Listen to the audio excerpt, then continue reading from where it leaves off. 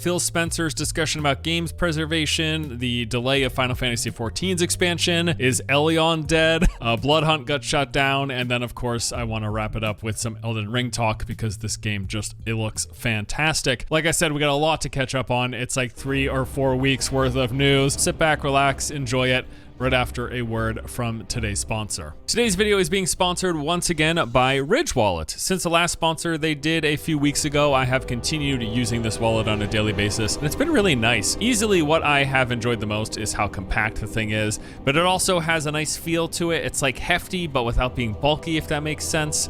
I don't know, I have enjoyed what I've used recently. They do promise this thing is quite durable as well. Like I mentioned last time, they use military grade materials, and they have a lifetime warranty. So if anything goes wrong, you could always send it in for a new one. On top of that, they offer a 45-day risk-free trial. So if you get one and you don't like it, you can send it back for a full refund. There are over 30 different colors and styles available in the Ridge Wallet. They use RFID blocking technology and have over 40,000 5-star reviews. So that is the Ridge Wallet. If you are interested in checking it out for yourself, use the link in the description below. Coupon code FORCE will get you 15% off your order from now until December 7th. After that, it is 10% off. Okay, so starting us out today, we are going to talk about New World. I don't even know where to begin with this thing. It has been a crazy saga, to say the least. You know, initially, I was trying to stay up to date on all of the major issues that were popping up with the game. Early on, we saw various bugs and exploits, including things like item and gold duping, as well as players gaining invulnerability that had to do with like the client authorization. Just the first couple of weeks post-launch, I was really well aware of what was going on. At this point, though, I've lost track. I don't know what to say. With every passing week, several new major issues have been popping up. There was that thing with the in-game chat where players could enter images into the chat box, and then when that was moused over by other players, it would crash their game. I don't even know how this is possible. That was just crazy. For a while, the endgame PvP mode of Outpost Rush, which is like one of the few things that people didn't have access to while leveling up, you know, people were waiting for and excited to try it. Apparently that was broken for some time. They've also had to stop player trading on at least a few occasions due to the various item and gold dupe exploits that people have been finding. Like, they would take down player trading to address an issue, and then almost immediately a new duping issue would pop up. It's just been crazy. All of this is such a shame too, because at the core, there are some really cool aspects and elements to New World. As I talked about in all of my pre-launch coverage, having played quite a bit of the preview that took place in August 2020, and then the beta from earlier this year, I mean, I think between the two, I spent somewhere in the vicinity of 100 hours with the game, and I mostly enjoyed it. The full open world, the action combat with like over 1,000 players per server, pretty cool environments, great sound design, but clearly there were a ton of issues under the hood that simply went unnoticed during the testing, or at least I wasn't aware of any of this stuff in the 100 hours that I played. The cracks really started to show pretty early though, post-launch, and I stopped playing after just a couple of days. It was a combination of things. At first, I was like, hey, I'm just gonna wait until the server queue times calm down because it was pretty crazy early on. Plus, I had a couple of other games that I wanted to play, so I was like, all right, I'll just do that for the time being. But then after about a week or so, when all of this other stuff started rearing its head, at that point, I just said, hey, you know what? I'm gonna give the game some time. I want them to iron out these bugs with various patches, and then I'll come back once this stuff is fixed. But now, here we are 2 months later, and there are still new things occurring. In fact, I've seen more reports of item dupes just like a couple of days ago. Like, it's still happening. New issues are still popping up. At this point, it looks like I'll be checking out New World in 2021. Hopefully by then they've ironed everything out. I simply don't want to spend a ton of time with the game, as it's clearly in a rough state at the moment. And this isn't even to mention any of the game design issues. For example, a friend of mine who plays this pretty regularly tells me that the endgame dungeons are basically broken with how hard it is to farm the keys that are needed to get into them. Pretty much no one is even bothering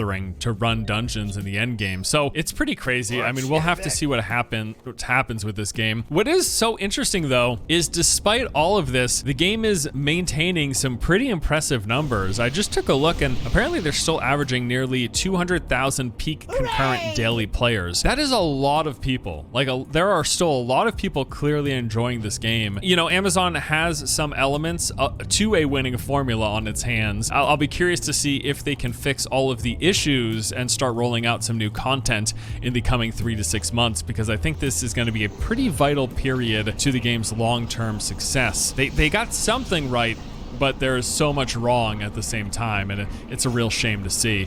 I will jump into New World. I played a bunch pre-launch. I'm gonna play post-launch. It feels like now is definitely not the time. Now we move on to the other Amazon Game Studios game that's being published, and I'm talking about Lost Ark. After years of waiting, hearing how great this thing was, we finally got the chance to play. The game ran a beta test earlier in the month. It lasted about a week or so and gave us a solid chunk of time to try out this Western port. I played myself and came away thinking that yes, this is indeed really good. I still haven't got a chance to test out the end game, but what I saw of the game's world, the combat, and the dungeon system in particular was all really solid. As a fan of both MMOs and ARPGs, Lost Ark does seem to include some really good elements from both genres. Combat feels super weighty and responsive. You've got these massive attacks and abilities and combos where you are just obliterating giant groups of enemies. The boss fights are also pretty cool. They're multi-phased. They have various abilities that you have to dodge, and the world and zones in general are pretty interesting and diverse. I've already seen a fairly impressive variety when it comes to the landscapes, the biomes, but also the types of enemies that you fight. And then there is the dungeon system. It's just fantastic. I mean, I thought it was so good I made an entire video just talking about dungeons. They did a great job with the storytelling and immersion, especially considering this is a top-down game. With all of the camera pans, the environment interaction, the traversal, hazards to navigate, and then the boss fights themselves, everything was just really well done from what I saw. The game also has quite a bit of storytelling in general. There are cutscenes on a fairly regular basis. It is all a little more anime than I tend to prefer, but I don't hate it. It was fine. The 20 or so hours that I spent with the game so far have left me very impressed and excited to see more. I am especially interested in checking out the endgame offerings. I hear great things about the PvP. It's got arenas and battlegrounds, and PvE, which I got a small taste of, is supposed to be really good too. Especially I hear that the raids really kick things up a notch, like an extra level from the extravagance that I saw in the leveling dungeons. Now, one big question I still have though, especially considering this is a free-to-play game, is how the monetization is going to be. So far, from everything that I've seen and heard, it does look like Lost Ark has a pretty clear pay-to-accelerate progression system, meaning that people can spend real money to gain power in the game. This may or may not fall under the parameters of pay-to-win. It really depends on how you define it personally. I do hear that the competitive PvP modes take gear out of the equation, so it's more about player skill than it is item power, but apparently there are also some PvP modes that don't do this and gear counts. And then of course there's the PvE side of things. When it comes to PvE progression,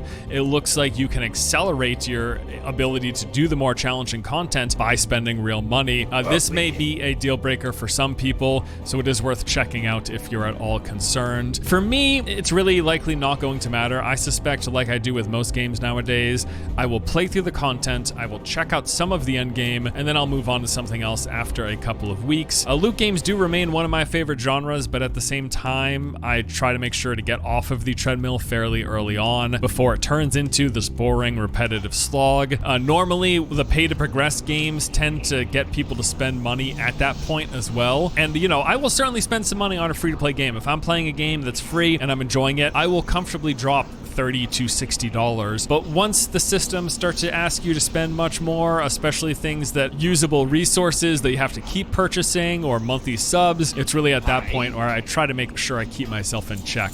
I don't want to spend more than $100 on most games. So yeah, so if Lost Ark, when Lost Ark gets to that point, I'll probably be out. But everything I've seen so far definitely makes it seem like a game that I at least want to experience one time through. Speaking of games I think are really good, Halo Infinite's multiplayer. Whoa boy. This thing released out of nowhere last week and has been one heck of a surprise. I love it. Like, Halo is back for me.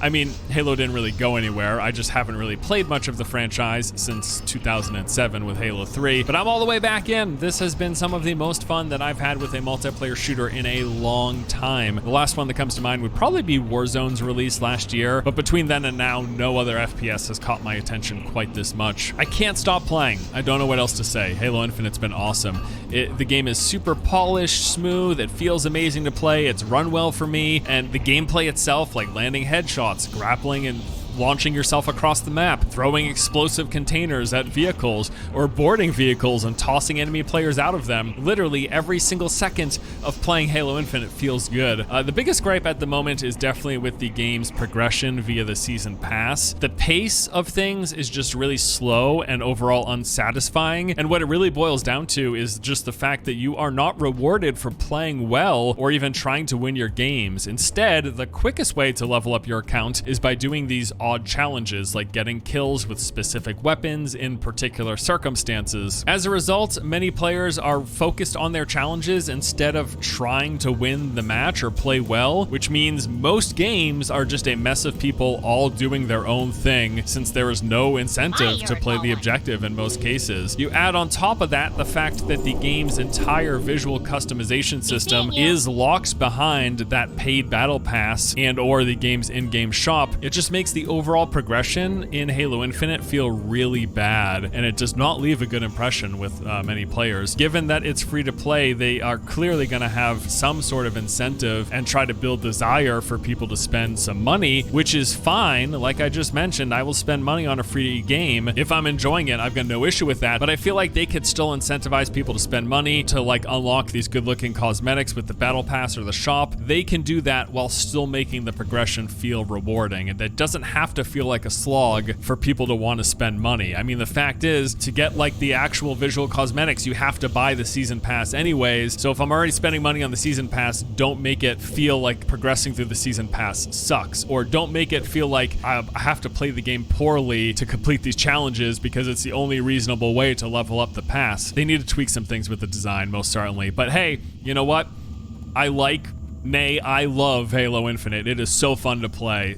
You just have to keep that in mind, but there's certainly some issues I feel like with the Battle Pass system at the moment. Next up, I want to talk a bit about Outriders. The third-person looter shooter that launched earlier this year has just got its first major free update. It's called New Horizon, and it adds a bunch of improvements and content to the game, including the removal of expedition timers, gear farming improvements, a transmog system, new expeditions, and a few quality of life changes. This is some pretty big stuff, especially for a free update. So for starters, like I said, they removed the timers. This is a massive change. When the game launched, endgame revolved around farming these expeditions for your gear. Well, the expeditions had various levels. The higher the level, the better the gear, but there was also this rating system where you would have a better chance of getting epics and legendaries based on how fast you would clear things. So in hindsight, though, what this ended up doing was really pigeonholing classes into a few viable builds that were specifically focused on speedruns. Turns out they weren't happy with this, as they have done away with the system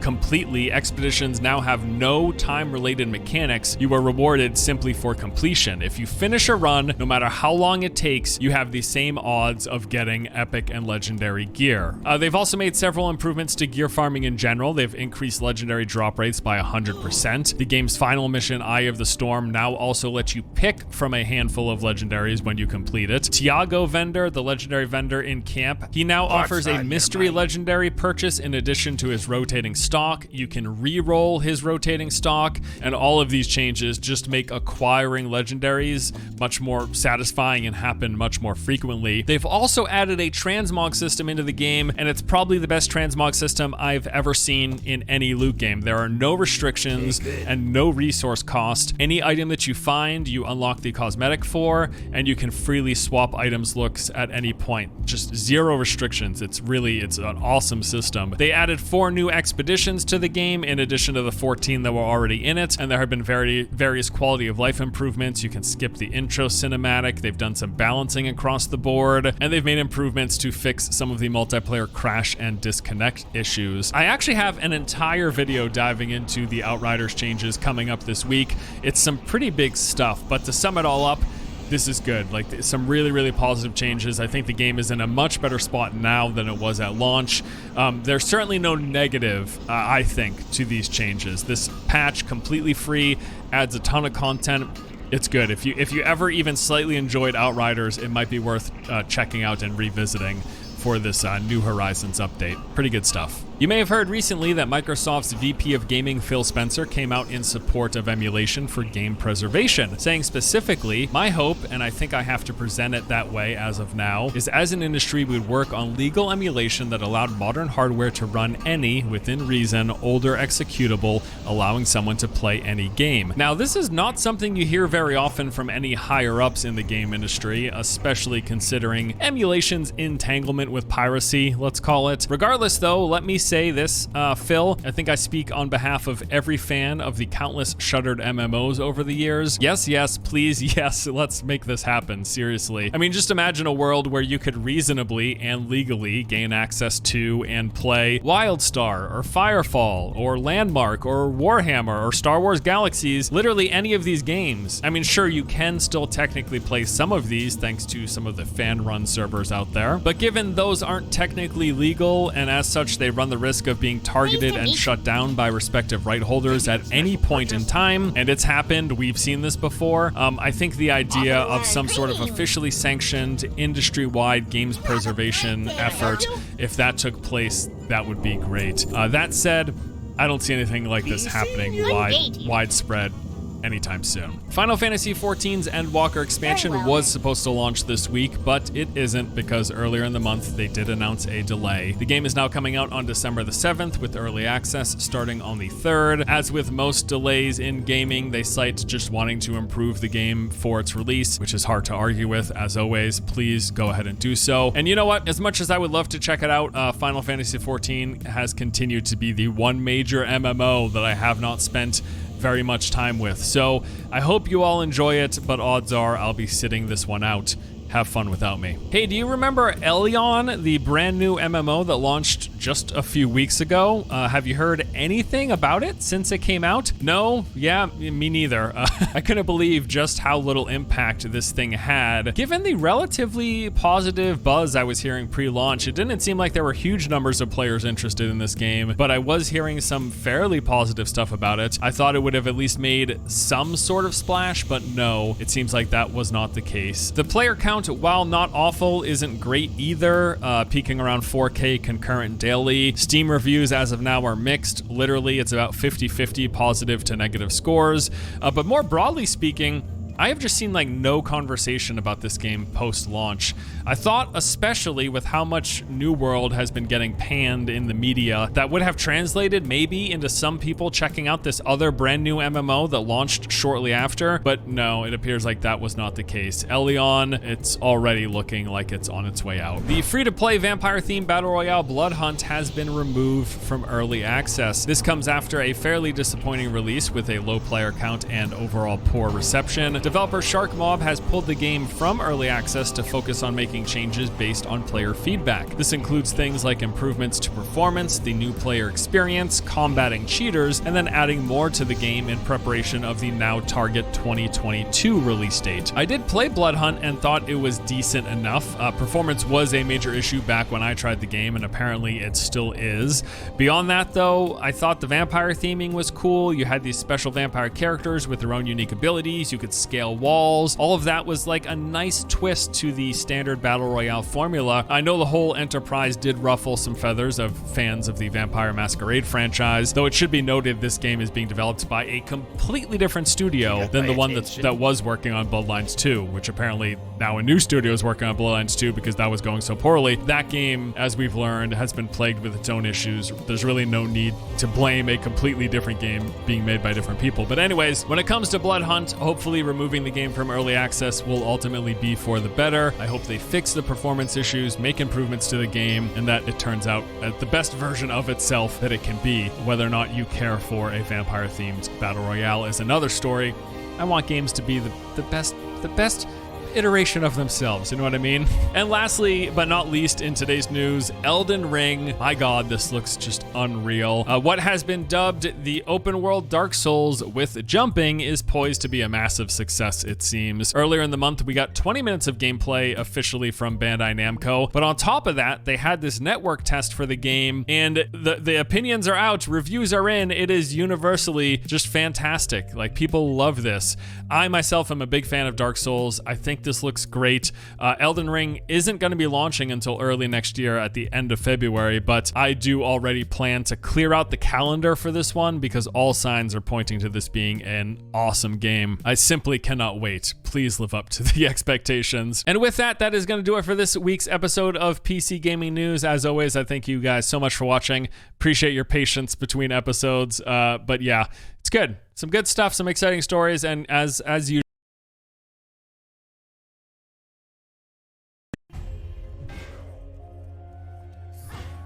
Wait, Tommy, please, why are you doing such dumb things? What do you mean? He fucking jumps out the mountain and bobbles. Like, why the fuck is he playing I'm taking like a this? shortcut, bro. Bro, okay, I swear, if you're gonna play like that, we go to sleep. Like, I swear. Don't fucking play like What this. do you mean? I'm just taking a shortcut, dude. I need to hand in my quest.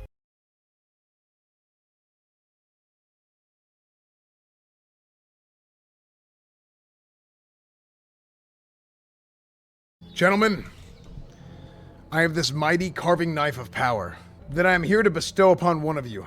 I want all the rogues between level 4 and 6 to step forth. Oh, my mother is here. Hello, Mom.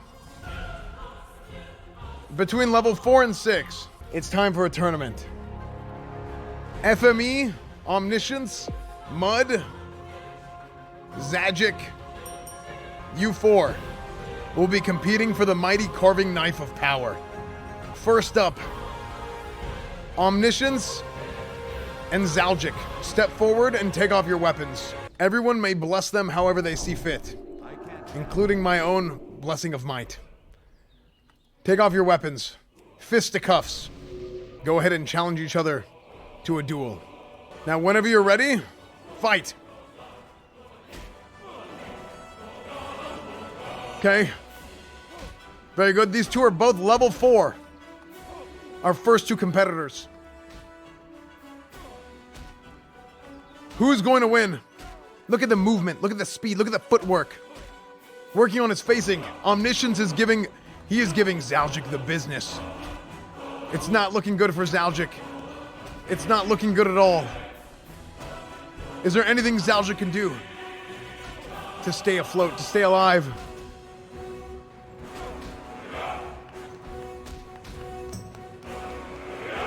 Oh, Omniscience moves on to the next round. Very good, Omniscience. Very good. We have two more competitors. Yes. Mud and F me. Take off your weapons. You're about to get F'd? Oh, frick. Please, take off your militia dagger, F me. And proceed to duel. Oh, Mud has already stealthed into the shadows. You may bless them however you see fit. Mud versus F me. On your marks, go. Mud is level 6. F me is definitely the underdog here. But can the footwork, can the technique, can the facing, can he overcome with movement and defeat the higher level Mud and earn the carving knife of power? Oh, F me is actually in the lead. F me is in the lead. Oh, Mud is taking over. Oh, the big crit. They're neck and neck. They're tied. F me is taking the lead again. Oh no. Who's it going to be? Who will win? Who will lose?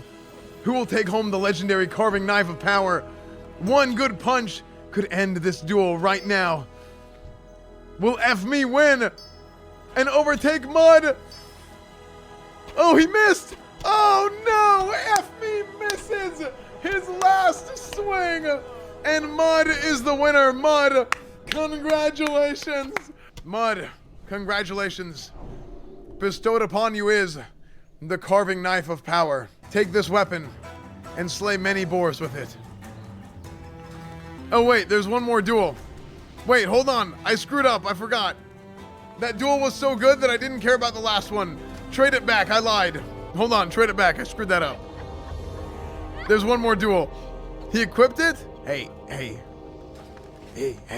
buddy, here. I'm just gonna pay you off right here. Just take this mace and we're good. Okay, don't bill anybody. Yeah, I'll just pay you off. Congrats. Time to go. Time to run. Pepe, run. Wait, he didn't have enough space? Oh, frick. He didn't have enough space? Oh, frick. An angry mob is after me. Oh, no. Run. Run. An angry mob of low levels are after me. Oh, no. The peepos are rioting. It's not good. Hold on. How are we going to get away from this? Oh, God. Am I going to survive? Okay. I have to run them through the knolls. If I can get to Westfall, I'm safe. Westfall, I have to get across the border. This is the Rio Grande. Oh no.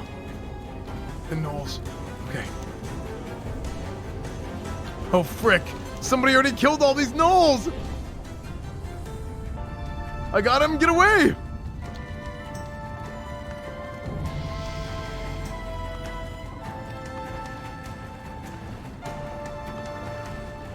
Oh. No! No! What? No! I got stunned. Hold on. What's that noise? What's that smell? Or sound? Uh-oh. Well met. I have to get to Sentinel Hill.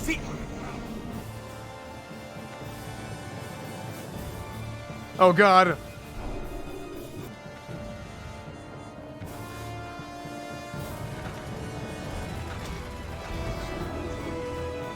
Frick, they just frost novaed them. Oh, a dust devil. A dust devil. Oh no! The dust devil is on me. Okay. Oh no, it's back! Oh, how did they all catch up to me so fast?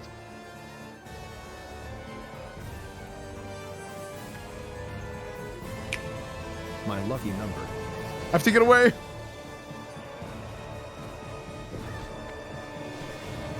How are you guys faster than I am?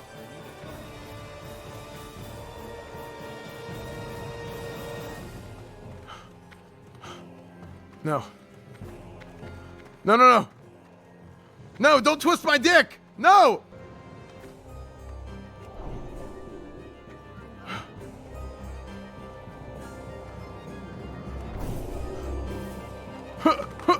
Juke! Okay.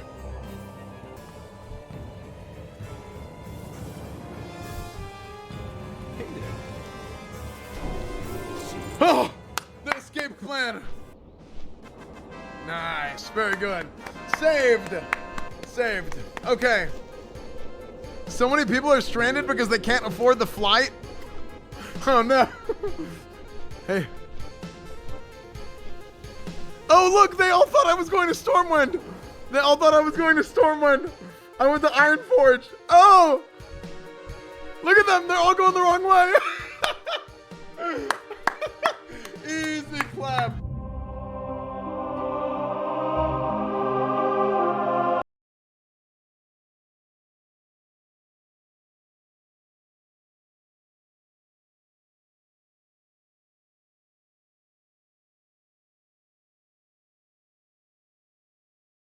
Hello ladies and gentlemen, Willie here. Amazon has managed to do something truly surprising. Not experiencing an uptick in players on peak day, that being Sunday, since the first major content patch 1.1 has released. That was Into the Void on November 18th with a 206,000 player peak, this Sunday 195,000 players, and it's expected to continue dropping off from that point. Players aren't happy with the overall direction of the patch. For something with a new weapon, many bug fixes, new enemies and so on, how on earth are things still going downhill? Well, it wasn't what they did tell us, it's what they didn't. Undocumented patch notes, some pretty big ones at that. Removing gathering gear from the game by mistake, decreasing loot quality and the amount from elite chests, again another unintentional bug, but the biggest one and the core fundamental problem with the patch has been the elite POI difficulty tuning. A number of points of interest were increased in difficulty. We increased the difficulty of bosses, increased the number of enemies, increased the level of some enemies, and adjusted the placement of some elite chests. These were intentional changes that we missed in the patch notes. We wanted to increase the challenge of these endgame areas. In other words, we're slowing down how fast you can gear up by a lot. At least we still have crafting. Wait to the experience to level that got nerfed as mentioned in the patch notes, which was a deliberate inclusion as well. That is despite crafting skills being among the least represented achievements, as we can see here on the Steam page. If Amazon are worried about player retention from the lack of content, let me tell you what this looks like to me. People aren't quitting because they're reaching the end game and have nothing left to do. They aren't doing the grinds in the first place because they are not fun or engaging to do. Anyways, crafting aside, the elite point of interest nerf, the watermark nerf, it's going to take you much longer to hit the upper levels of gearing now, with scaling heavily affecting groups and solo players being left in the dirt. Just what on earth was the intention here? Well, they went on to do another official post. Our goal is to have a variety of areas that players can go to for crafting materials and gear, but with new gear and equipment, we want players to be challenged. There will not be one single source for the best in slot, and our desire is to encourage players to engage in various activities. We value your time in endgame and are actively looking into the activities and reward balance. Currently, we're investigating an issue with the elite chests and their drop rates, so the journey into harder content is rewarding. So then, enemy having big health bar and getting one shot by anything that grazes you equals good measure of difficulty apparently, and this is coming in the same patch as PvP incentive is to get people interested in gathering to flag. Aside from any design intentions, why on earth was this not included in the patch notes? Let's be as lenient as possible, okay? People make mistakes, these guys are going to be obscenely overworked, I'm willing to bet.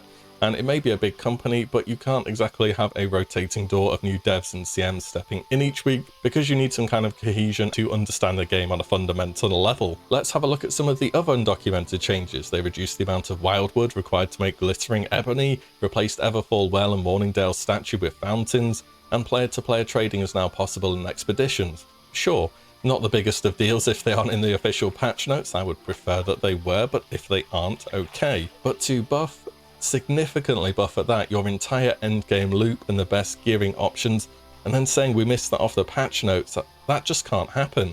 It wasn't even PTR tested.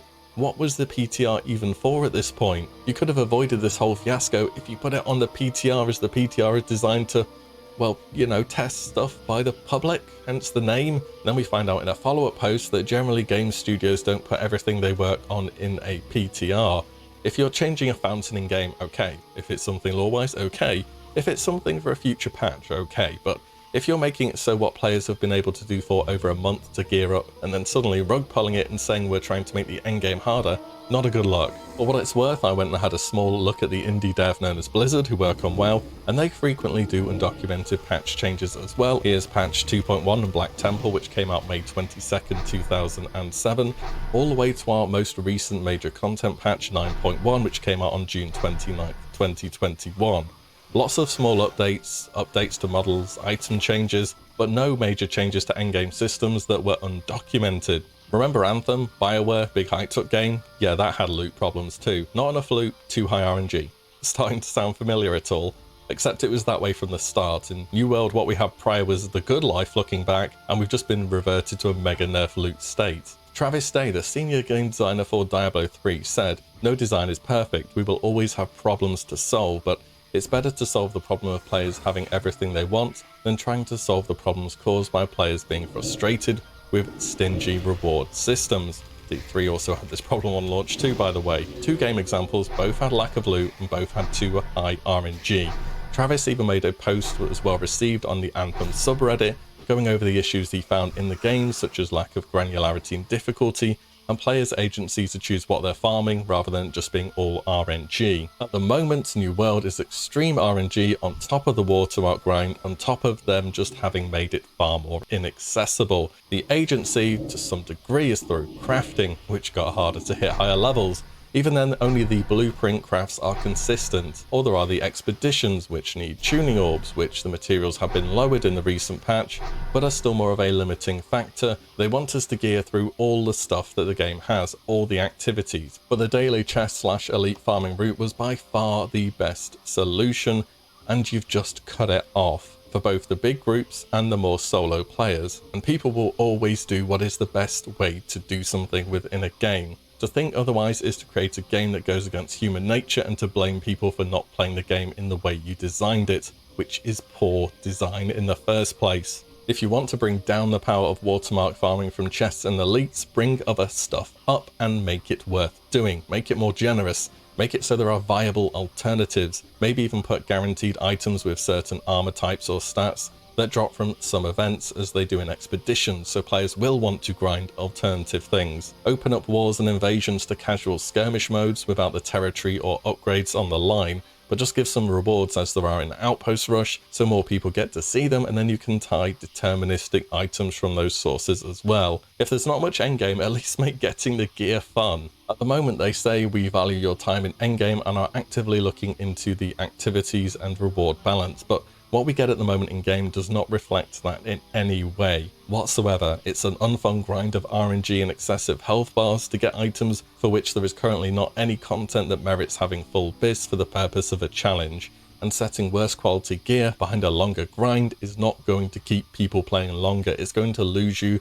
those for whom the experience was already wearing thin. I don't really know where it goes from here, to be honest, at all. It feels like the changes are coming out really fast, but they just aren't having the opportunity to test them through fully or think them through fully either. Can we come up with a really big ass dragon that just destroys the world and then like come back in a year or something? Pretend it was all a bad dream? Or are we not at the level of bad the original Final Fantasy XIV was?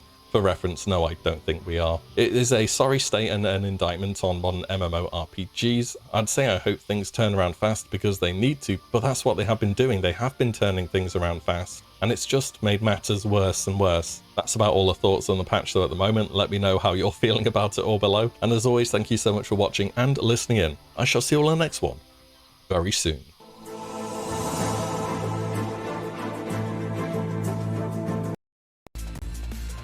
And yo, guess what, lads? It actually fucking came, right? Look. Power gum, dude. Pog T. Unreal. I read it, you know. Power gum cum flavor, man. Let's go.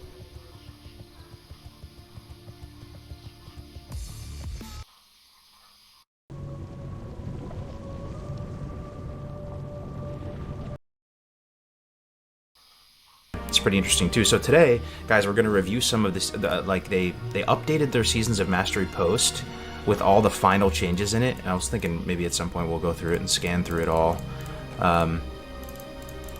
There's a lot to get through. But, yeah, I know we want to talk about a lot of Road to Rag stuff. People have questions about what's going on with that, but and I think we just all want to make sure everyone's on the same page for tomorrow so that we can start the journey together in the guilds. And it's going to be a lot of people are joining this, man. Like S-Fan said that he's going to be doing the Road to Rag. We got Stay Safe, we got all the people together. And one thing I gotta say, man, it's so nice to see people come together the way they do in the hardcore community. Like I feel like, I don't know, in some streaming worlds it can be kind of cutthroat with other streamers or whatever, but I feel like the hardcore community really does bring people together, not just the community, but the streamers together as well. Like everyone's helping each other out. Everyone's kind of like trying to promote each other. And I think that's what the hardcore community does best is like, we look out for each other. You know what I mean? So we do, bro. If there's any questions anyone has, we're going to do a little segment just to make sure everyone's on the same page. But speaking of learning something new every day, Cargos, I don't know how I didn't know this. And as I'm primarily a priest player, but Melder and I were unfortunately running away to our death in one of our practice runs, and I bubbled myself, bopped him. We're running away. I get knocked down, and I die. And I look back and I hear someone say, "Dude, why didn't you lay on hands?" I'm like, "What do you mean, bro? I had forbearance." And they're like, "Yeah, you can still lay on hands for forbearance on." Literally did not know that. Yeah. In my 16 whatever years of playing WoW, I did not know that you could lay on hands for barracks. I obviously not a paladin player, you know, mostly a horde player myself, but did not realize that. Like I just completely blew my mind when I figured that out. So It's man. It's a tough game mode, man. It's very easy to die, and I think everybody's excited about the concept of hardcore raiding, right, and doing end game content. But I can't stress enough, just worry about getting to 60 first. Like it's not a guarantee you're getting to 60. It's not a guarantee I get to 60. I swear I'm not lying to you. It's not some propaganda. This game will kill you. It's actually very, very tough to get to 60 without dying one time. So. You know, I see this as a big colossal war effort of all of us coming together to try to get this done. There really is no guarantee it's going to get done. And yeah, to tie back to your other point too, Def Camp, like, I am proud of this community because I do think a lot of other WoW communities are kind of like savage, you know, like they're at each other's throats, they're very competitive. I don't know if the PvP scene is all that wholesome.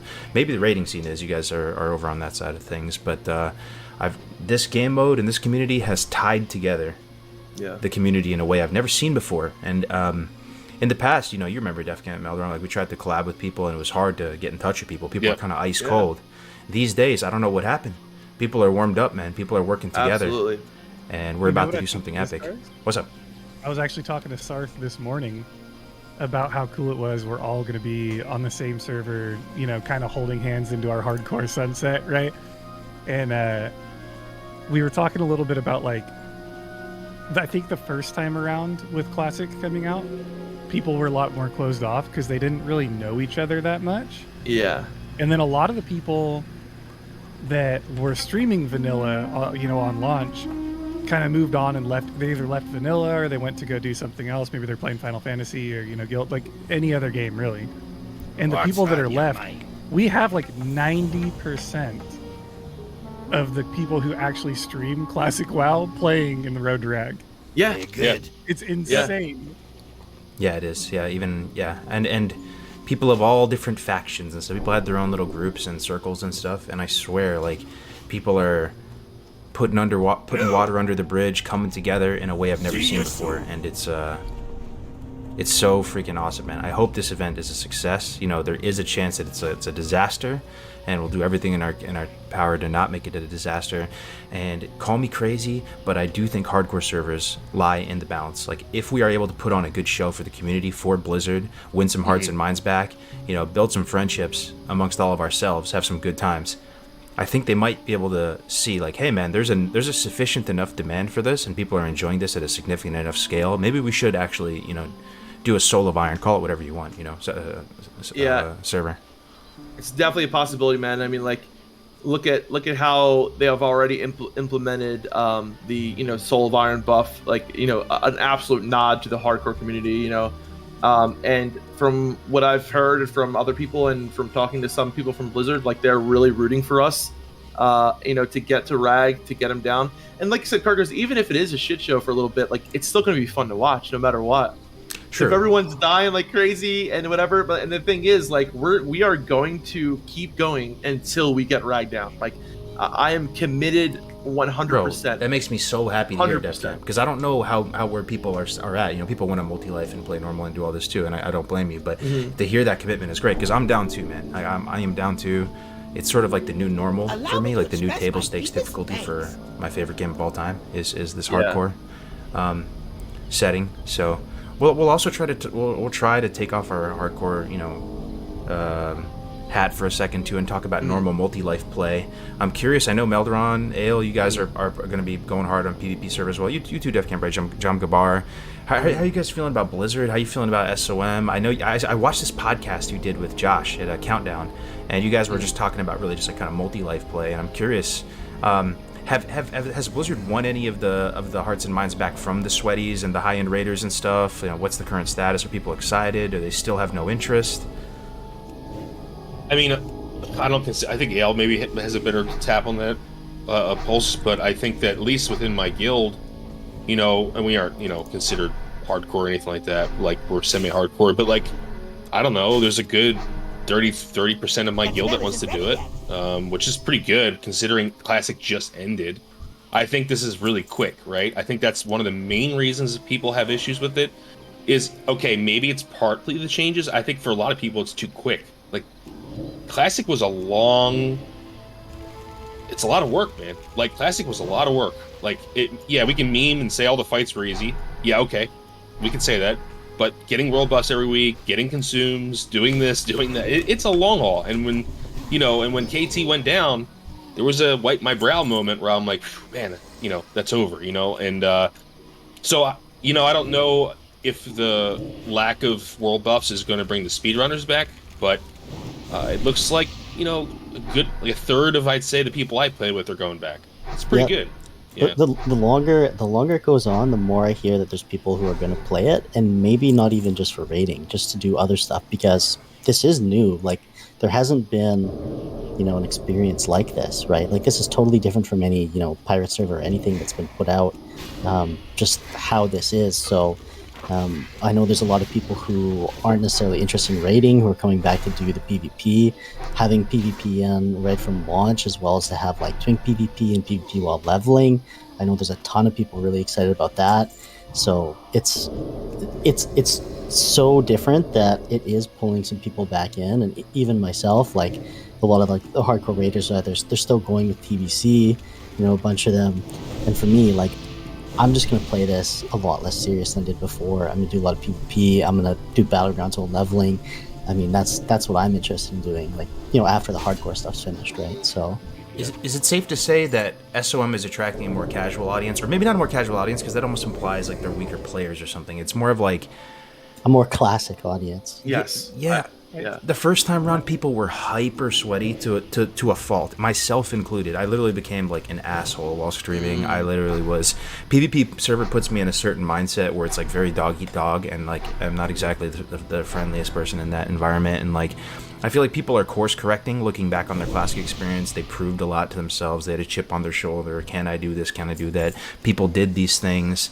And now returning to SOM, you hear Stay Safe talking about what his plans are even after Road to Rag and other people. People are like, yeah, I'm just gonna meme about on a PvP server, kill some people out in the open world. So I don't know. What do you think? I kind of have like a random take that I never considered until I found out some of my friends are gonna come play SOM. Is that the changes to the raids, right? The changes to Molten Core are appealing to people who like more of a challenge, and less of a world buff speedrun meta. And like, entire guilds are actually coming over from retail because they're mythic raiders in retail. They thought the classic raiding was too easy, and they're going, oh well, Blizzard's making changes to make Molten Core no world buffs and harder. Maybe they'll do more. Who knows, right? And they're actually bringing their retail guilds over, and they're excited for SOM too. Wow. Which I think is cool, and it's a take we don't normally think of because we're a bunch of classic Andes, right? Like, yeah, we think within our own box, but I don't know. I've been enlightened. I feel like I think we're gonna get a lot of new faces too. That's interesting. Yeah, I was really thinking that this is, and I think it is really for a lot of the hardcore classic. Like, what I mean by hardcore, obviously the people that are really fond of classic WoW, and the people that have really wanted it. And there's a lot of people who didn't play TBC. I know a lot of our friends that we have were just wanting to play classic, and those people are obviously really excited about SOM. But yeah, I think in terms of how many people are coming back for this, like Meldoron, I think a lot of people were saying, yeah, it's a little quick, and TBC obviously is it still. Though? Is it too quick though? That's what I'm saying. Like, it's not too quick for Road to Rag. It's not too quick for Road to Rag. And it's not too quick for even normal like rating. I think for me, I feel like if they were just doing maybe even if they were doing like a normal classic again, I would probably be really excited for it too. But the fact that they are making changes and they are having like a increased speed, and I'm looking forward to ranking and like even in BGs and stuff, because it could be so much quicker and all that kind of stuff. So yeah. Chat, be honest, and you guys too, of course, obviously. If this was a classic era fresh versus SOM, right? Which one would you have been more excited for? Just at the current moment of time. Don't I mean, yeah. If I don't know. I mean, I think Meldoron and Nail would say era. I'm not. No, not me. Yeah, I'm not ready for era yet. I think this is perfect. Either, this is a good like palate cleanser in a sense. It's something. Honestly, like, Cargos, if fresh. it was era, Oh, sorry, Al. I don't know why. Go ahead. Lagged for a second there. Honestly, if it was air, I don't think I'd play right now. I'd wait until I had the end of Wrath. Wow. To be perfectly honest. Yeah. Why is that? The time commitment. I can't do TBC and era. It's just too much. So you wouldn't switch over to TBC. There's nothing getting you to switch over from TBC. So you're really enjoying TBC. Just put the pieces together. I love it, dude. I really do. I guess I'm one of those weird people that really, really enjoy it. Like the raids are so good. I'm there with you. I'm still actively raiding in TBC, and I have no plans of quitting. But I wouldn't go back to era right now if it was fresh. Yeah, me either. It's so crazy though, man. I don't know how TBC is doing because I operate in a section of the WoW category where it's like super weird, right? Like Twilight Zone hardcore. Like I don't know how TBC is doing. Is it doing good, guys? Like is the hype still there? There's basically 3 mega servers, and they're very popular. Yeah. Well, I think the biggest issue is the server health. In all honesty, I feel like if I was on a server that was like 5k pop, like 60-40, either way, Hoarder Alliance, it would be so much better. I feel like for me, in order to really enjoy TBC, I need to feel like there's more to do than just the raids and, getting my arena points every week. I like, going out in the world and having that, look over your shoulder kind of feeling to go and do holla, like this stupid shit like that. Maybe go and do a city raid. It just like, it makes the servers feel so much more vibrant and alive. And I think, to me, the biggest issue of why so many people are kind of playing TBC the way that I am, as well as kind of like raid logging and, playing some arena once a week, is because the world itself feels so empty. Mm-hmm. Yeah, I think it's a good thing, though. I'm like, this is like me being a also, Winky, sorry I didn't cut you off. Can you turn your mic up just a little bit? Sorry, bro. I should have done it myself, but I have you at maximum right now. People. Yeah, let me see. Check. I don't know. I'm turning it up on my. That's better. That sounds better. Yeah. Okay. With TBC and me, like, I actually think raid logging is good for the game entirely because it's a raid loggable expansion, and it kind of like, for me, I get to raid log and raid logging is good for the game, but we just said a second ago that the world is dead. Sorry, I didn't mean to cut you off. Yeah, no, that's fine with me.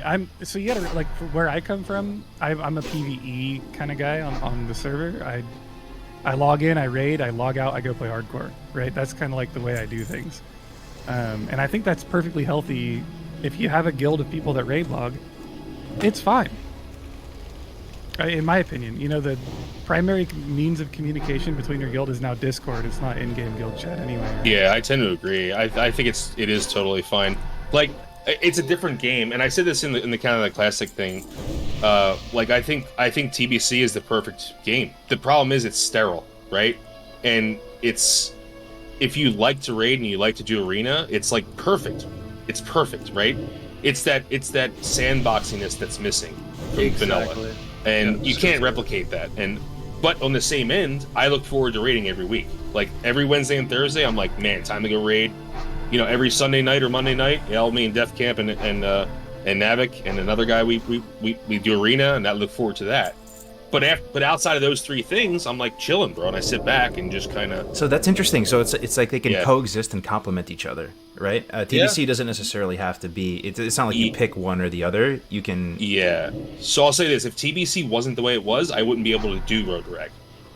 True.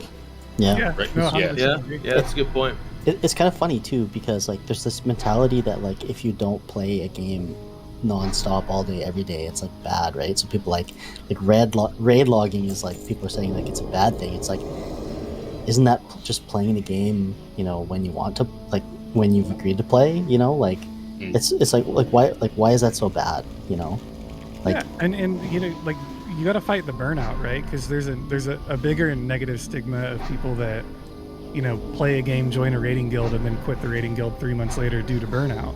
But what were the naysayers saying against raid logging though, right? Like, I'm pretty sure at one point or another, in one arc or another back in GMA history, we were all against raid logging. And is it a vanilla WoW exclusive that it would bother you, the raid logging, or it doesn't bother you at all anymore?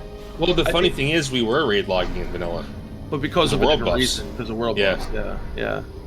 I think it's worse world buffing in Classic than it is in TBC because you have that sandboxiness in Classic, and you're kind of forced to raid log if you want to raid with world buffs, right?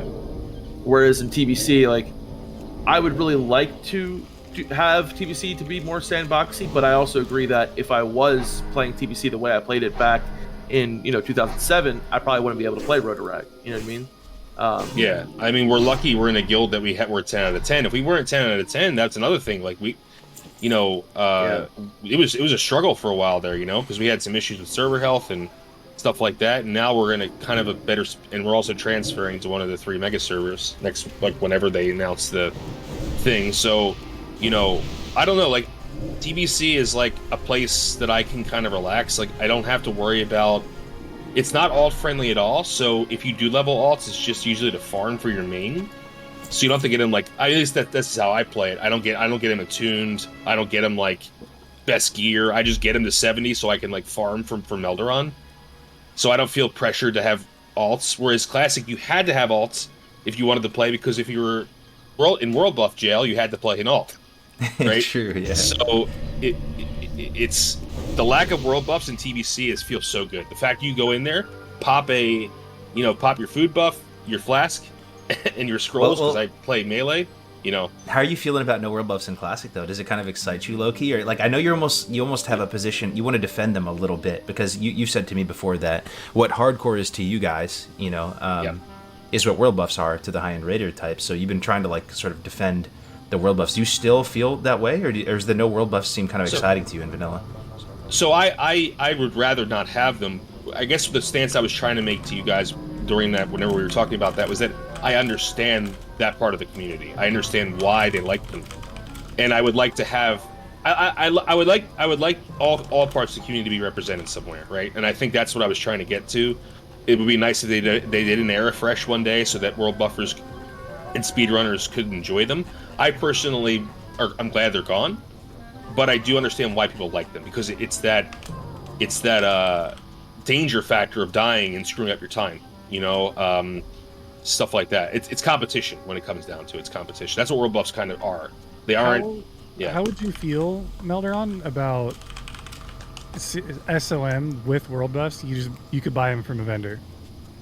So my original idea, I made a video a couple months back, and I akin world buffs to heroin, and I say, the way a lot of cities deal with heroin is they literally provide safe injection sites, right? For people. What the fuck? Yeah. I think world buffs should be given to you in the raid when you get in. Yeah, I think on a 4-hour cooldown. They're that good. They literally make people salivate. Well, okay, I talked to Sal the other day. You know Dolly, right?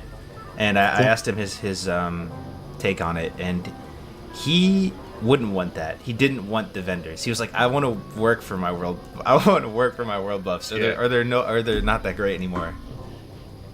I think the problem is it goes back to the raid logging thing, right? Because like, I think you guys were hating on raid logging in Classic because Classic forced you to raid log, right? If you didn't want to raid log, you didn't have the option. Right. Whereas, I think you're probably right about that.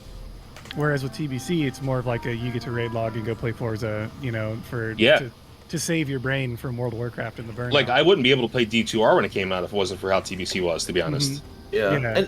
And I think that's why I think it's such a, and like I want to really like state this, because I think what Blizzard is doing by doing the seasons is not just good for the Classic community. It's not just good for because obviously they can do another season where it's they could do world buffs and go into an instance or do other things, but it really gives them a way to experiment with doing things that they normally wouldn't do in a game that's going to be out for 2 years or a little bit longer, that could have the repercussions where everyone stops playing. Having it to be a much smaller time, only a year or so, they could really do some really experimental stuff and could use that information to implement with new games. If they figure out, hey, we want to still balance classes in Classic but try to keep the not homogenize and do this, all the information that they put into another season and they get from, they can utilize to maybe a new MMO that comes out or another game that comes out, or even put towards retail. I think it's really good for a company to do something like this, in terms of like a small short season, because the information they can get was like invaluable.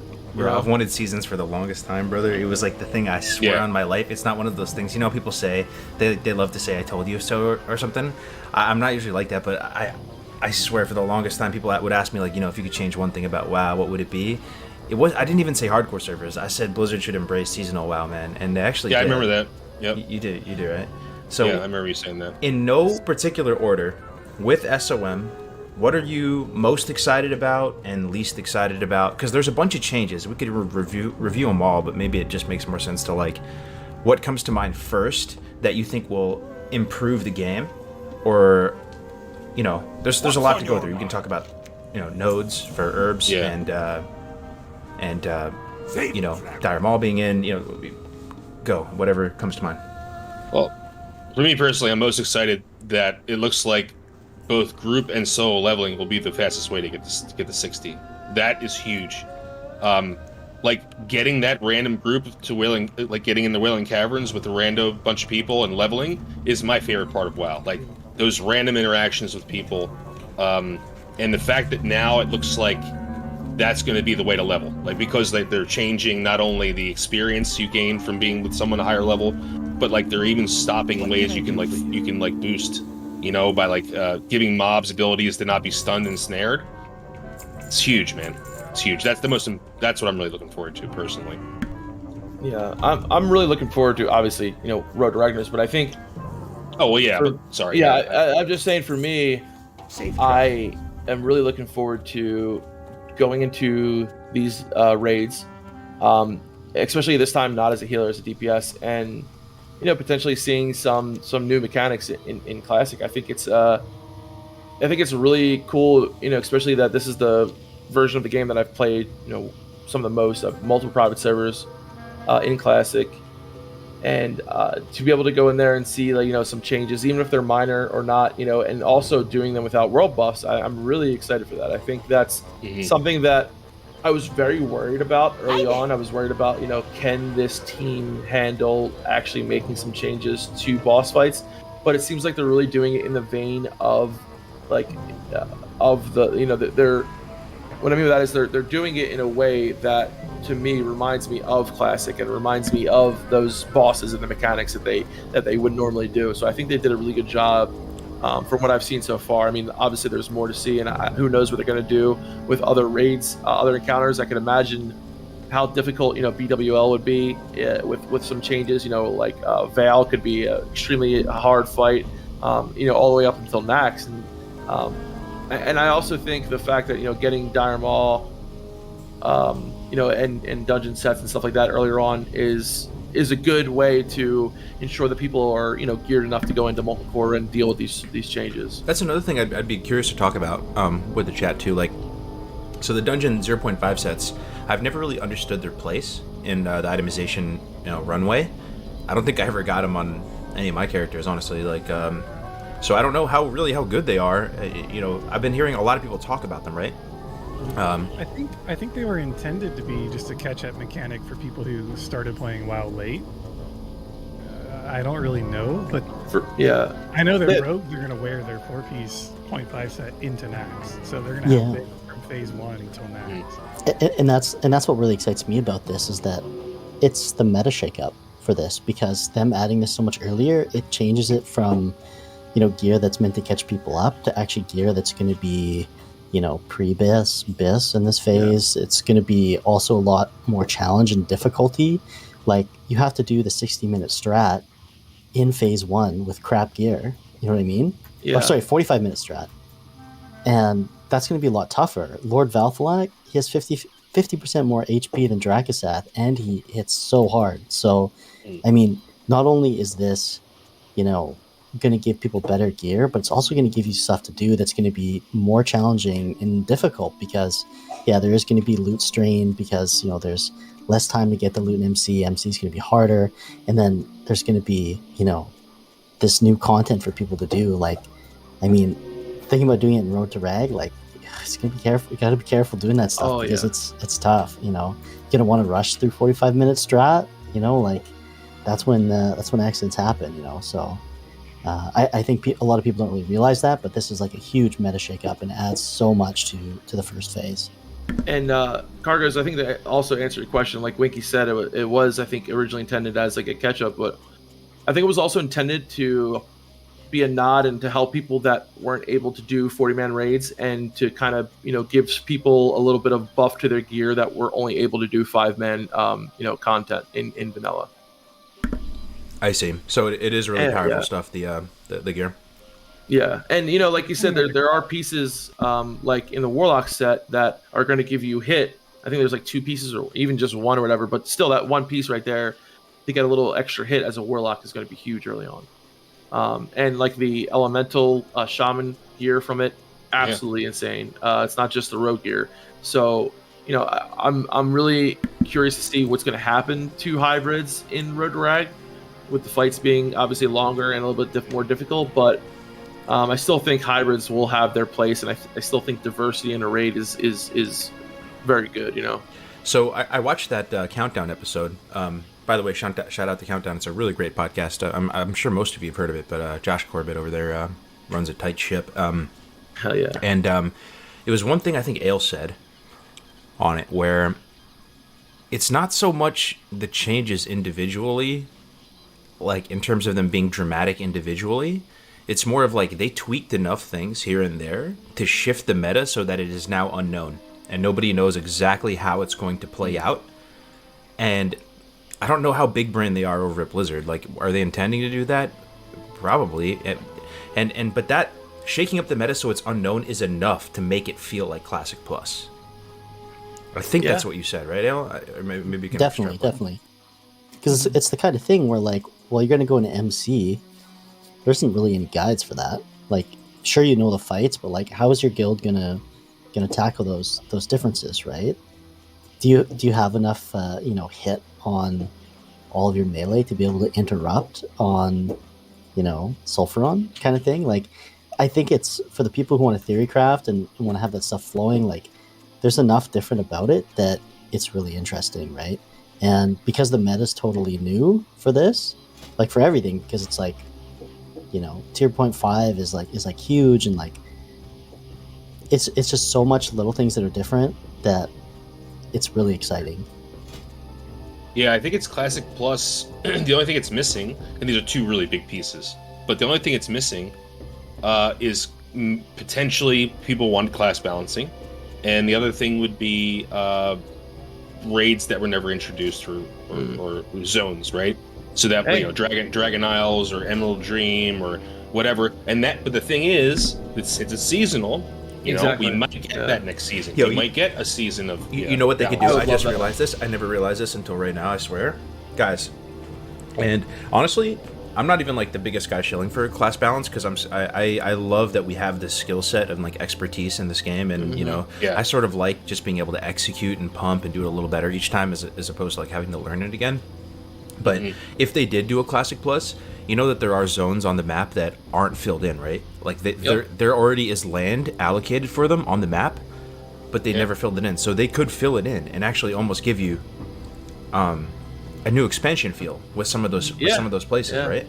In Eastern Kingdoms, right? If you think about it, they made these season 1 changes in record time. I don't think I've ever seen a Blizzard team work as fast as they have been on this beta, moving into Season of Mastery.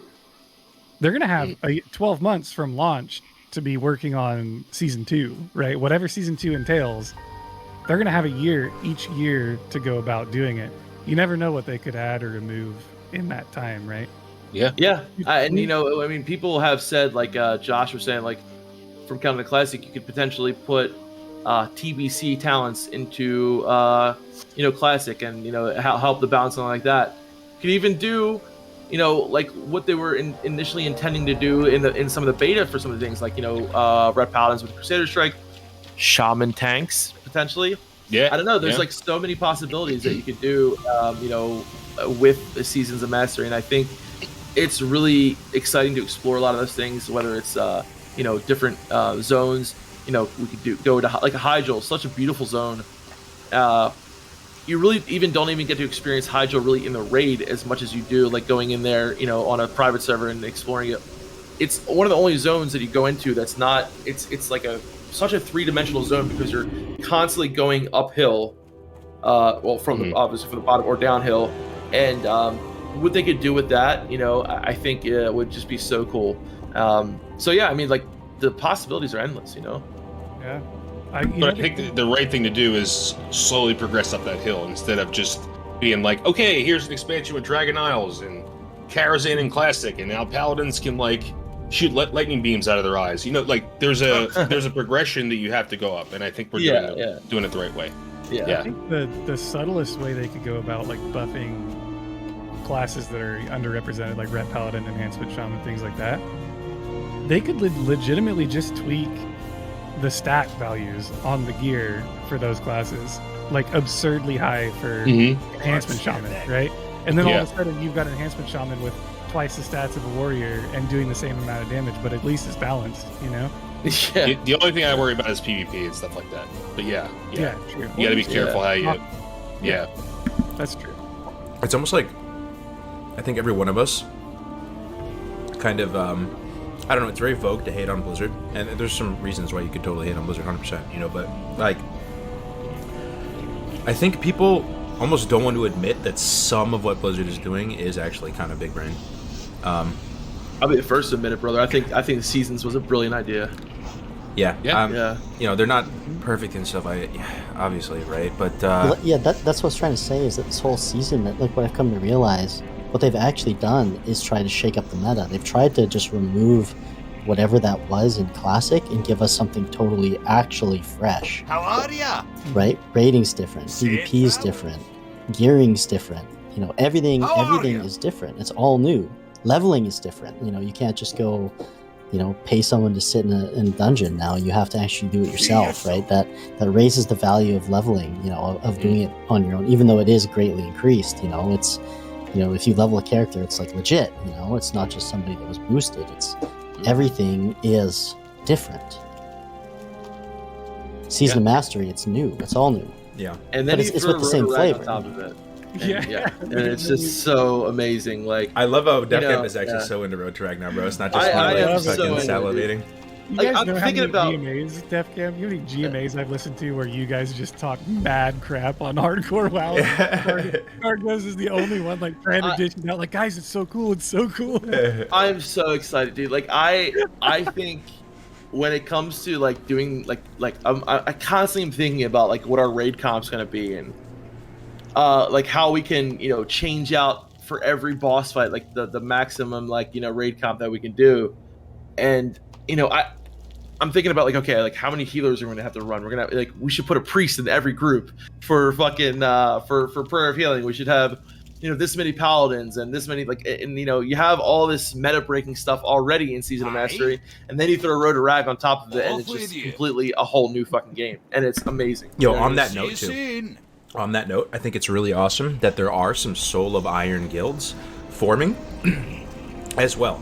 So it's not just us as like this weird brand name doing its off in its own weird parallel dimension, and it's just like there are other SOM guilds that are Soul of Iron.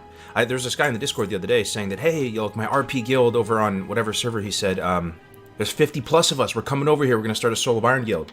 There's this Timber Maw Hold kind of RP guild doing Soul of Iron too. So I know of at least two. There's one called the Adventurers Guild, and there's this other one that's called Timber Moss something, and that's kind of exciting, right? Like that. There's, it's just becoming more of a thing you can do, just the One Life WoW, and our server Obsidian Edge is looking to be really known for that. Which, that's so exciting. So there's so much stuff too that excites me about SOM. Okay, for one, duo leveling. I love duo leveling. It is so much fun. It's such a fun way to experience the game. Def and Mel have duo leveled since the beginning of their channel, Super Plate Bros, right? Yeah. So much fun, and Blizzard has basically aligned the incentive or aligned efficiency with fun a little bit here, right? So by nerfing some of the stuff in the dungeons and doing some other changes, that duo leveling it now might be the fastest way to level, man, or one of the fastest ways, and that's the meta, not in SM just sitting there throwing iron bombs and cleaving down millions of that was kind of fun, right, for its time, but I think we can all agree that leveling out in the open world, especially on PvP servers and all this, is pretty dope. So That's one thing, Yeah. bro. The 40 debuff slots as a warlock, you know how cringe it was to not be able to use any of your dots and just to sit there Oh like my an God, absolute dude. threat capped Yeah, nerd. Like, So the funny thing is, it's actually limitless now. It's not even 40. I think it's limitless. It says Oh, in the really? blue post. Unlimited. wow. Yeah.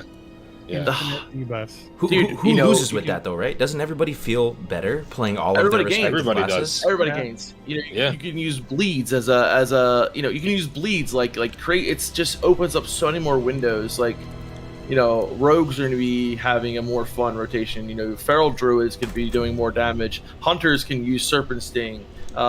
It's just, you know, boomkins can use moonfire. Yeah, no I don't more, know why no more that's so funny, pushing but- off. No more pushing off the rolling ignite and pissing off every mage in your guild. Yeah, Mhm. exactly. Yep. Also, you know, a lot of mages are about to wipe their raid team. Why? Oh, pulling threat. Well, yeah, wait, pull Oh, it yeah. way too hard. Bro, hunters can use serpent sting. Enhancement shaman can use storm strike. Yeah. Hunter's mark. You can use that axe that puts the debuff. You know, remember it was like really feels Yes, bad that you couldn't do yes. any of that cool shit because you only had a few debuff slots. It was almost like a warrant warrant. Like every time you had a big brain idea, people were like, "Nah, man, debuffs." And Yep. now everybody can use everything. Oh, it's Yeah. so Wow. cool. I didn't even That's think so about like cool. Nightfall and all this other shit. Like, yeah, it's gonna be. That's why I think, honestly, diversity, and even though hybrids might be doing less damage than they normally would, right? Because, like we said, mana is gonna be, you know, more. You're gonna be less efficient the longer the fights. I still think diversity is gonna be the best. I think you know, I mean, we'll see, obviously, but you're gonna want to get as many buffs as you can from as many, you know. And that's the other thing. You don't have to worry about pushing off buffs on players either. Obviously, there's no world buff, but you know you can worry. You know, you don't have to worry about, you know, hotting tanks up and not having them fucking lose their world buffs and this and another. Yeah. But I think the main thing is, you know, we still don't know what's gonna be best, and that's the most, you know, exciting part about it. Will a more diverse raid be better? Will a raid, you know, Well, what are your guys' predictions? Like a boomkin or an enhancement or elemental shamans? Like you guys play these. Like it could go either way. Some people say, you know, the meta is more relaxed now. Some people say it's more tighter now. Are you just gonna run out of mana? Like can you not sustain with dark runes and mana pots? Well, yeah. I don't know. I talked to someone about this about enhancement. And someone was really excited, and I was like, "Well, hold on a second. Like, you have to realize, not only the fight's longer, but now you can actually use another one of your abilities. So you're actually going to go faster because you're able to use Storm Strike. And yeah, you could probably get away with it, right, by not using fire totems. Yeah, there's ways you can extend your mana, but I was just kind of like, don't expect them to be competitive. That's the thing, you know, and that's fine. Like I don't think people play hybrids to be competitive, honestly. So I do worry about the meta part. I do think that if you're in a good guild, I do think people are going to be like, get the hell out of here, enhancement shaman. You know, like Yeah, you may it's see gonna stuff revert. like that happen. It's going to revert back to warriors and rogues. And I hate to say it, but that's just Yeah. what it's I don't quite Warlocks, understand. though. I don't quite understand this shilling for rogues recently. But I hear that everywhere. Rogues are going to be number one. Rogues, like, what changes between the interaction between rogue and fury warrior that now rogues are insane? Is it because that warriors scale more with world buffs, or It's world Yeah. buff into 0.5 set for the first X amount of phases. and bleeds. I think bleeds might be big too. You know, 5-point rupture on a boss, like yeah, that could be big too. 0.5. The 0.5 set's going to blow rogue like Yeah, like rogue's gonna be light really years good. ahead of warriors. Okay, I don't know. I deadly- don't know what deadly that poison. set is. Maybe for the people who don't know, I've never looked at that set in my life. Why is that? Everybody up. is spamming 0.5. Why is that so good? It's you can pull it up. Why don't you pull it up and yeah. It's one of the set bonuses. I just forget what the hell it is. Yeah, it's the 4-piece gives you restoration of your energy. So That's it's right. a chance on attack to restore 35 energy, and I guess the proc rate on it is just absurdly broken, and like you just have infinite energy almost. Yeah, like imagine people were spamming like Sinister it, Strike for the entire fight. Oh shit! yeah, during Nax mean, that- cargoes, rogues were going back and getting it for Nax. No way. You serious? Yeah, It's yeah. it's not that good, but it's still really good. Like 35 energy, like that's an extra, you know, it's an extra Sinister Strike. You know, Yeah. it's, Backstab. it's yeah. really good. Yeah. It's a proc that gives you like Thistle Tea almost, you know. So it's just like it's very strong. I'm really Yeah. curious to see how hunters are gonna do though as well, guys. Because remember in the beginning of Classic, they didn't benefit from like mongoose and some of the world buffs didn't really affect them. I think Juju's didn't really affect RAP. Right, ranged attack power was differentiated from you know, whatever, you know, melee attack power or whatever. Yeah. And now from the jump, they won't have that issue. They'll be able to, you know, experience the benefit of all this stuff. Is it cope, or do you think hunters are going to pump? I hope they pump. I hope hunters have a little bit of play. I think they're going to do okay damage. I don't think it's going to be like, I think the top are going to be rogues, warriors, and warlocks, and then mages, obviously. But I think hunters are going to be like middle of the pack. You know, warlocks obviously they get, you know, they don't have to worry about mana. But I was wondering, Meldon, the way Storm Strike works so if Serpent Sting goes on the boss, like, does that increase, you know, would it increase the deadly poison of the Serpent Sting rogues would, deadly poison, yes, for sure. Like, you know how Navik, he waits for me to Storm Strike in the arena before he, what's the word, envenoms? Yeah. So it does affect rogues. Yeah, it does. Yeah. So I'm guessing it would affect hunters with their Serpent Sting. I mean, you know. I mean, Serpent Sting's a dot. I don't know how it would work. Serpent Sting, so, let's go. I don't know if it's there's only 2 charges. Yo, can you imagine multi-dotting with Serpent Sting on everything and being allowed to do so? Like a 6 DPS increase, isn't it? Like a meme. Yeah, it's really massive, dude. Scales... Well, it is in TBC though, but is it in Classic? I don't know how it is in Classic, but in TBC no one uses it. Yeah. Also, if you're in chat and you're saying it's a 6-piece for rogues, you're thinking of the Shadowcraft set. That's the dungeon set. The Dark Mantle is what we're talking about. Someone just said Scorpion Pet. What if Scorpion Pet sick DPS poison dot is BIS, bro? Dude. I don't know.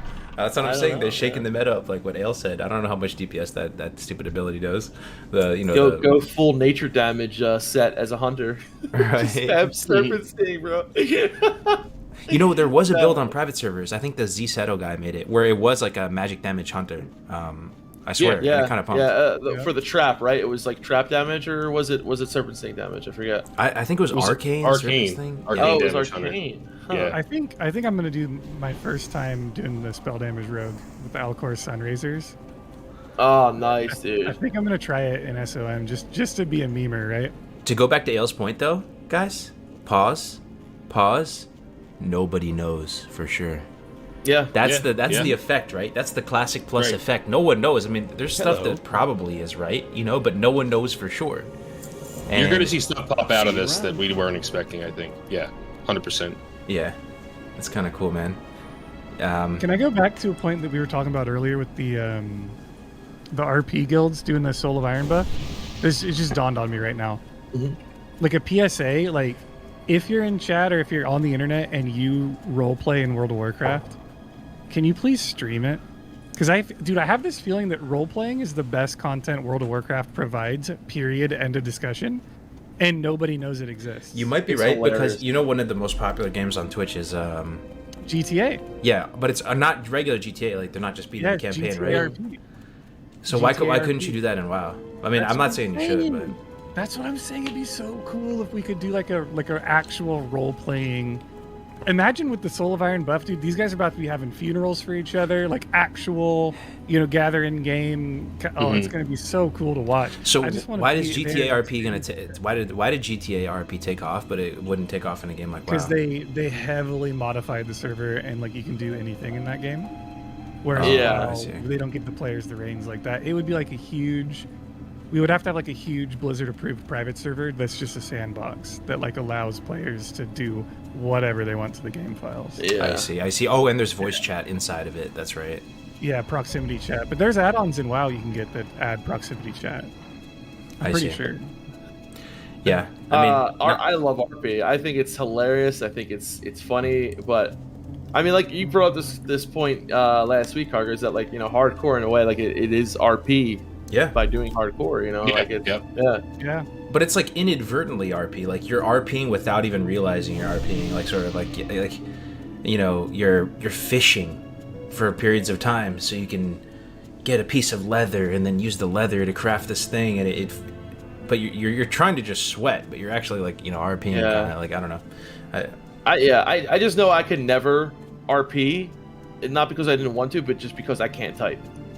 I am the worst typer you have ever seen. You guys who watch my stream. We have a channel in our Discord called Death Campisms of all the times he screws stuff. He just types.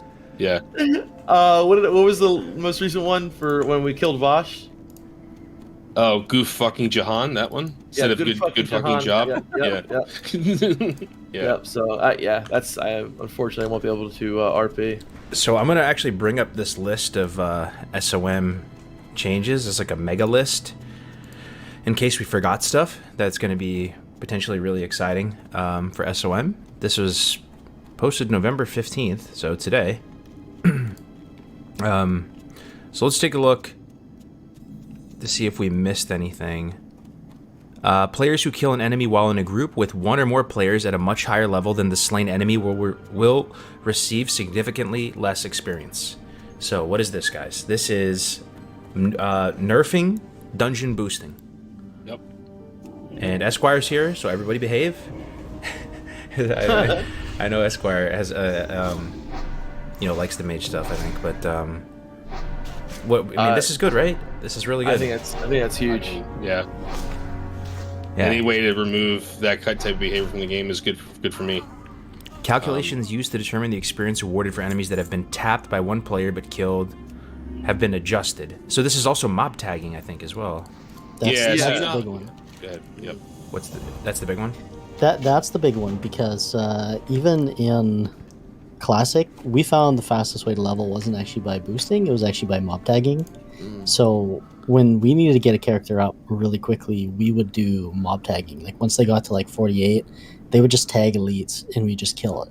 And even just normal mobs. And I think that was something that I felt was like going to be overlooked for the season, that it seems like they have, taken account of.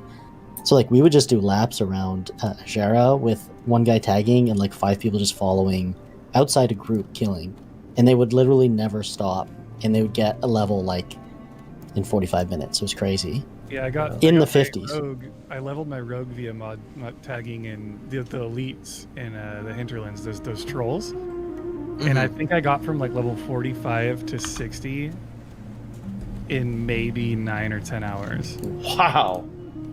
It was insane how fast you can level. And then once you get out of there, you go to the Scarlet Monastery and EPL, like that one little area that no one's ever in with all the elite Scarlet Monastery people. So here's a question. Are mages going to get around this still? Are they going to find a way to finesse this and still be able to... I was thinking about that, dude. I the thing is, I can't see it, but like... Yes. They obviously are. Like I can't think of a way, but there's going to be something that they can do that's not going to be as good as it was, but there's going to be something they can do. Well, it's going to be like they can still level as long as they're appropriate level. Like you could still have 4 mages all go AoE Scarlet Monastery as long as they're all like level 40, right? Yeah, I don't know. I think in 2021, it's hard for any developer to add any mechanic into any game without the community exploiting it or finding a way to exploit it. Yeah. Like they're going to find a way to boost people, because it's not about speed, it's about convenience with boosting, right? You're absolutely right. No one cares about how fast it is as long as you're doing it while you're at work. Watching Netflix or yeah.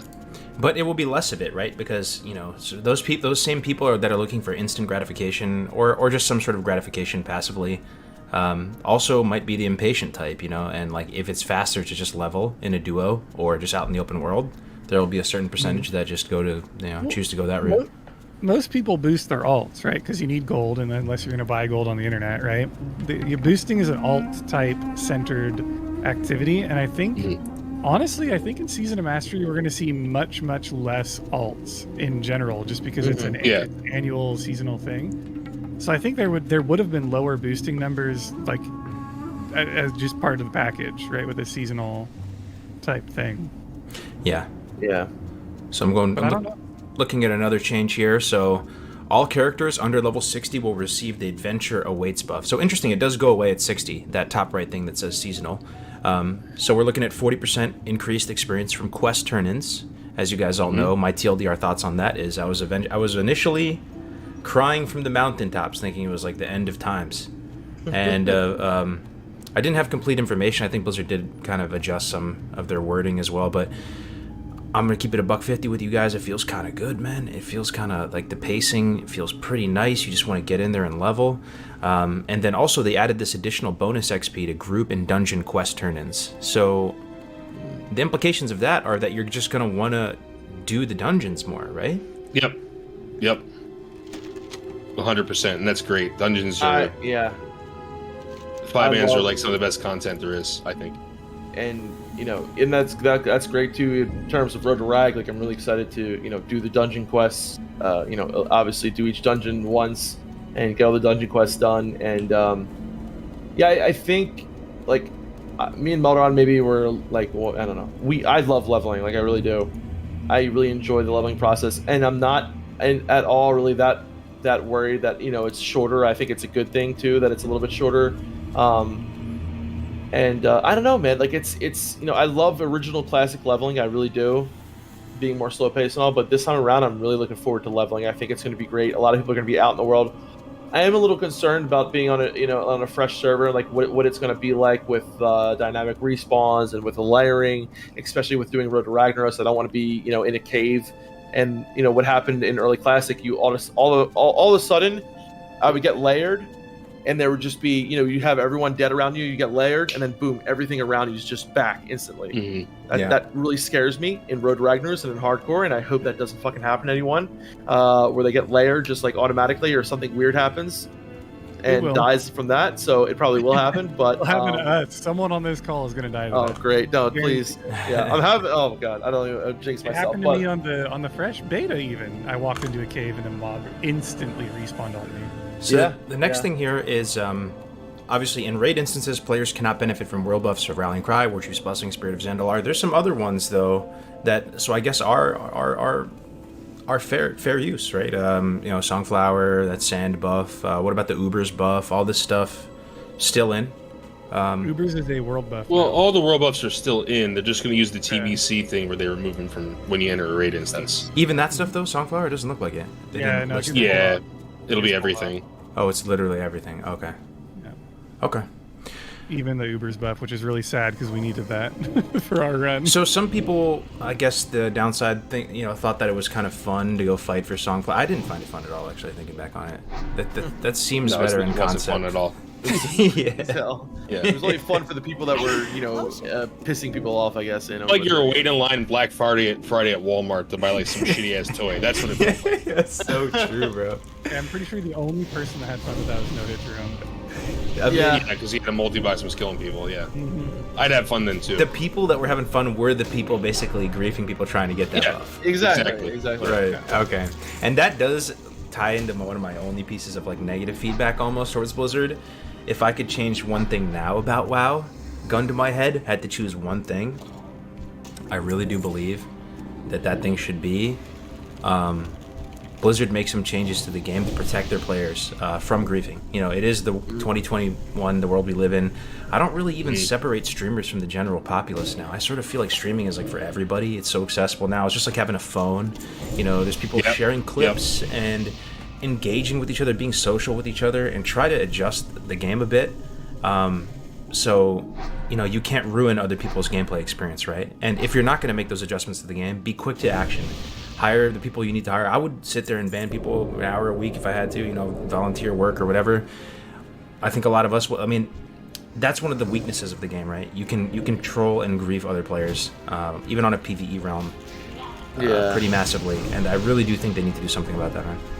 Yeah, I think there's a pretty big difference between like interacting with someone, whether it's like PvPing, like camping someone, whatever. If you choose to be on a PvP server, obviously you're going to interact with that kind of stuff. But there's the difference of then people just like constantly killing quest skimmers and just doing shit like that to make people's like lives fucking a little bit more pain. Like it just, to me, that kind of shit just as I've gotten older, I don't know. It's just, I don't know, man. It's just like, it's just stupid. Yeah, just make the quest givers uninteractable.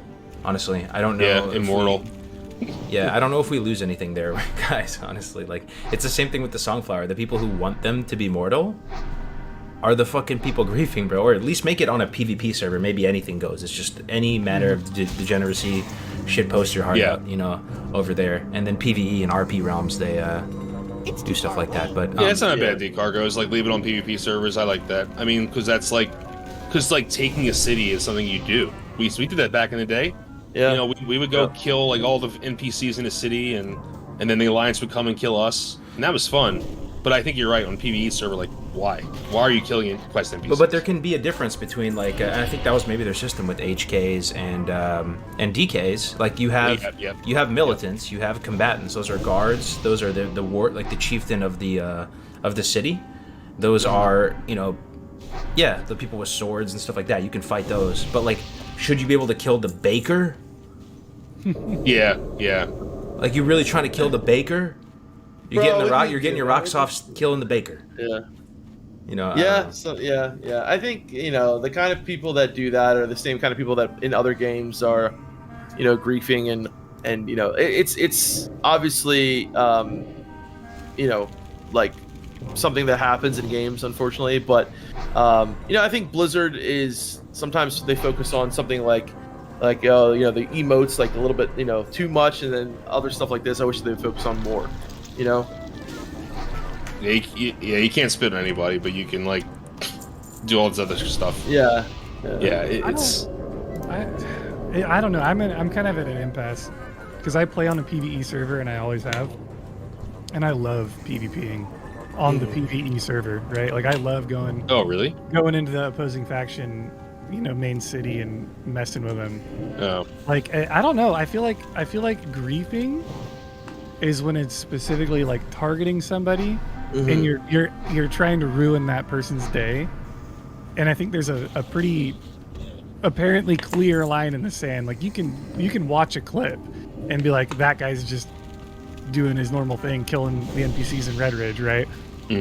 For fun. Or that guy's doing it specifically because there's this many players that he doesn't like and he's trying to and if that's a design philosophy you want to, like, you know, uphold, if Blizzard says like, hey, we really believe that you should be able to kill these, you know, these quest givers and stuff, but there is a line in the sand where it is griefing and it's like, you know, malicious behavior, then they need to be on top of it, right? Hire the personnel you need and be there the second they're there. Ban that person and set an example and all that stuff, you know. So yeah, like when someone's following you around on your stream for 5 hours straight, it's like, okay, this is griefing, right? Yeah. But a guild of PvE players storming Orgrimmar, right? That's fun on a PvE. Yeah, that's why we did that shit back in the day. Like, absolutely, yeah. I did it in Phase 2. I mean, in Phase 2, even on the PvE server I played on, we were all about, you know, meet in Hillsbrad, flag up, and let's all fight to death. But even you would agree there's a line in the sand, right? Like if you just sat in Goldshire and made it so that your server's populace could not quest in Goldshire. Yeah. I think there's a difference. I think there's a strong difference between ruining somebody else's day and having fun with your day. Absolutely. And I think that's where, like, I was, you know, there are fun things to do in the game, you know, like I fucking love doing like city raids and shit like that. And you know, and in Classic, obviously they had ways of, you know, making people not, you know, you had dishonorable kills, right? Which was a way to kind of ensure that maybe, you know, people didn't do this kind of shit too much. But at the same time, you know, on a PvP server or a PvE server, I think having that, you know, correlation of, you know, the Horde versus Alliance, we're at war and, you know, people killing each other, and like, yeah, once in a while you're gonna have to deal with a quest giver being dead, and that's fine, right? That's the kind of thing that happens in WoW. But when someone goes out of their way to kill every quest target that a certain person is, you know, doing for their whole day, you know, for 24 hours for this one person, that's the difference. I think it comes down to, if you're the dude from the South Park episode, you're an asshole, right? Like, I think that's what it comes down to. Like, that guy's a hero, bro. Like, I just saw that again recently, and I'm like, this is a griefer. Like, this is, you know, like, I just rewatched that, and I'm like, yeah. No, I haven't seen that in like 10 years, bro. I actually do have to watch that again, man. Yeah. There is something to be said about the community coming together to fight off griefers on their own too, right? Without Blizzard's support. Like, you know, on a typical PvP server, if you're trying to level in Stranglethorn and you've got a bunch of homies that are 60 and you're getting messed up by a bunch of, you know, opposing faction 60s, you hit up your homies and you have some fun with it, right? I think the most fun I've had in WoW recently was when Cargos and I were fighting off the griefer that was trying to mess with Graze's questing mobs, right? And that was just a fun time. You know, we're in Discord planning things out and having a good... I mean, it was fun. The guy ended up getting banned, which is what he deserved, but... There is something to be said about having, I don't know. Homies.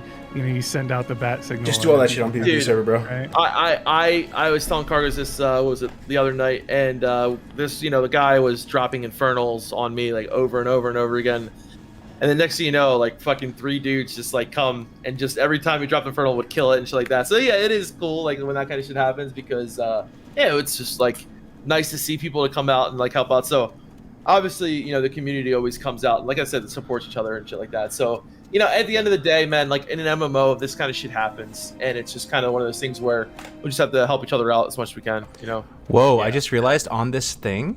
Let me try to bring it back up again, actually. Was this in there before, boys? Hold on. This says, chat reporting feedback improvements are available. Added in-chat confirmations for players who report misbehavior in chat.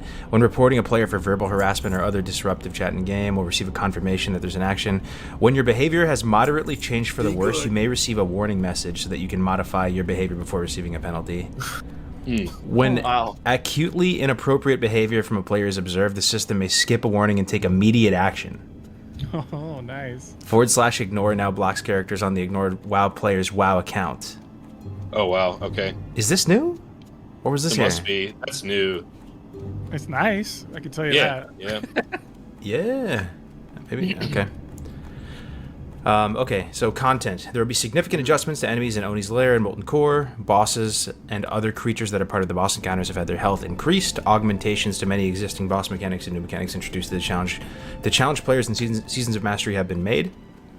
We sort of touched on that. Everyone was just excited for that, right? New meta, new Hell, fucking yeah. new stuff. The availability of mining and herbalism nodes has been significantly increased in all zones, as well as max level herbalists have a slight chance to obtain Black Lotus when looting a high level herbalism node. Western and Eastern Plaguelands will enjoy new spawns of Plague Bloom. There have been adjustments and additions to herbalism nodes in dungeons. There's been an increase in the availability of certain crafting materials such as elemental fire, elemental earth, elemental water. This is a whole juicy chunk to discuss. Like I swear, this might be the most substantial thing we'll talk about all day. The implications of this. Thoughts? I really think it's needed. Yeah. Yeah, especially with this faster cadence. The Black Lotus thing is needed for other reasons, but the other stuff, the faster cadence, it really calls for you have to have more accessibility to consumables if there's no world buffs, right? Like, I think that's Yeah, It's like gonna make that big of a difference in Phase 6, or is the accelerated timeline just gonna keep it neutral? It's gonna feel like how it was with consumables. How significant? Well, I think it'll be consuming a lot more because you'll be dying more, I think. Yeah, and hopefully they'll be cheaper as well. I mean, they should be obviously a lot cheaper. Is the spawn changes in instances, is that new? Does that mean they're removing like herbs from like their and things like that? I think they're adding more. That's a good point, Al. I didn't think about that. Could they be removing stuff from dungeons to... Yeah, what did that say again, Cargos, for that part with the dungeons? Can you just read that one more time? Yeah, sure. Let me see. So It said there's been adjustments and additions. yeah, there additions. have been adjustments and additions to herbalism nodes in dungeons. So what are the noteworthy herbalism nodes in dungeons? That would be Dharmal East. That would be, I guess... Razorfen Downs. Yeah, for that grave moss, right? You know what I'm wondering now? I'm wondering if Black Lotus will spawn on the, like say you go in DM East and, potentially you could go in there over and over again and just get those high level herbs and hopefully get a lot of Black Lotus, or maybe they're adjusting it so that you can't get Black Lotus. I think that's in code dungeon. for removal. I think they're removing them. Why would they say additions though? Yeah. Well, they would just say additions if there wasn't anything taken away. It says there's been adjustments and additions. I feel like the adjustments means they're making it to where if it's in a dungeon, Black Lotus cannot proc off of the high level herb, and they're adding more herb nodes to the dungeons. That's just my assumption. Someone said no mention of summoning stones at all in the new post. Right, but Good they are point. working on the beta though, right? Yeah, we used them, remember? Yeah, but they don't mention them at all. This is truly the comprehensive list of changes. Huh.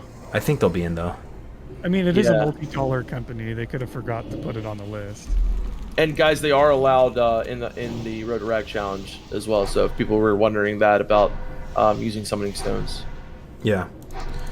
Okay, so Western and Eastern Plaguelands will enjoy new spawns of Plague Bloom. Now, I don't understand all the implications of this, but I do know that Plague Bloom is a big bottleneck, and it feels like really bad, especially in the hardcore challenge when you're trying to get Mongoose Elixirs.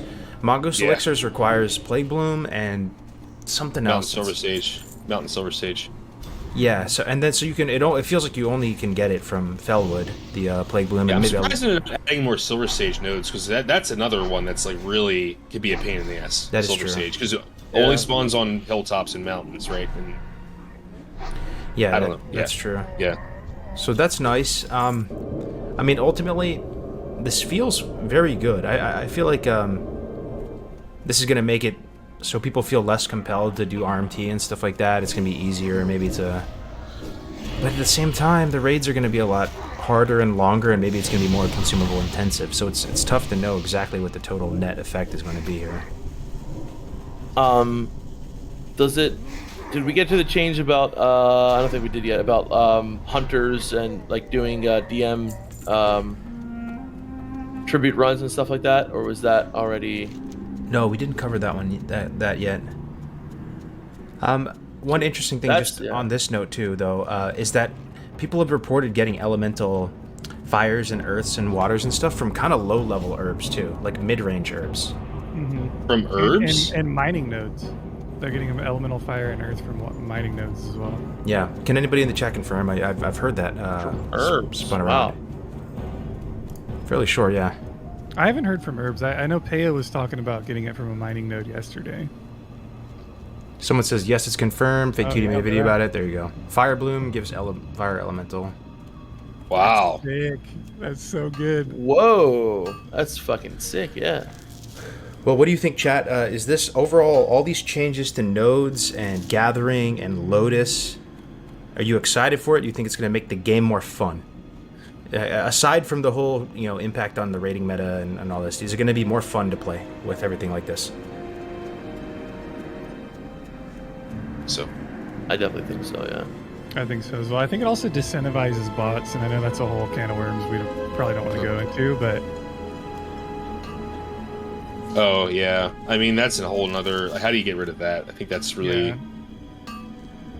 Yeah, I've always thought to myself, there's got to be an easy solution with this. Like, I'm not an expert in this, but I work with a lot of people who are, that are machine learning experts. Like, there's got to be an algorithm that's very simple to write that's like, that catches these, because these bots are so easy to catch, dude. Yeah, you just ban them. You just look at them and you're like, oh my god, like how does anyone not know this is a bot? Like it's if you do X amount of things per unit time, and it's like a bot or it's a 90-year-old grandma playing. Yeah, it's got to be one of the two. So keyboard turning. Yeah. Yeah, I mean, if you put all the pieces together, guys, and we're not even through all these changes, guys. Oh man, I'm drinking that Blizz Kool-Aid strong today, boys. Like, but we're getting no multi-box, seasonal WoW, leveling out in the open world is the meta. Less expensive consumables, no debuff slots, the honor system from day one. Official hardcore support in the form of that Soul of Iron buff. Yeah. I mean, I can keep going, right? It's just kind of fucking crazy, dude. It's kind of hype, bro. It is crazy. It is crazy, dude. Like, I never thought I'd see something like this. I was just reading this next part. So it says, obviously, the next part is the High Elf Watcher, the Soul of Iron buff, which is just fucking amazing. Oh, yeah. And then some dungeon enemies have received slight adjustments. Did anyone read these? So Stratholme, all undead creatures in Stratholme will now gain immunity to snares for 30 seconds after entering combat and gain. That's so you can dungeon boost. Right. Yeah. Oh, so each one of these is for that. So Maradon, and Stratholme crowd control any type of snares, roots will reset the immunity. Okay, it cool. stops mages from I wonder? being able to kite the whole place. You know what I wonder? Can you do princess farms now, solo? Oh, it was one of the same thing. You can do it. It's just really, really hard, but you can do it. But what if she just catches up to you and one tapper dapper clappers you?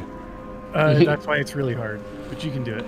Okay. Station as well. Oh, really? Okay. Yeah, it's just really annoying now. One cool thing I saw on this list was that hunters can no longer sell tribute loot. Yep. So they are nerfing all the dungeon farms by the looks of it, just across the board, right? So what does that mean? More open world farms? Is that going to now become more worth? Just to go...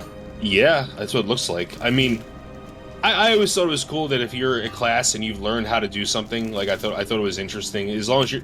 So where I draw the line is if you're not boosting people, you're not making money off of the, like, someone else, like, in-game. But I think if you're a hunter and you knew how to do, like, DM East farms and stuff like that, I always thought that was interesting. It's interesting, it was like no doubt. It was like a new level of the game, you know? It like, is. Yeah. There's always pros and cons, right? But, yeah. Okay, everybody put on your min-max sweaty hat right now, or probably your scuba diving goggle set or something, whatever it is. Like, in a world with all of this stuff at your disposal, though, there is a line of play where you feel that in order to not waste your time and to play efficiently, you need to multi-box, first of all. See you later. And secondly, you need to just go from instance portal to instance portal. You just live in instances. So you're always farming gold or boosting alts, and you're just constantly in a perpetual state of instance portals away from the open world, and you pretty much never go to the open world.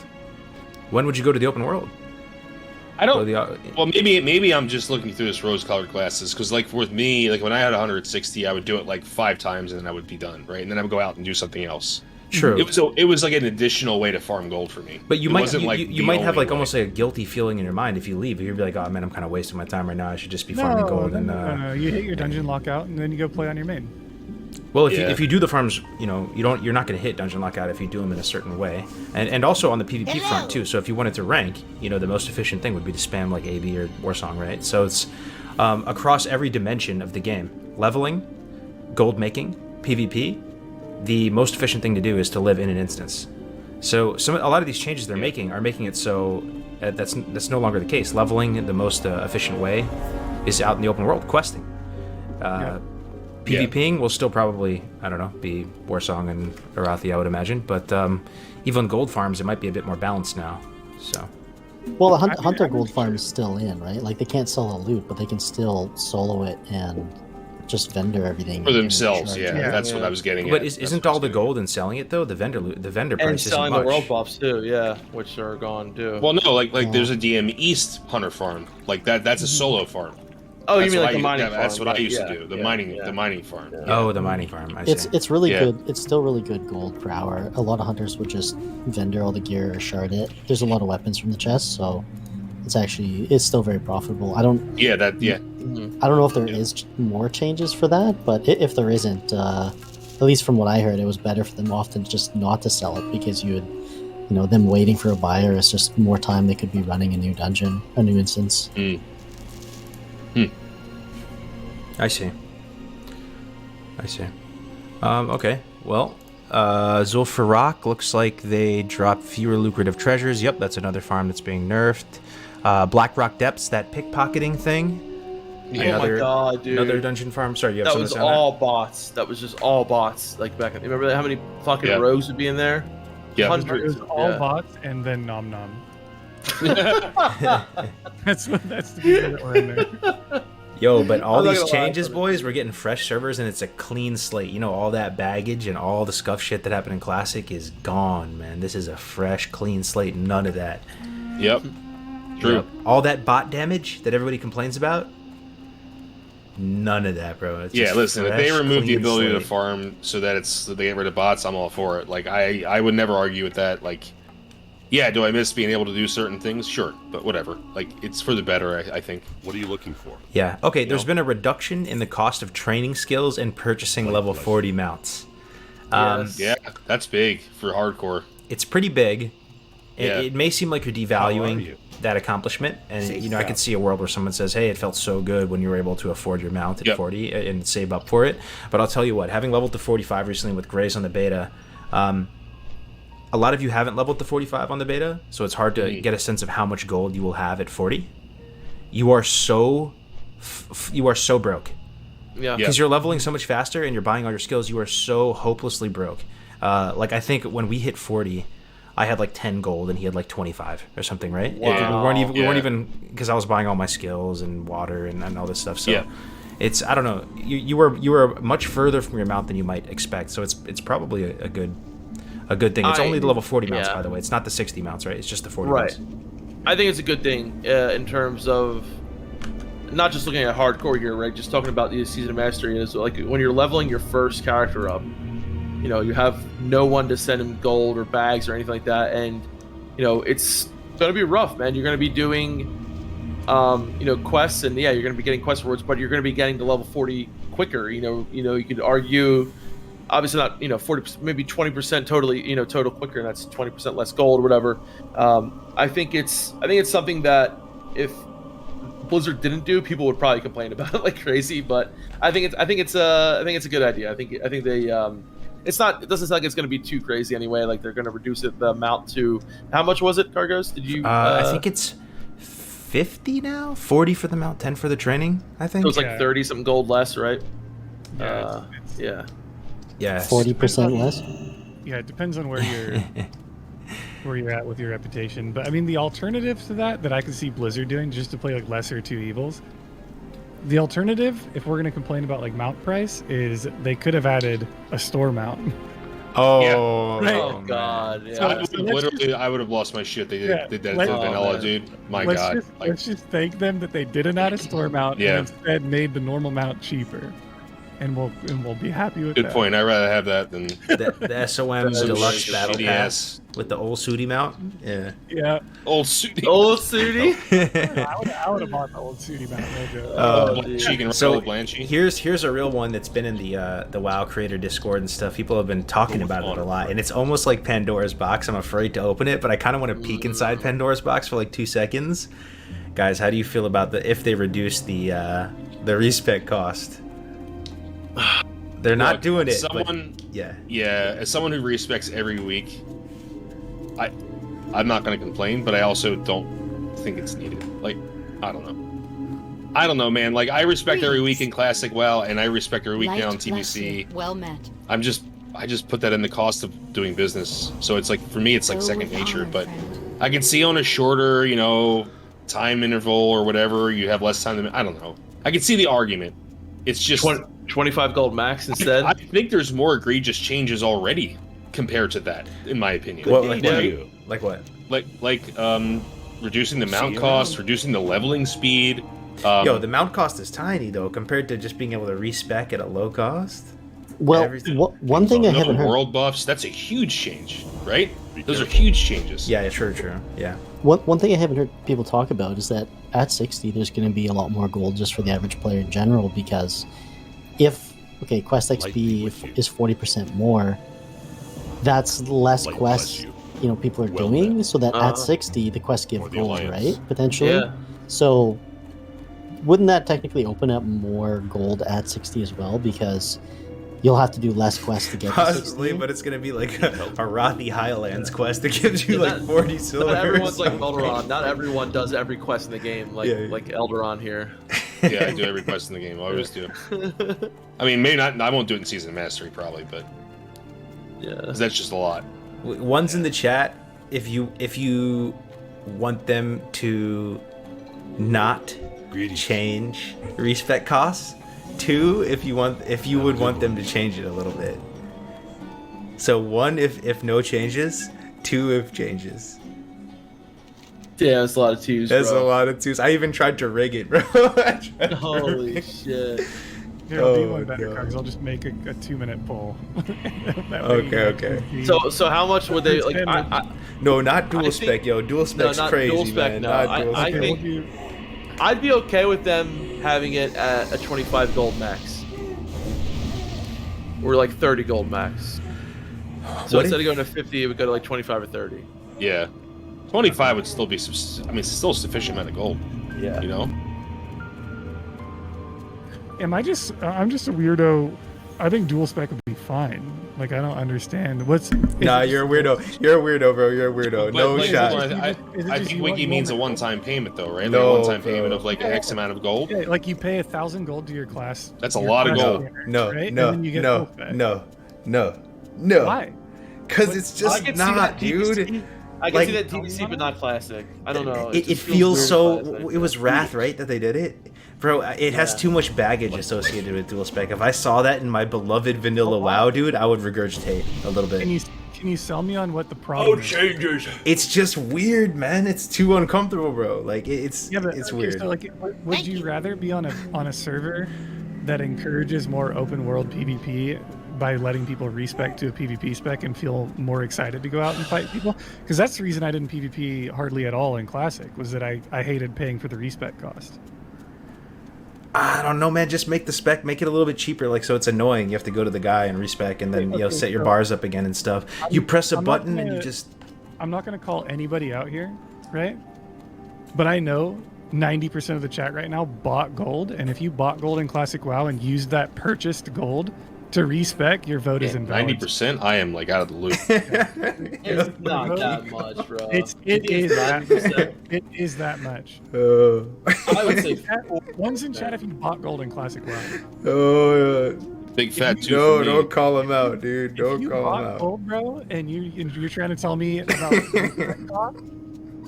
That's a lot of ones. There's also a lot of Oh, twos. no. because it doesn't matter. Just, Like, it's fine, man. Yeah, like cool. Yeah, us people that grinded for our gold don't want to spend it all the time on respecking. Like I get that, right? But dual spec respec is costs. different though, bro. Because dual spec, you press a button and then you recombobulate your character into another spec with like different bars and stuff, right? Just don't like that in Classic. Yeah, I me think too, the bro. problem is like it's so cringy to see that in a raid. Like, oh, hold on a second, I can tank this fight. Like it's just You just you know what I make mean? I don't know, man. True, bro. Make it where you can't do it in a raid group, or maybe you can't do it in. There's ways around it, guys. Yeah, I know there are ways around it you can do it in the city, but it would feel so weird. I could see dual spec maybe in TBC, but in Classic, not even then, dude. in Classic Feels like some though, Transformer shit to me. It's- Yeah. Dual spec Autobots assemble. Okay, deploy. in the shape of Oh, I'm dying, Shadow man. Priest. Well, if you want to look at it from like the class RP perspective too, right? Like, I mean, you're retraining the same abilities immediately at the trainer anyway every time you respec, right? Yeah. So like, if you have to, you're a warlock that has learned how to do Siphon Life 55 times in a month, right? It doesn't make sense. Well, just I make got the a bad respec. memory, bro. Okay, so you just united us all, Winky, because we were talking about reducing respec costs, and now then we opened it up to dual spec. Everyone's like, okay, whoa, man, all right, sure, do cheaper respec costs. It's fine. It's fine, man. Relax. It's like the store mount or the cheaper mount. You can just you got to pick your battles. yeah, exactly. Oh man, that's too funny. Yeah, I can't believe that many people bought gold. I live in a fantasy world. Oh, Meldron, it's bad. I'm not gonna give anyone any names out, but I know Blizzard employees currently that buy gold. Oh my god. Oh no. Hey, not everybody can be upstanding citizens like me and you, Melderon. You know, That's salt true. the earth, That's wanna true. earn it. Oh, It's dude, true. this is a good episode, boys. This is a lot of fun. Yeah. And that just makes me hurt inside. Yeah. Melderon, I dubbed the honorary Canadian for your willingness and your commitment to. Melderon's like, nope. Thanks, E. Dude, Melron literally does every fucking quest to get his Yeah. Melron like I'm always broke. Like I mean I have okay amount of gold. Yo, but, same, like, Def, Melron's same. Oh man, I could Yeah, go so long on this topic, guys. Meldron, have you ever done a GDKP before? Once. Okay, so you've already used purchased gold. You ever Yeah. sold anything on the web or on the auction house before? Oh, of course. You- I've sold you're- some you- of the auction house. You're using purchased gold every day. There's Yeah. no point It's in hiring. circulation. I know. Okay, let's I see. do Let's keep going. Keep going. GDP. Changes made in question. patch 1.10 to dungeon rewards will be in place at the launch of Season of Mastery, including the availability of idols, librams, totems, and adjusted drop locations and drop rates of some items, such as Hand of Justice and Black Rock Depths. I don't think I fully understand the ramifications of this. I mean, we talked about the go ahead. I mean, obviously, you know. What do you mean? So, like, there's gonna be for certain classes, cargos, like druids or shamans, it's almost like them having a third trinket slot. You know what I mean? Like there's some really good totems out there that increase healing done by a good amount, that increase like damage by a good amount. I think it's just to make it fair, right? Because like everyone else has something to put there. You know what I mean? The hybrids don't. But it makes the hybrids a little bit better earlier on, because they're already going to be, you know, hurting for a lot of the changes. So I think it just helps them a little bit more. You know who the real loser in this situation is for these being added? Who?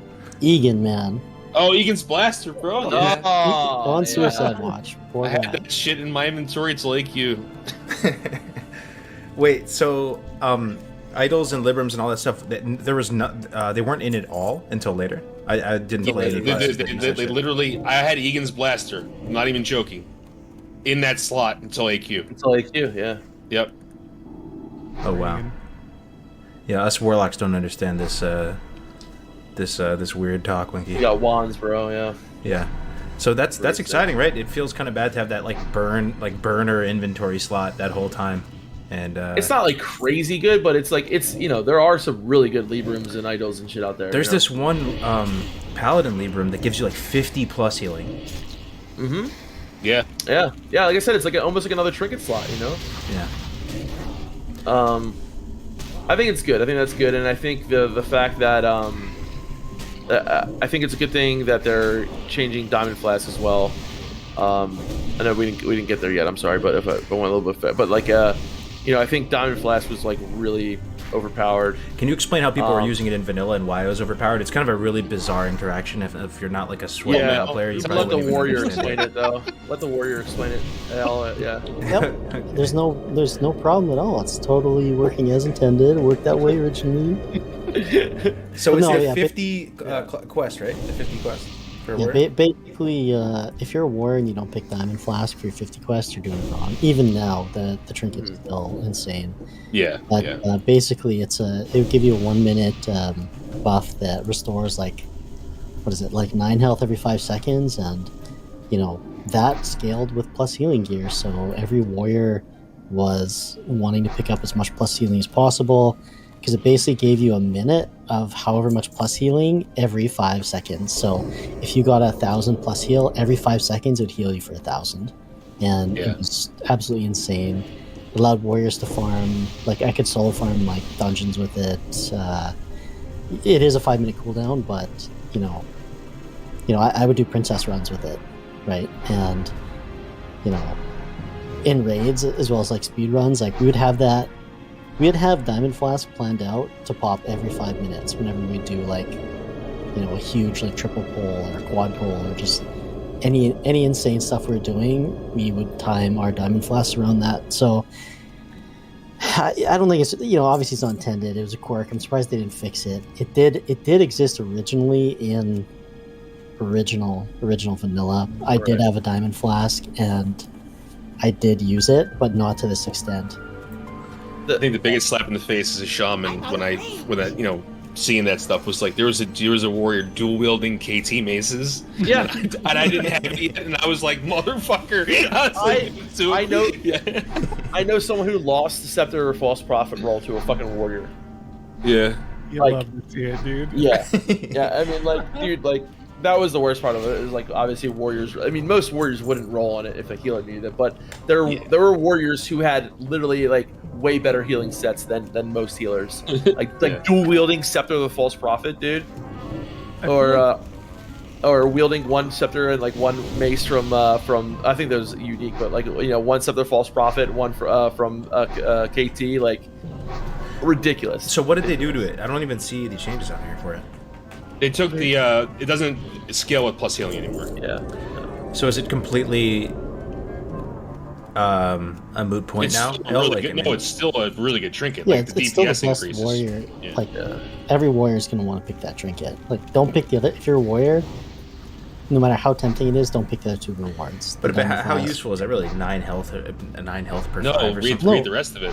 Read the rest of it. It gives what is it? 120 strength or something like that, or No, 120 it's, AP. it's 75 strength, I think. So it's like 150 AP for a minute, which is like A minute. a minute. Yeah. Each class you have to know what item you're gonna get from those quests, because like priests, you want to get your anal beads. You joke, call them their anal beads, but like No, he's not joking. Those are yeah, priests need their anal beads.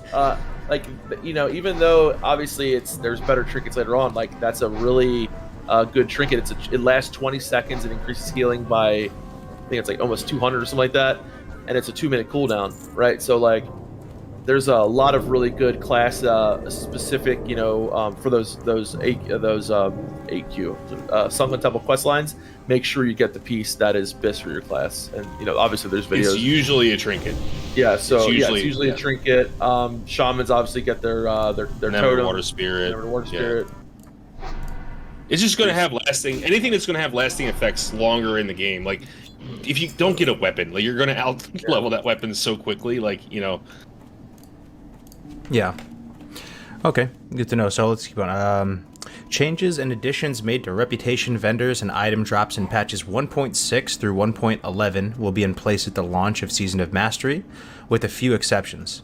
Items on vendors and items associated with reputations are not accessible until a later content phase, such as the Zandalar tribe. The world drop plans for Titanic leggings and Sageblade will be made available in a future content phase. Yeah. This was interesting, yeah.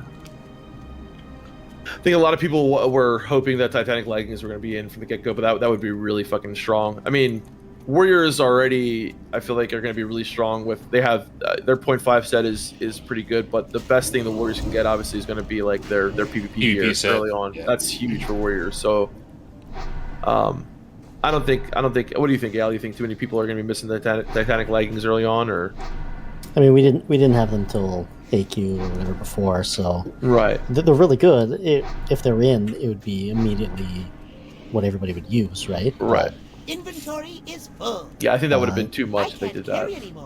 I mean, we already have Lionheart Helmet right from the start, right? Which is very strong. So one thing that's kind of cool too. This is a really fun one as well. Level 50 class quests will be available at the launch of Season of Mastery.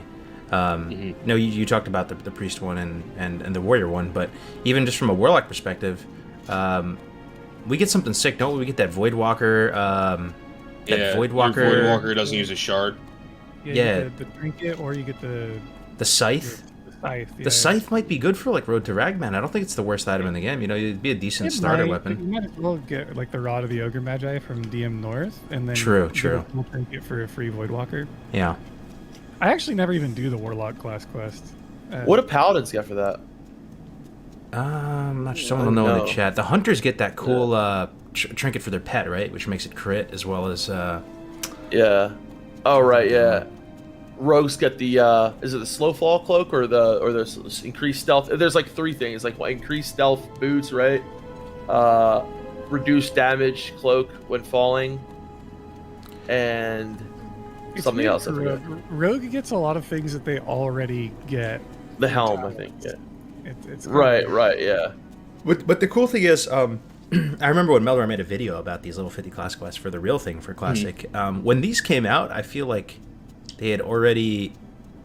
They weren't as hype as they could have been. Like you're sort of like past that a bit with your gearing and your character. So it's exciting that they're in from the start. I think it's gonna get people running Sunken Temple, and that's a good one. You're absolutely right. I think they're much more high impact earlier on than they were when they came out originally. Yeah. Like Enamored War Spirit's actually pretty huge early on, whereas like later on it's like, I can use this on some situations, But yeah. Oh, you know what else is huge, guys?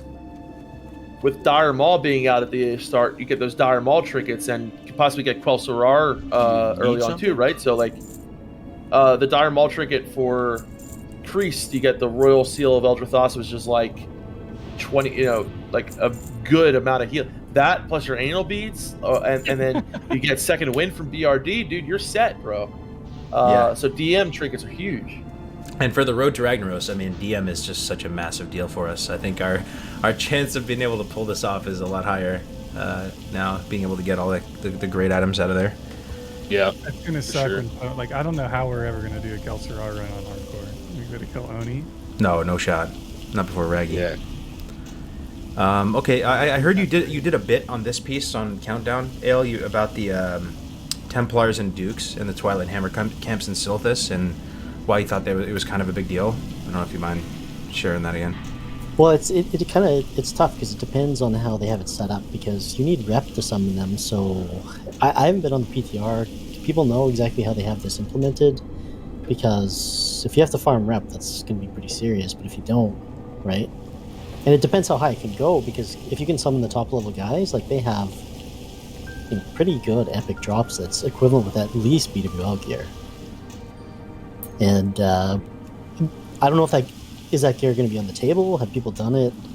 I'm out of the loop a bit on this one, but if all of that is in, like it has pretty significant gear on it as well. Oh wow! So that's just another place where you can get solid like spell hit, melee hit, crit. Yeah. There's good pieces, and you can foreseeably get these items in a previous set. Absolutely, if they're available. Like I don't know to what extent. They said everything else is disabled, but you will be able to summon them. So, I mean, that means they have to drop the clothes, right? The Twilight, shoulders, helm, and chest. Yep. I see. That's really interesting. So putting all the pieces together, it kind of reminds me of something StaySafe said the other day, where he was basically making the point that you can get gear from way more places now in SOM, or at least it's going to feel that way with all the variety of stuff on the table, right? With be careful. Getting your 50 class quests done, Dire Mall there, open world stuff, dungeons, tier 0.5 set. You think it's going to be more enjoyable, Ale, the whole itemization? It's way more spread, and it's not going to be just like spam this one dungeon over and over and over, because if you're able to do the tier 0.5 quest, you can, like you said, you hit Silithus. There's just way more options for people as well. Like the loot is from later on, the buff loot. So for example, Drakaseth has an all new drop table, right? So Turban is in this phase, the spell power trinket, things like that. So there is just way more options for people. And a lot of that loot, like, honestly, is better than like raid loot, even in MC. Like how much spell power does the Spellweaver Turban or whatever it's called have? It's like 30 spell power and one hit or something. Like it's nutty. Yeah, that's exciting. Okay, so moving on to like sort of the final section of this update post, we have the PvP stuff. Let me tab back over to the. Here we go. All right, we have doubled the maximum amount of weekly ranking progress gained. Dedicated players who consistently finish each week at the top of their team of their top of their realm and factions ranking each week can expect to move through the ranks roughly twice as fast as was possible in the original World of Warcraft. Warsong Gulch, Arathi Basin, and Alterac Valley are available from the launch of Seasoned Mastery, including their associated reputation and rewards. Seasoned of Mastery brings back many Horde and Alliance Guard NPCs removed from Alterac. Oh, is this the original AV? Like that troll boss in AV? Oh, wow. Wait, I don't think so. Okay. What can I do for you? At the launch of Season of Mastery, we will enable world PvP objectives in Eastern Plaguelands. So that's all the PvP changes. You guys have any initial thoughts? I think it's great that we won't have the drive the opposite faction or whoever's the lowest off the server anymore. That was terrible in Skyrim. So I just gotta say, like, even people getting their blue sets, PvP sets, are fucking huge for some classes, man. It'll make, Shadow Priests, like, warriors. It's good for everybody that early on, honestly. It doesn't matter what class you are. I mean, yeah. I mean, the other thing too, it's like really high stam. You know what I mean? So if you're worried about, like Road certain bosses, or Road for Road unfortunately not that, but like for a lot of people, man, those sets are really good. Yeah. This was one of my gripes, because I feel like the high ranking gear, especially for like warriors, is just too good this phase. So if you can reduce it by half, that's 6 weeks. So after 6 weeks, you basically have gear that's equivalent to AQ40/Nax weapons Yeah. on, melee and casters, right? So it really invalidates a lot of the other gear if you can hit rank 14. The healing mace is 134 plus heal. You don't see that level till AQ as well. Spell power is 72. I feel like it's too strong for people who are going to hit rank 14. I would have liked to see them adjust it so that it was, the nerfed versions first. But yeah, it makes the gear incredibly valuable to attain, and I feel like most people are going to want to at least get rank 10 if they can, because it's just so good, right? It is really good. Yeah. I see. Well, looking back at Classic, they didn't have the honor system in initially, right? When did they put it in initially? I'm kind of blanking here. It was before BWL, right? Right before BWL. You talking about vanilla or classic? No, Classic. Yeah. Yeah, it was whenever it was before BWL, because I remember that's when the Alliance left, right? Am I wrong here? Yeah. Yeah. Okay. So it it's was in like from the start. basically like it was MC and Nixia, and then I think Honor came out with Dire Maul, and then Battlegrounds came out with BWL, right? That sounds right. But private servers always did it differently, right? Like they had it like this from the jump. There was Honor from the jump. Hello. So I remember. Yeah. Yes. Yeah. Yeah. I think. I mean, overall, does this make the PvP system more attractive to you guys in the chat right now? Looking at it slightly, but it still doesn't make me it doesn't compel me to jump off my chair and want to go rank all of a sudden. But hey, man, it's a slight improvement. It looks like. Yeah. It's a decent improvement. I want to see an actual ladder without the use of an add-on. Yeah. It'd be nice to have a server-wide ladder to see brackets and things like that. It would be nice, yeah. Yeah, I think the PvP is something they could explore even more in future seasons. They could potentially do, who knows, rated BGs or anything else and you could have a ladder system integrated into that, Winky. But for right now, for I think Season of Mastery, I think it's more focused on the PvE side of it this time around, with the boss fights being changed, no world buffs, those things. So maybe we'll have a season in the future that's more geared towards PvP. Yo, can you guys see the stream right now? Does it show the post for you still? Yep. Yeah. I didn't see this till right now, Winky. Check this out at the bottom.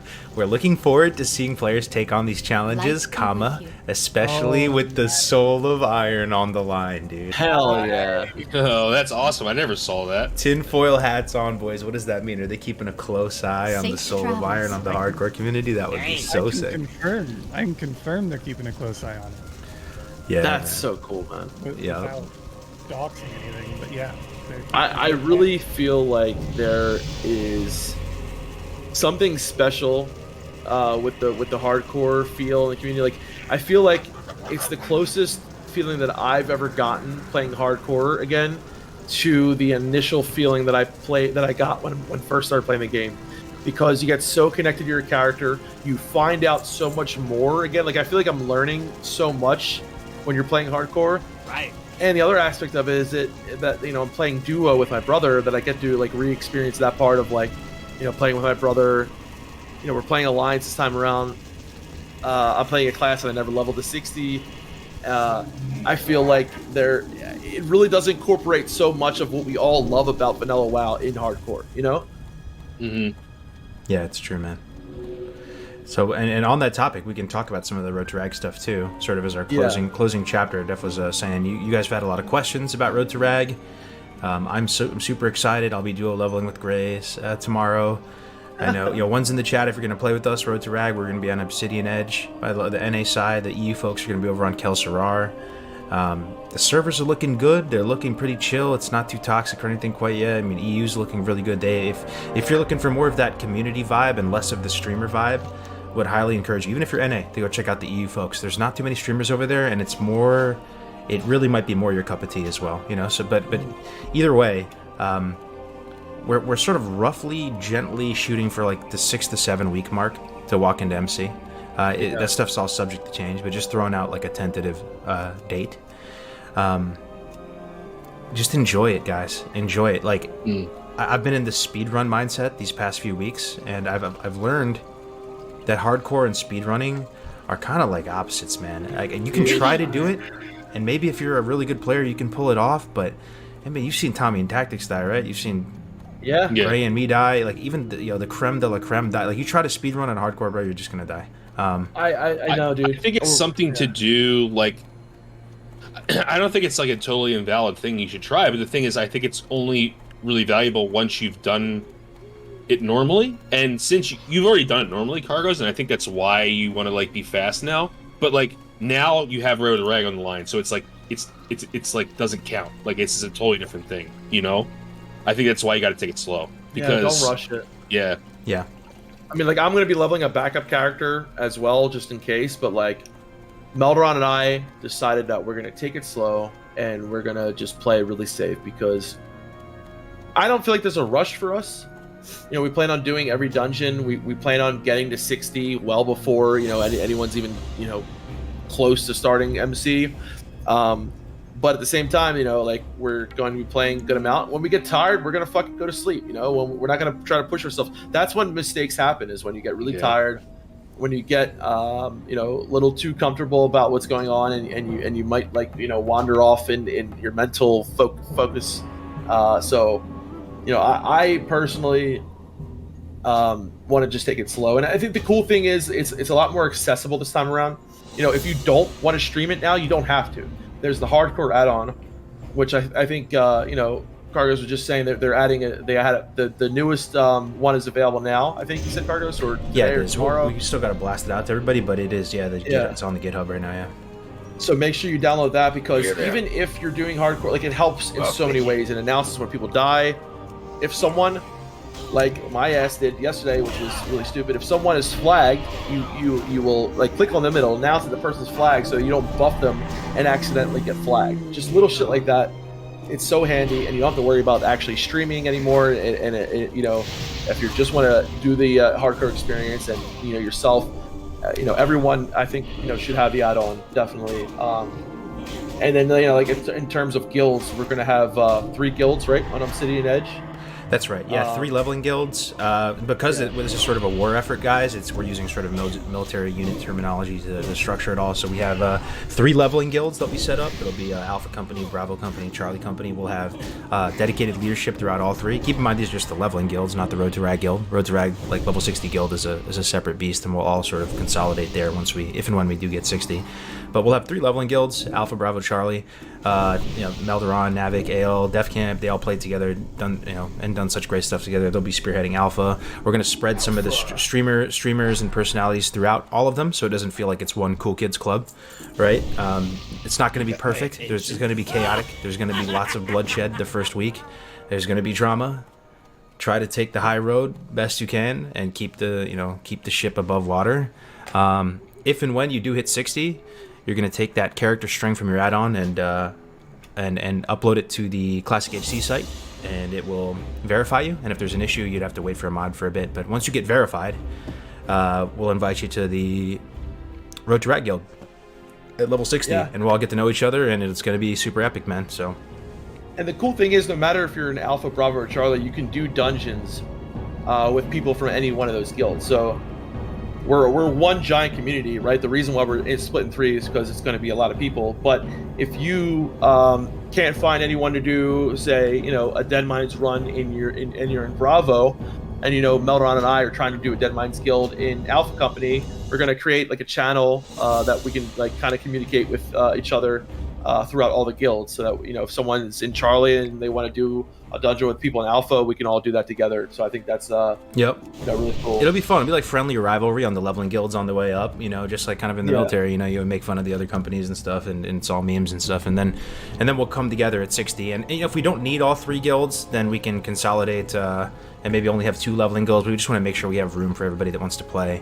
Also, there's a few people in the community that are spearheading, like, the crafting aspect of it. They're calling it, like, the Artisans Guild or whatever. So shout out to you know, Nix and Hero and a few other people people like that. If you love crafting and that's your thing, you love gathering materials and don't really have an interest in raiding so much, and you just like chilling. Oh, we sure could use your help, man, because we can't use auction house, so we're gonna have to share everything best we can. And if you're interested on that, then there's definitely room for you as well. But I keep saying, if you're a crafter, you're level 60, and you want to craft, you better put in your guild note if you don't want to go into Molten Core, because when people start dying, we're gonna start pulling people. We're gonna need everybody we can find in Molten Core. So if you really want to craft and you don't want to jump in on the raid, you put it in your guild note for sure. Yep. I just want to say, man, how like I think awesome this is. Like nothing. I feel like nothing like this has ever really kind of, in my experience, I have never experienced anything like this. Playing, WoW in this new kind of way.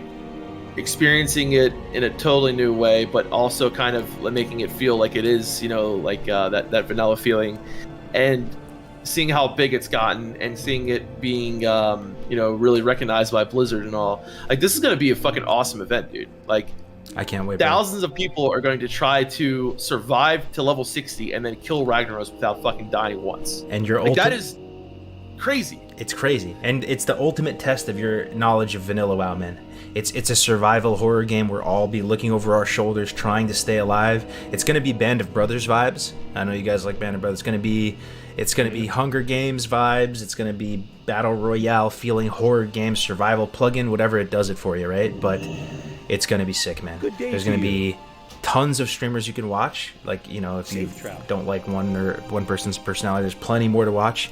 But we're all unified in this one thing to see if it's even possible. We genuinely don't know if this is possible, guys. Even now, this may be pretty much impossible, and we're just gonna die and have the most insane thing and wipe to Lucifron or something. Like, that'll still be fun to watch, though, brother. That's for sure. Yeah, it'll be fun to watch.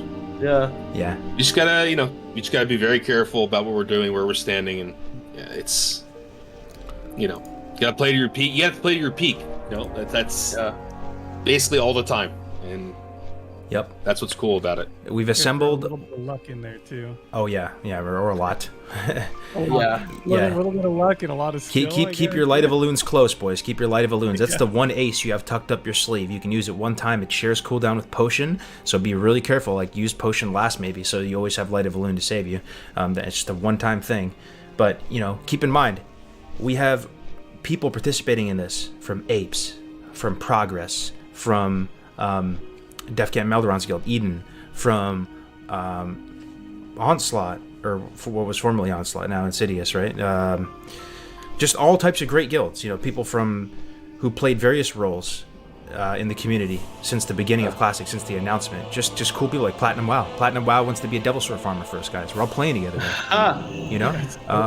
Ez fans, stay safe. Like, big Peo, right? Like, it's. Peo? Like, well, Peo's not playing, but he called me yesterday. I was on. He invited me on a stream yesterday, and he was like, "Yo, like, if it wasn't for this PvP server, I'd be playing hardcore with you guys. It sounds so fun." He really he likes it. It's just sort of he wants to do the PvP stuff first. He probably will play after or something, But okay, Guzu, like really big, obviously, like cargos, and it's like the amount of people that has come together for this is kind of insane.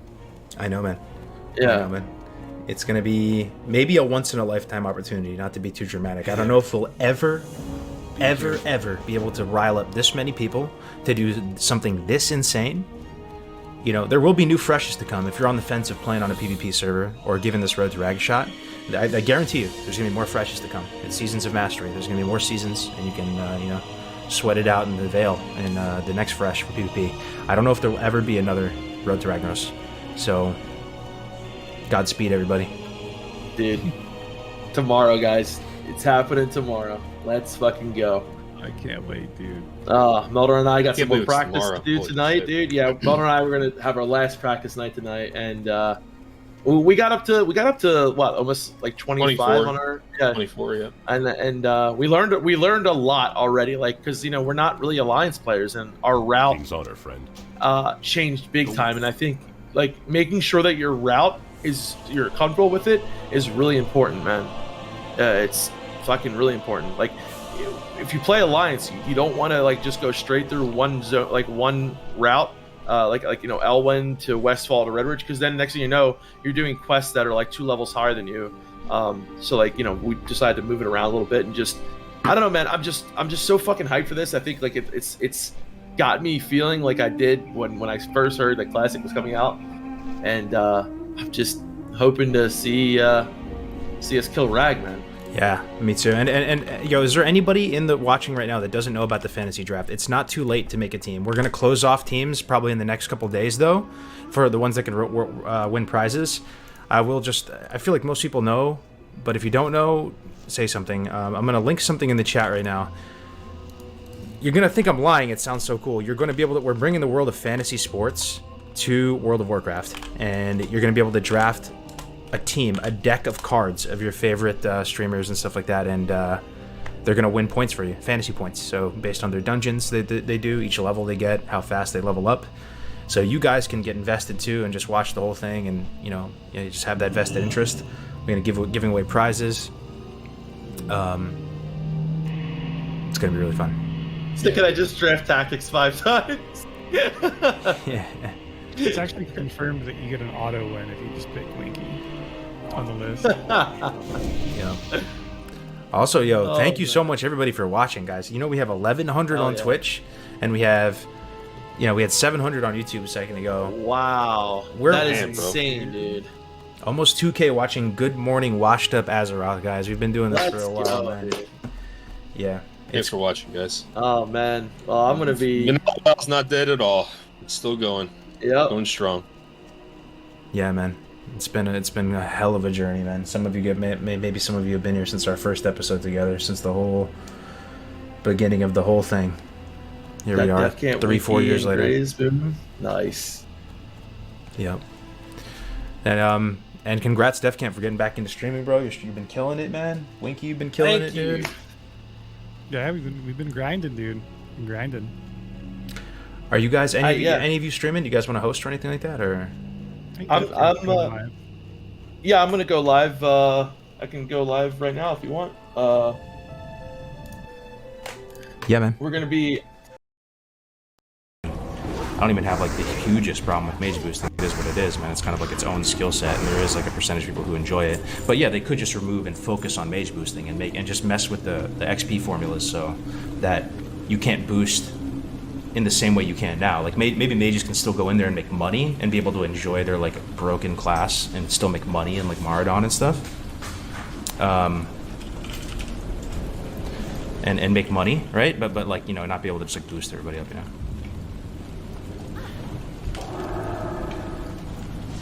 Mage boost is still going to exist with this formula. Yeah, they'll probably find a way, right? Even with AoE cap, didn't they still find a way? The mages will always find a way. They started flame strike, multiple ranks of flame striking and using bombs, and like a solid dynamite would do like 4 million damage, right?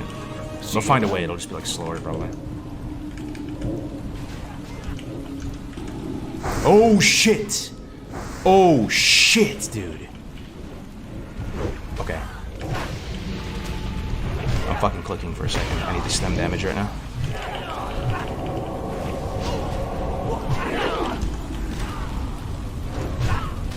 Why is this not scary? Okay, I'm sorry, maybe I overreacted. It looked terrifying. I think it's because I'm not in comms with them. And another one? I just love mana power.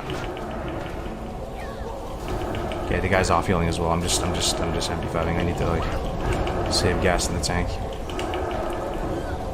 Alright, I guess we're fine. Sorry. I don't know why it seems so scary. I thought it was Nomergon all over again, man. I think it's scary. The other priest needs to heal. Yeah, the other priest is healing. That was scary, right? Why was that? Why did we not like die?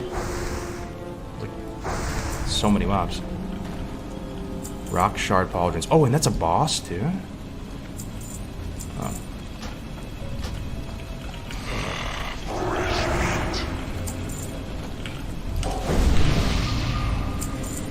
It looks. Yo, what's up, Jerome? Yo, good to see you, brother. He's respecting the king. True. Best solution for boosting a person to make it EXP equals level highs. Yeah. So, but I guess to go back to it is to like I'm kind of like selfishly looking through it all like through a hardcore mentality. I don't know, man. I just sort of feel that this Road to Rag Challenge is the first time in the 3 years or however long it's been with Classic WoW that I've seen the entire category of like people streaming and playing the game ready, willing, and able to work together towards like one common objective and something that hasn't been done before, right?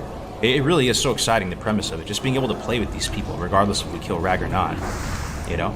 Being able to get to play with so many friends over the years and come together, and you can tune into the category on YouTube, Twitch, and see everybody working together, and it just seems so exciting in concept.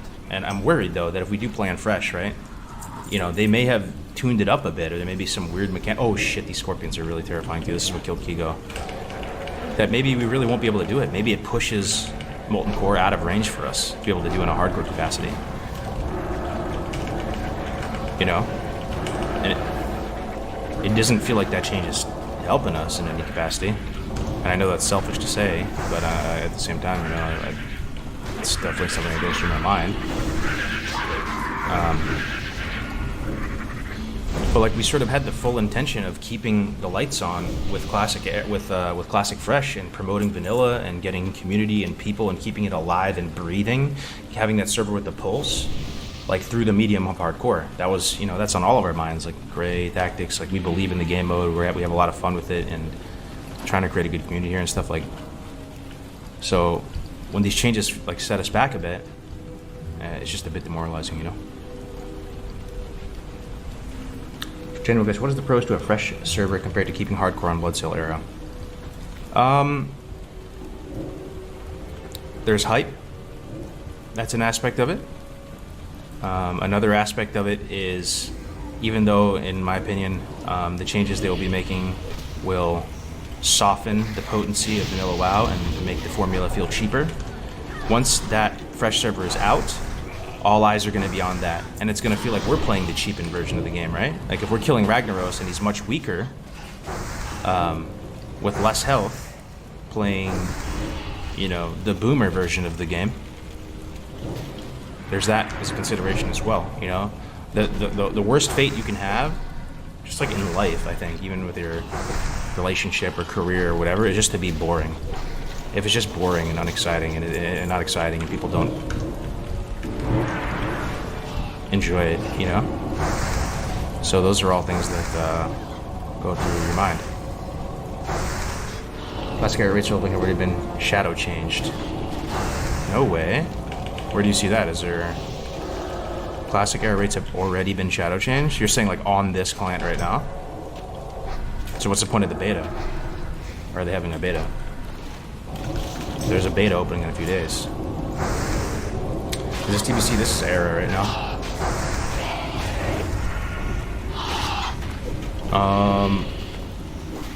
I'm so terrified of the idea that they may take down era servers. Yeah. Anything is possible, man. Is it completely... I literally would have thought you were like a tinfoil hat, like conspiracy theorist person if you said this like a little while ago. But if I ask you again with a straight face now, chat, is there a chance that we see a level 40 boost with an old Sooty mount and a cosmetic Ashbringer that you get with the Seasons of Mastery Battle Pass? And I mean that with all sincerity. I'm not even fucking memeing, dude. Is that a potential, possible thing that could possibly happen? Yeah, it's not even that far-fetched, honestly. 100%, dude. Get a fucking old Sooty mount and a cosmetic Ashbringer so I can go into the Scarlet Monastery and see the RP.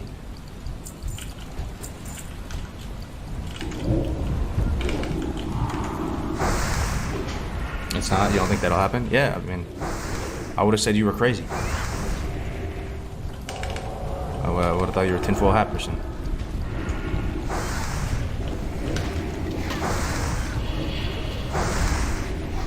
0%, come on. I mean, what about in hindsight, the Warp Stalker thing is pretty unbelievable too, though, right? If you think about it. Going, imagine pre-classic WoW, like even vanilla. You remember how strong the no changes was in the air? It was thick. You could cut it like a cake out of the air, right? Everybody was on the no changes hype. Imagine if back then you said, I'm a prophet from the future. It's like Terminator. I'm back to tell you that in 2 years' time, we're going to have the Burning Crusade Classic, and you'll be able to ride custom Warp Stalker mount around, and that all of your alts will have a free mount as well, because you buy it. It's a count-wide battle pass, similar to like Call of Duty. And you're going to get cosmetic Fell Feet from the trading card game. And you're also going to get a 58 boost. Imagine if they said that in the context of pre-Vanilla WoW, pre-Classic WoW, the first iteration coming out. People would be like thinking you were smoking crocodile or something, right? Like, but it ended up happening, dude.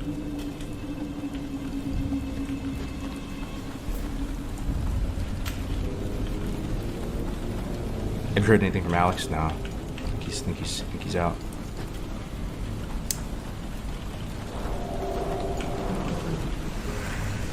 Yo, what's up, Rob Hammer?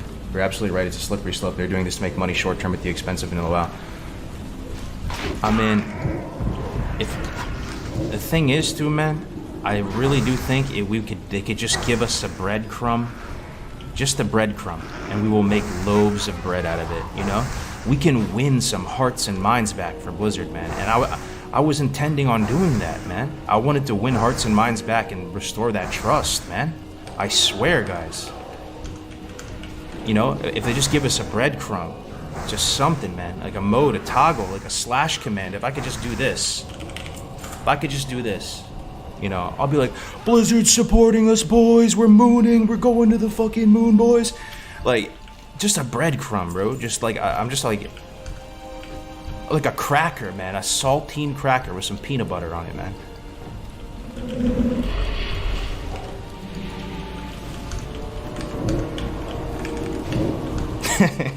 It's the few crumbs. Oh man. Yo, Knockney, thank you for that host, man. I appreciate it. Welcome, guys. Thank you. Betting eating saltines and how dry your mouth would be.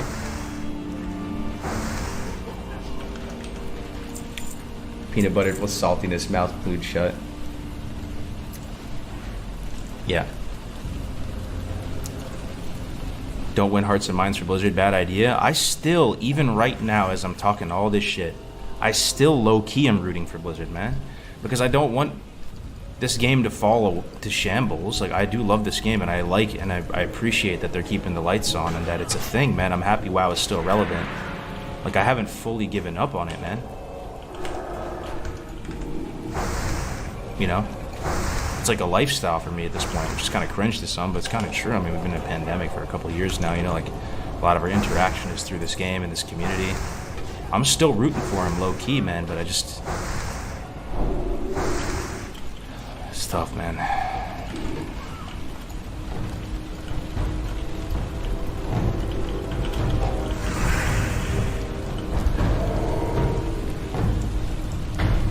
Getting to type /death and see how many of you have would be amazing for the community. Yeah.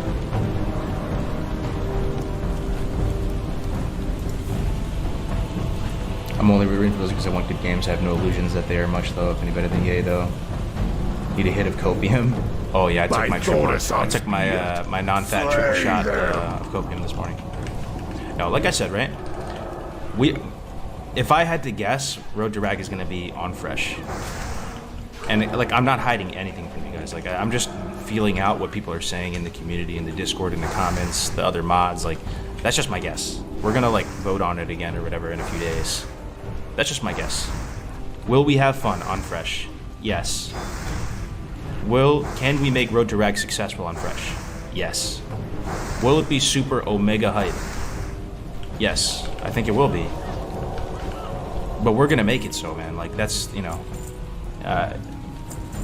I think we can make it that.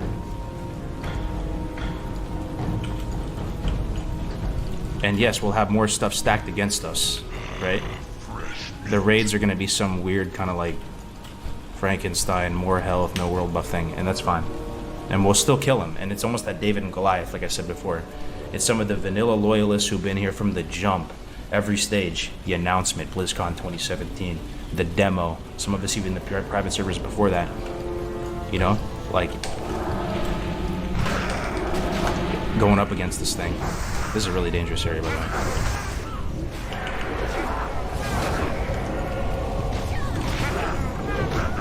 Did that hard ride on working? Working on it, brother. Yeah, we have a few guys working on it right now. Can we get an in-dungeon map, please? In-dungeon map? Oh, that's like some retail thing, right?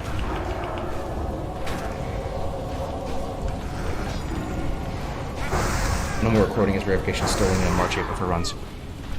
Yeah, that's the plan with the add-on right now. We're trying to have it, you know, redone by the Road to Rag so that if you want to record, that's on you. It's to prevent disconnects. Like, so if you disconnect and you're not recording, yeah, you're kind of screwed. But you can play hardcore without recording, right? You just have to like run the risk of like if you DC, like you're done.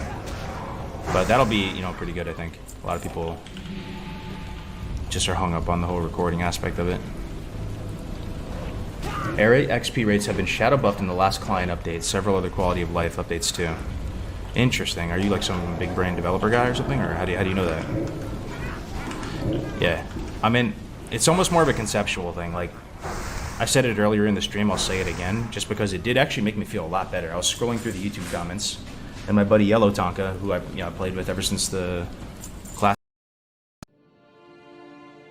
When I first started PC gaming back in 2011, one of the first games that got recommended to me was The Witcher.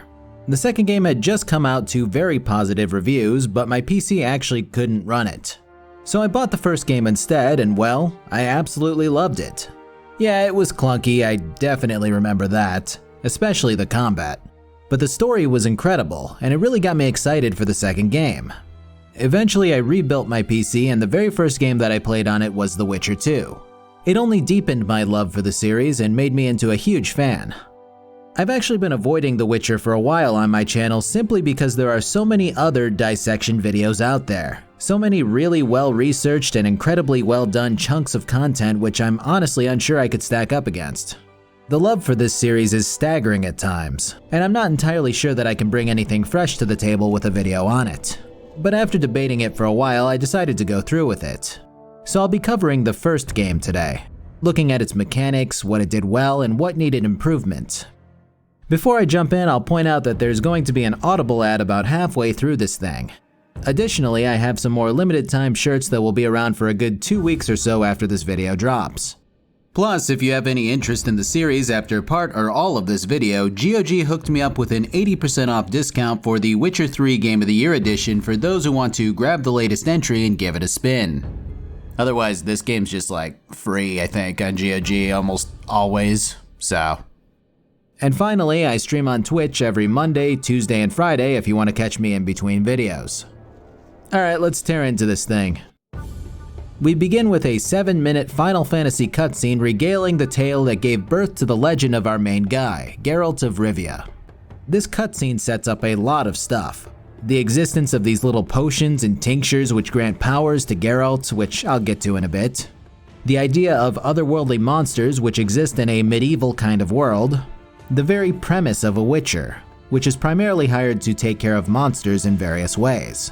A showcase of the various tools and methods that Geralt uses to deal with his prey. But most importantly, that our guy can straight up cold cock a Striga in the mouth if need be, just to stop its momentum and cause it to fall. Geralt is a badass, and this opening scene makes that perfectly abundant.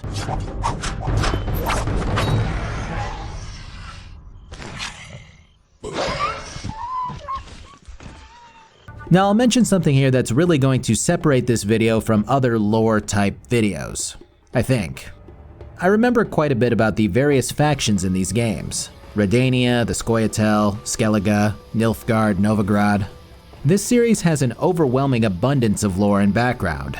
And if you're really looking for a video that kind of tears into the meat of what makes these factions tick, and how they were formed and what they stand for, there are gonna be some good ones out there. But I'm just going to be playing through this game and talking about what I encounter, and maybe throwing in any background knowledge that I think might be important for this particular game. I'm not going to tell you what King Radovid's favorite food is, or to really dig deep into the various political backgrounds of these characters. I'll give it a brief 1-2 and try to keep most of you on board, especially the ones that have no idea what the fuck I'm talking about. Alright. So we begin with a brief overview about the current setting, outlining a great war which raged across the area that the game takes place in, known as the Northern Realms. Well, it's been 5 years and many monsters have been attracted to the stench of war which had seeped into the land. Typically, this is where the Witchers would come into play. but they've been uncharacteristically absent throughout the aftermath of these northern wars. We cut to Geralt, who's obviously wounded, before he collapses and is picked up by his Witcher comrades before being taken to Kaer Morhen. This is a beat-to-shit keep where Witchers train under the School of the Wolf. After Geralt makes his speedy recovery, it's revealed that he has a heavy case of amnesia, which is a trope that I'm not extraordinarily fond of in video games. Don't get me wrong, it definitely helps someone new to the series learn the ropes which an experienced protagonist should already know. But it always seems so easy to me, and the missing pieces have to really shine to make the Amnesiac storyline worth it. So we're talking to Triss, another important character, when the keep gets invaded. These oafs have been promised a wad of cash for every dead Witcher, or every dead freak as one of them puts it. This is a particularly interesting point to note, as before this it seemed that humans tended to rely on and appreciate Witchers for their services. However, the way that these invaders insult Witchers with disdain shows the other side of the coin. Okay, yeah, this is definitely part of the game that I knew I was going to be unhappy with. Welcome to whatever CDPR decided was a passable movement and combat system back in 2007. Piloting Geralt isn't as bad as I remembered that it would be, but I was also expecting the worst. The issue is that the A and D keys don't let you run left and right. Instead, you run forward and then decide that you want to move left or right, and watch as Geralt putters slowly at a pace that really can't even be called walking. It's like his amnesia affected his basic motor skills. In combat, this is a bit more frustrating, as I never really feel fully in control of Geralt. When I dodge, I'm not sure where I'm gonna end up, and most of the time I look like I'm trying to challenge every enemy to a Yakuza-style disco dance-off instead of fighting them normally. As far as the actual combat goes, I kind of just click enemies. It's like me playing a sniper in any FPS, except I'm not clicking on their heads. So yeah, it's exactly like me playing a sniper in an FPS. The difference is that there's a kind of rhythm built into the combat that I'm sure I'll get a tutorial about later. Basically, whenever my sword turns fiery, I can click again for another faster combo attack, which is kind of cool in its own way. As bad as I was ready for this to be, I kind of like the light rhythm clicker combat. It keeps me engaged in a way that similar auto combat systems don't. After we're done clobbering these meatheads, I pause the game for the inevitable modding section. Now the game doesn't look horrible for 2007. I mean, not great, but definitely not bad. But The Witcher has a fuckload of mod content. And god am I tempted to pick up stuff like speed increases, better inventory and combat, dialogue boxes, and other little random fixes. But I'm gonna stick with the title of the video and just upgrade the graphics as usual. Because honestly, I don't want to look at Potato Geralt the entire game. I'll have a list of mods that I use in the description of the video. Now that that's over with, I'll note another odd choice about this game. As if the devs weren't quite satisfied with their living monument to third-person action games, they included another curious option which gives the game an isometric Diablo kind of feel to it. I have zero idea how to feel about this. Like, you can click where you want to be and play the game as normal, and I don't know what to do with myself. Because I like a good isometric ARPG. Grim Dawn, Path of Exile, the aforementioned Diablo. But if there was a camera feature in these games which turned the camera dead on the back of the player character and presented the world that way instead, yeah, I'd feel pretty overwhelmed with that too. So we continue on through the tutorial after this load shows up with this smaller load controlling it. The big monster is referred to as a Frightener, which is, a bit uninspired. Still, it apparently hates loud noises, so Geralt is tasked with getting the gate open which these guys close so that the Witcher squad can go ring a bell to frighten the Frightener. This takes us to the part of the tutorial where we learn about the fiery sword combo system, in addition to learning how to switch sword styles. We've got the wolf style, which is for stronger enemies, and the cat style, which is for faster enemies. This adds another layer to combat which I actually surprisingly enjoy.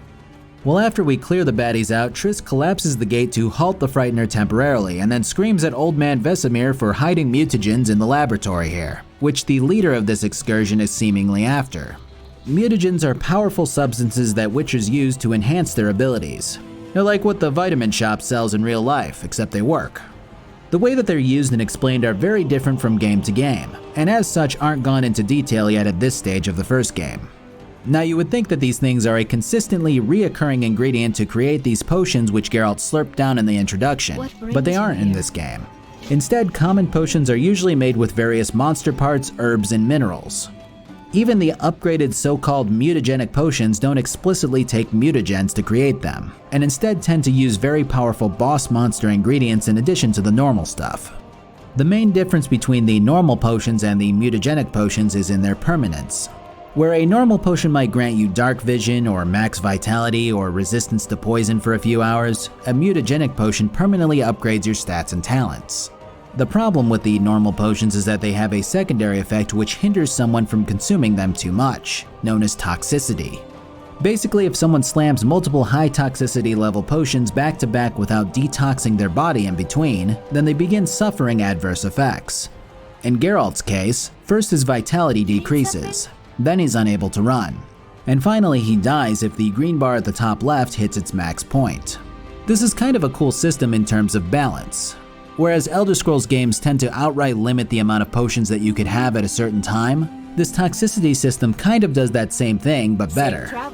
So after chugging a Thunderbolt potion, we press further into Kaer Morhen while learning how to use the group style of combat, which is good for hitting multiple enemies. I gotta say, I'm actually really enjoying the theatrics of the combat despite the controls being less than perfect in my eyes. Geralt flows between enemies, jumps over them, and dodges more or less at your command, and it looks pretty damn cool. I'm escorted by Leo, who seems to be an apprentice at the School of the Wolf. This is only echoed when he seems to take on a guy in front of us, only to divert his attention away when I decide to pick up the guy that's behind us. This results in me getting hit in the back because he left his guy alone. Thanks a lot, asshole. Although this is probably just poor AI programming and less about the guy being a novice. So we make it to the lab only for the way to be cut off forcibly by a magic barrier. Leo exclaims that we need to go get Triss to clear the way. I haven't quite delved into Triss's background yet, but the important thing for us to know now is that she's a powerful sorceress who can clear the barrier. The problem is that we're cut off in nearly every direction, and Leo tells Geralt to simply magic away the rubble to get to Triss. Geralt's amnesia kicks in for another rousing round of game design, as he has no idea what the hell Leo is talking about. Fortunately, a very convenient path to something called the Circle of Elements is still open, and we travel there to learn the Ard spell for our troubles. So yeah, there are quite a few spell signs throughout the game which exist for usage by Geralt and others. I'll cover them now just for the sake of tidiness. Ard is a force of telekinetic energy which is used to blast people and objects alike. So force push, basically. Igni is like a fire Ard, except with less push and more fire damage. Axii breaks from the force push formula, and is used as a charm spell in combat. Those who aren't immune to it instead fight alongside you when you successfully hex them.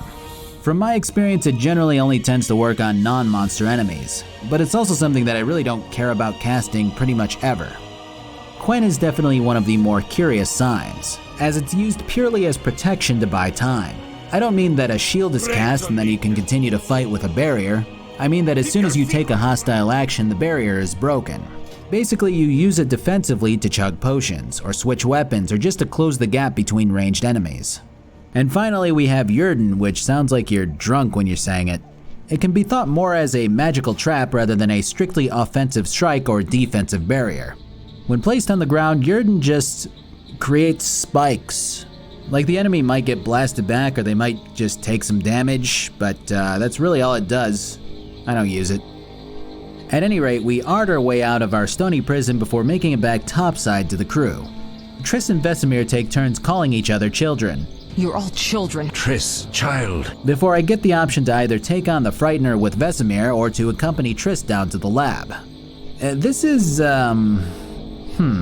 It's actually a relatively tough decision if you know the outcome of each. Without knowing the outcome, I'd choose to run down to the labs every time to help Triss take on the mage and his crew. The reward is a sapphire, which is good for early game money if you want to sell it. But if I take on the Frightener with Vesemir and the boys, my reward is a chunk of red meteorite ore, which is used to forge one of the best swords for the early to mid game. Additionally, there's a cutscene which is affected later on by this decision that we'll get to. But I know for a fact that I helped Triss the first time that I played this game, so I'll help out Big Vest this time around. So the Frightener fight really isn't as bad as I thought it was gonna be. Basically, it's invincible until you ard 2 cauldrons and ring a bell. Then you and the other Witchers start hacking away. It takes 2 rounds of this for the thing to fall before Triss comes stumbling in from a portal. She's taken some damage and claims that she underestimated her foe before falling to the ground. This is normally where I'd make a and then she died. Kind of joke. But she actually looks like she does this time. I mean, she doesn't, but Jesus. I underestimated him. Hurry.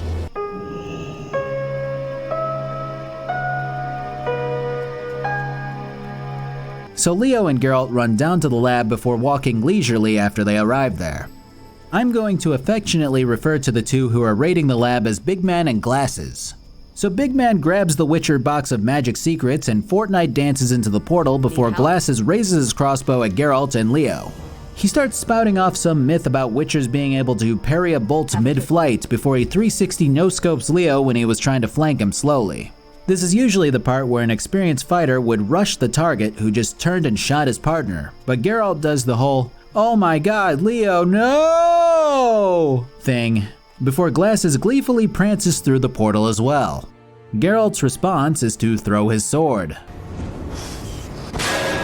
So yeah, Leo actually does die when Vesemir comes down and realizes that Big Man took all of the healing cheese wheels with him through the portal. It's actually kind of funny because I was asking my wife to identify each of the characters here to make sure that I didn't mix up like, Lambert and Eskel.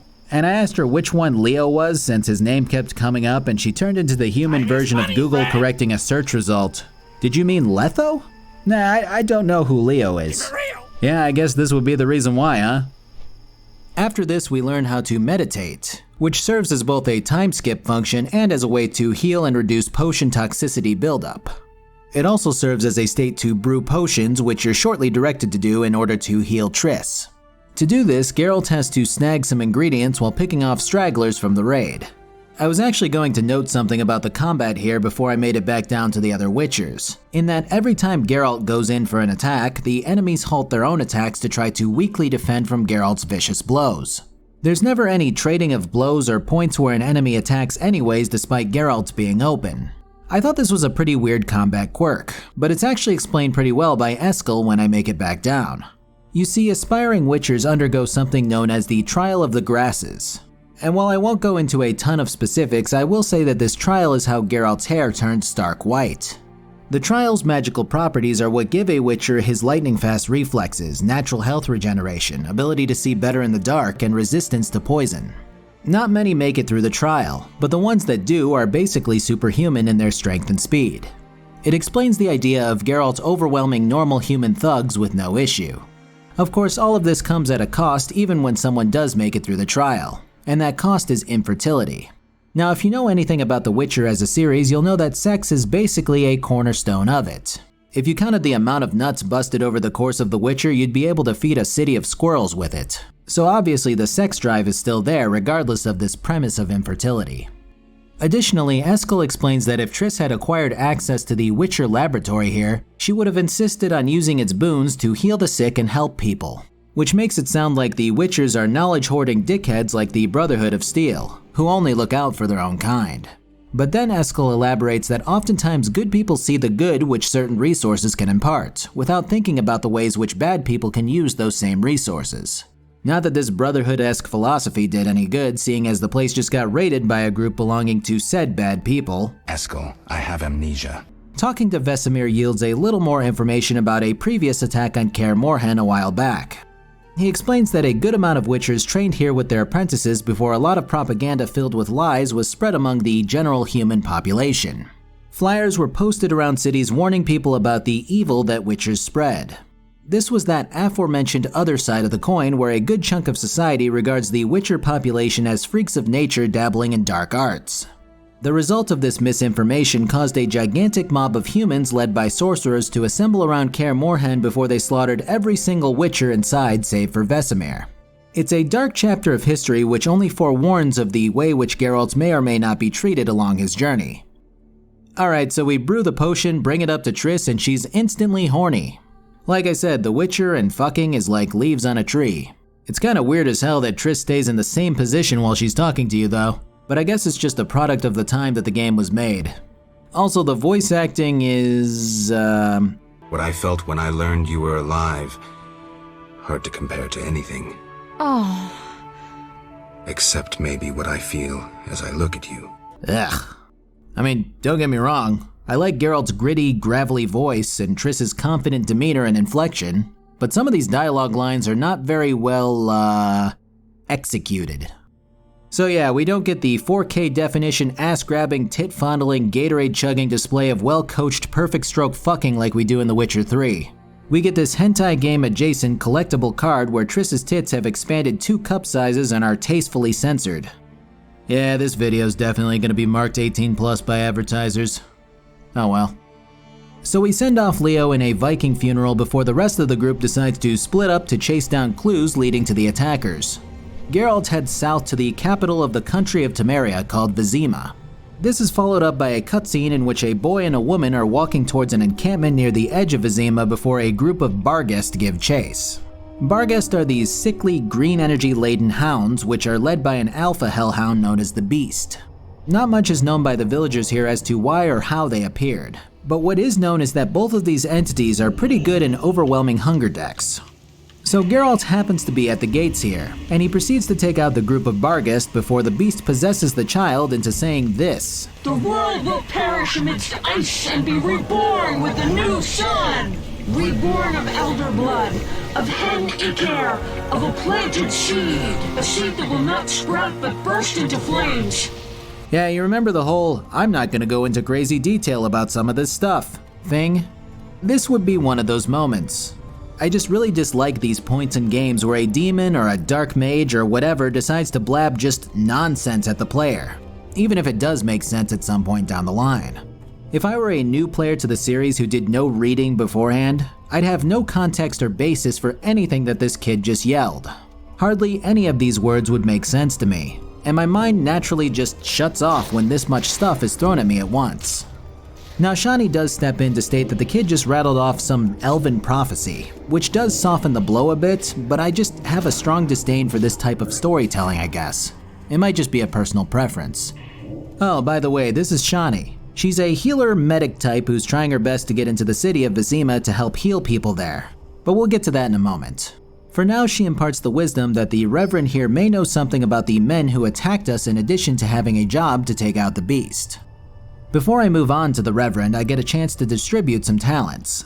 The skill tree in this game looks a bit intimidating at first glance, but it's really pretty straightforward. You've got your bronze, silver, and gold talents. Each are allocated in different parts of a particular tree, and ascend in how powerful each talent can be. From here you have your various skill sets. You have the 5 magic signs, the different combat schools for either steel or silver weapons, and the base stats of strength, dex, stamina, and intelligence. I decided to spread the 9 points that I had pretty evenly across the general damage and vitality boosts in strength, dex, and stam, in addition to dropping a few points in strong and fast steel fighting. My last point went into art as the skill is a powerhouse early on. I'll ignore intelligence because that's for nerds. From here the game is pretty much open.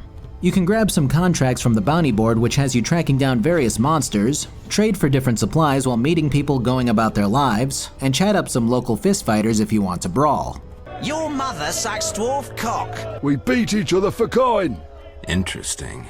Fat Fred will rearrange your face, just show me your gold. So I decide to start exploring around before figuring that if I'm going to do that, I might as well chat up the Reverend for the info that Shani told me about earlier. Begone, devil's breed. Well, that's not a good start. Yeah, the Rev is one of those folk who believe that witchers are blasphemous assholes, though he does have a better reason for it than the usual propaganda. There's a witcher who seems to be a coward named Berengar, who's been mentioned before this by Vesemir. Well, Berengar came through here and offered his services to the Reverend here before fleeing after getting a good look at the beast. So to prove to the holy man that I'm not going to do the same, I'm to light 5 candles along the road to ward monsters away at night. I don't really know how that proves anything, but yeah, okay. Well, Geralt, being the money-minded witcher that he is, tells him that he'll do it for 100 fun bucks, which sounds like a lot for candle lighting. I mean, you can buy a meal for like less than 10 orens, I think. Though I guess this guy really believes that candles will keep monsters away, so maybe it's worth it to him. So I go to a cave filled with these big stupid plant boys to find a guy's dead friend, which brings up a pretty moderate issue with this game in my eyes. So as you might have noticed, this place is dark as fuck. If you're watching on mobile or in direct sunlight, you might not even be able to see much of anything that's on the screen right now besides the UI. Now obviously this is where I would track down some ingredients for a cat potion or locate a torch to make things easier to see. The issue though is that I don't need it. With the way the interface is set up in this game, I really don't need to see anything in certain caves because every enemy has a circular red health bar underneath them. It doesn't matter what I'm supposed to be looking at. I'm just focused on looking for red circles. And of course this becomes a bigger issue when I'm looking for an exit or a hidden crevice or something along those lines. And if that were the case, I'd definitely pop a cat potion and get to searching. But there are some caves and areas where it just isn't worth it beyond the quality of life change that the potion brings. I guess I would have rather have just had the whole night vision thing be a toggleable power that has a finite duration until it recharges, and have the cat potion extend that duration or increase its power instead. Thankfully, the concept of thievery doesn't exist in The Witcher, so stealing a torch isn't a problem at least. Let's see, what do we got here? Some orans, chicken, And what do you find people have? Ugh, gross. Anyways, ooh, a ring! So my plan initially was to get the lay of the land and to complete as many quests during the day as I can. Unfortunately, completing quests during the day, or at least taking care of the main part of them, seems to be a fruitless endeavor, since monsters only tend to come out at night or in dark places like caves during the day. I just thought that I could have at least made some headway on a few of the more isolated ones, such as visiting the crypt for monster slaying. But the quests almost always have some kind of blockage which prevents me from proceeding any further. This crypt over here is locked up, and this guy wants me to bury his friend's remains at the Reverend's crypt under the church, which of course gets nixed by the Reverend until I light his stupid candles at night. At least I get to meet up with Zoltan, who looks like a claymation horror monster in this game. Yeah, dwarves and elves are not treated well by humans, at least not in the northern kingdoms. They generally have less rights, are blamed for any little thing which goes wrong, and are constantly harassed for simply not being human. The mindset explains why witchers are often looked down upon, and it tends to lead to more radical groups such as the Scoia'tael deciding to try to fight for their freedoms, which makes sense. Anyway, Zoltan is an old friend of Geralt's who also thought that he died a while back, mirroring Shani's thoughts. Geralt doesn't fully remember him, of course, but the dwarf insists on getting a beer and trying to clear up some memories, to which Geralt can either decline or outright ignore by asking Zoltan what's on his mind. The dwarf responds by telling him that he's worried about his soon-to-be in-laws who tend to care more about material wealth than he does. So I finally decide that it's time to do some nighttime questing, which is where the game really lets you start making progress. Unfortunately, this progress is marred by some pretty god-awful quest structure. Initially, I start out by taking out some drowners, which isn't an issue at all. I figured from here I would start lighting those candles while completing the Barghest contract along the way. The issue is that after I light 4 out of 5, I stumble upon a scene where a group of men are threatening to rape a woman who works at the inn. So I saw all of them in half before the woman insists that I escort her home. Yay. Well, her home is literally right next to where I lit the very first candle. Double yay. So I take her back to her grandma's home while trying to keep her alive from Barghest attacks, and she decides to reward me with the second main currency of the game, sex. Of course, old Nan would have a heart attack if she woke up to Geralt ramrodding her granddaughter into the tea table, so the woman tells him to meet her up at the old abandoned mill at sundown. I wouldn't want the miller's ghost disturbing us. Ghosts wouldn't dare disturb a witcher. Others will stay away out of fear. But the important thing here is that I just ran across most of the map and back only for the payoff to be another quest step that will take place tomorrow. Now I've got to run all the way back to that 5th candle. And while Geralt doesn't move that slowly across the map, the lack of fast travel is really starting to weigh this game down. You have to understand that I raided nearly this entire map earlier checking houses for a torch and other supplies, in addition to heading to a cave to find a dude's remains and then running all the way back to the Reverend only for him to tell me to piss off until I light his shitty candles. I've done a lot of back and forth navigating already. The last thing I want is more forced back and forth navigating. Well, I guess it's not forced per se. I mean, I did have the option to just let these men rape the inmaid, or the option to have her run back home by herself, which, didn't seem right. Additionally, contracts can't just be completed without background knowledge of the creatures that you're hunting. So if I have a ghoul contract, I can't actually complete it until I have a book which details ghouls, or if I spend a bronze talent on monster lore, which is okay design from a world building perspective since it continues to play off Geralt's amnesia, but shitty design when it comes to gameplay, seeing as these books can be found in a variety of random places. For example, the ghoul book in particular is obtained from a random drunkard at the inn, which I very easily could have missed seeing as most of these peasants have nothing to say to Geralt. Well, I do what I can with what I got and knock out a few of these quests before heading back to the inn, where I meet with Zoltan again. I ask him about some dice and he explains that they're used to play dice poker. The game's explanation here is that it's poker with dice. Like, that's it.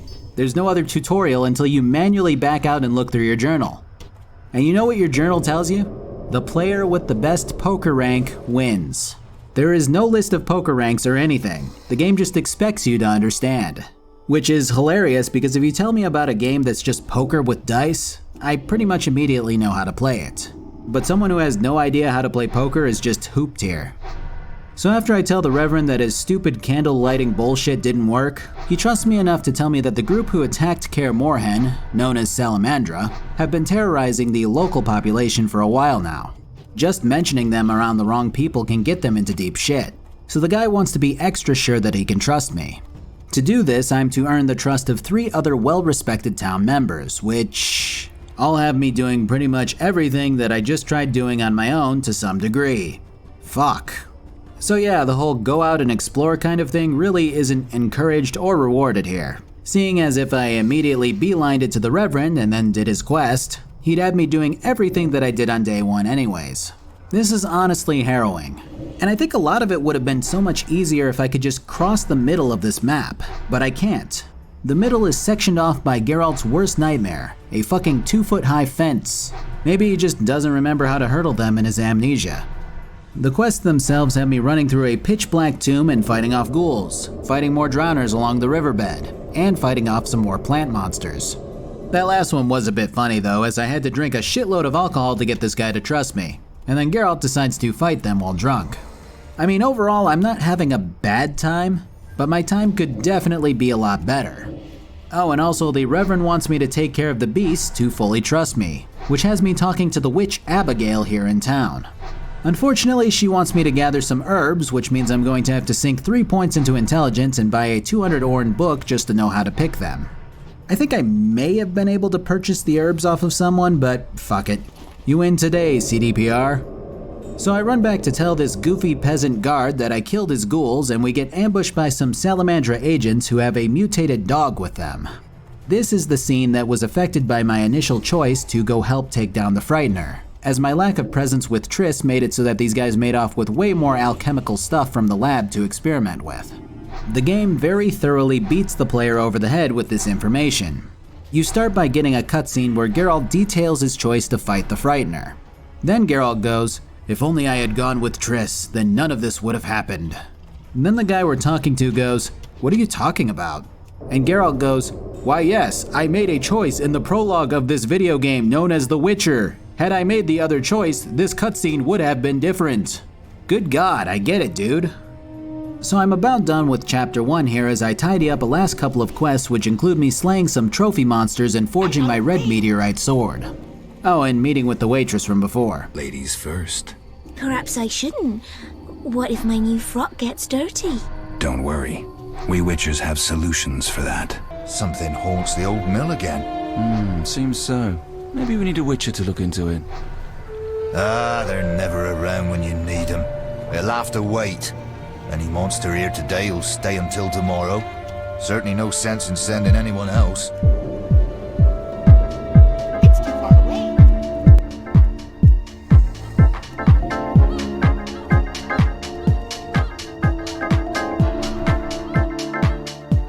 You remember when I was like, oh, the humans in this game can't compete with the Witcher's speed, so it makes sense that they can't strike back. Well, this shit oftentimes applies to monsters too, which makes me think that it was more of a combat issue than an intentional choice. Or maybe it really is intentional, but it feels really weird when I keep backing Azrael up while he does no damage to me.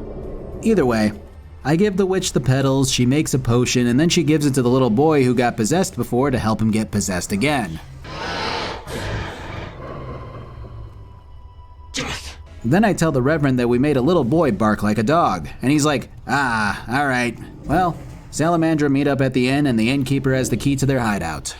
So I head to the inn only to find the innkeeper dead, and a group of salamanders rearing up to rape Shani. What the fuck is up with this game and rape? So I cut them in half as is tradition, and then find the key to the Salamandra hideout. After I tear through it and the cave that it connects to, I find the boy Alvin down here and start to work my way out. Here I find Abigail, who begins listing off all of the misdeeds which the men of the village have performed to cause all of this to happen. The dopey town guard raped a girl who then poisoned herself. Another guy killed his own brother for money. The Reverend exiled his own daughter when she became pregnant, which sent her into a life of prostitution in Vizima. Geralt points out to Abigail that she knew about all of this and yet said and did nothing, even profiting off of some of it. She has zero defense against this except for the best defense of all, banging Geralt right here in the cave in front of a boy. What the fuck? Geralt, you gotta have some higher standards, man. So you walk outside of the Bone Zone only to find an angry mob has assembled in your absence. Every one of the townsfolk here have decided to blame the witch for their misfortune, claiming that she bewitched them and led the beast here through her witchcraft. Since the beginning of time, woman has been the nest of all evil, the tool of chaos, party to the conspiracy against the world and the human race. Woman is ruled solely by corporal lust. Begone, Witcher, and leave the witch, or we'll burn you too. I'd like to see you try, pleb. You have two options. Wait until I leave and then murder Abigail, but then I'll come back. I'll slay every lice-ridden peasant, anything that moves and can't climb a tree. Or you can try to lead honorable lives, clear your conscience, start again, like humans. The choice is yours. This is the reason that I love this series. Scenes like this give me the strength and urge me to continue on. It's a lot like Mass Effect 1 for me, where the gameplay can really drag on at times, but the payoff is always these types of cutscenes where shit gets real and verbal exchanges are heavy. I absolutely love it. So after we intimidate the mob here, we take out the beast once and for all, only for the Reverend and his cronies to summon the courage to take on Geralt and Abigail. The problem here is that they really give Abigail the business if I don't actively go out of my way to protect her, which really sucks because there's no health bar for her on screen or anything, so I don't know how much health she has left. I wound up having to reload and do all of this again just to ensure her safety, which definitely brings down this shining moment just before this. But that's not all that happens. The second time around when I reload, I hear fighting during the cutscene with the Reverend confronting us. And when it's time to fight, Abigail's already dead. They killed her during the fucking cutscene. Then the dogs kill her. Then the cutscene doesn't even play, the townfolk just rush us and start fighting until the Reverend comes up and locks me into place while Abigail and I take damage. Then that happens again a few more times. What the hell? Well, as it turns out, Abigail just resurrects after the fight's over. It doesn't seem like she should have, because the game had her alive the first time the cutscene played out. Plus, there were multiple times where Geralt got locked into the cutscene while taking damage. So it just seemed like a gigantic bug that I couldn't shake. I mean, I'm sure it still is, but Abigail does survive the fight regardless. What a shit show, my god. What can I say, you compliment this game and it does its best to make sure you misspoke. So we grab Shani from the inn and head to Vizima, leaving the outskirts a much better place than we found it, with trails of dead peasants everywhere you look. Well, the guy who raped the girl who killed herself unsurprisingly sells us down the river, claiming that we forged the entry pass into the city which we pilfered from the corpse of the Reverend. Facing down this absolute load of a human, Geralt lays down his weapon and is promptly carted off to the dungeons. Abso-fucking-lutely beautiful. In the dungeon with us is Glasses for some reason, who promptly gets bailed out by some mysterious benefactor. So long story short, there winds up being a bit of a cockatrice problem down here in the sewers. I wind up fighting for the privilege of slaying it in exchange for my freedom before running into Siegfried, who imparts a bit of information about how the Order of the Flaming Rose operates, which he's a member of. This is a group which serves the same eternal fire which the good Reverend spouted on and on about while he was alive. Siegfried, however, seems to be a lot more noble about it. He claims that the purpose of the Order is to protect humans from certain evils in the world, most notably monsters. He also claims that they do this without charging for their services. Geralt points out that they sure look like they're having a tough time with their obviously new armor and weapons in the service of the kingdom. While Siegfried offers to help you climb down through the sewers and take out any drowners along the way, plus the cockatrice itself, of course. After the fight, he tells you that you'd probably get a good price for that monster's head, and gives you a key to get out of the sewers and into the city. I really like Siegfried. Guy is a class act through and through. But before he departs, some salamander assassins come flying down into the sewers to attack the two of us. After their dispatch, Siegfried notes that there are very few people who knew to check in the sewers for Geralt, which leaves him with a mystery to get to the bottom of. It's interesting because the way that Geralt's been mistreated by humans for so long still leaves him very wary and mistrusting of Siegfried despite how much the guys helped him out. But regardless, we now have our freedom again after a pretty damn rocky start here within Vizima's walls. We begin our endeavor after escaping by soft-locking the game. I tried talking to the town gossip at the same time that a cutscene triggered, and then I couldn't do anything. Fantastic start. After this minor inconvenience, I get to exploring. There's a lot to Vizima and Chapter 2 in general. 5 new contracts, quite a few side quests, and people to meet. Now of course these contracts require the knowledge of a few new creatures, which you can purchase for a pretty steep price. A lot of the stuff you're going to be spending your hard-earned money on is knowledge, oddly enough. But as far as the city of Vizima goes, it's kind of a shithole. It's this sprawling castle town lined with rows of housing complete with a hospital, a market street, and some slums. The whole town is obviously human-oriented, though quite a few dwarves and elves are holed up here too, trying to make a living despite the consistent racism towards their kind. But if anything unites these opposing races, it's the rain.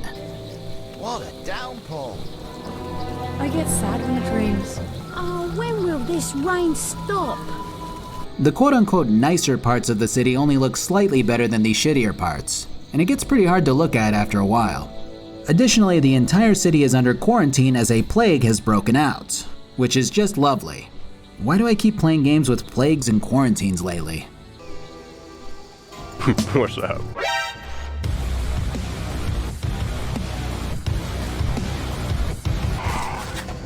So my side questing is relatively run-of-the-mill stuff, which has me slaying monsters and thugs. 2 of them actually take place in the same building, which is a little weird, but it does save me time.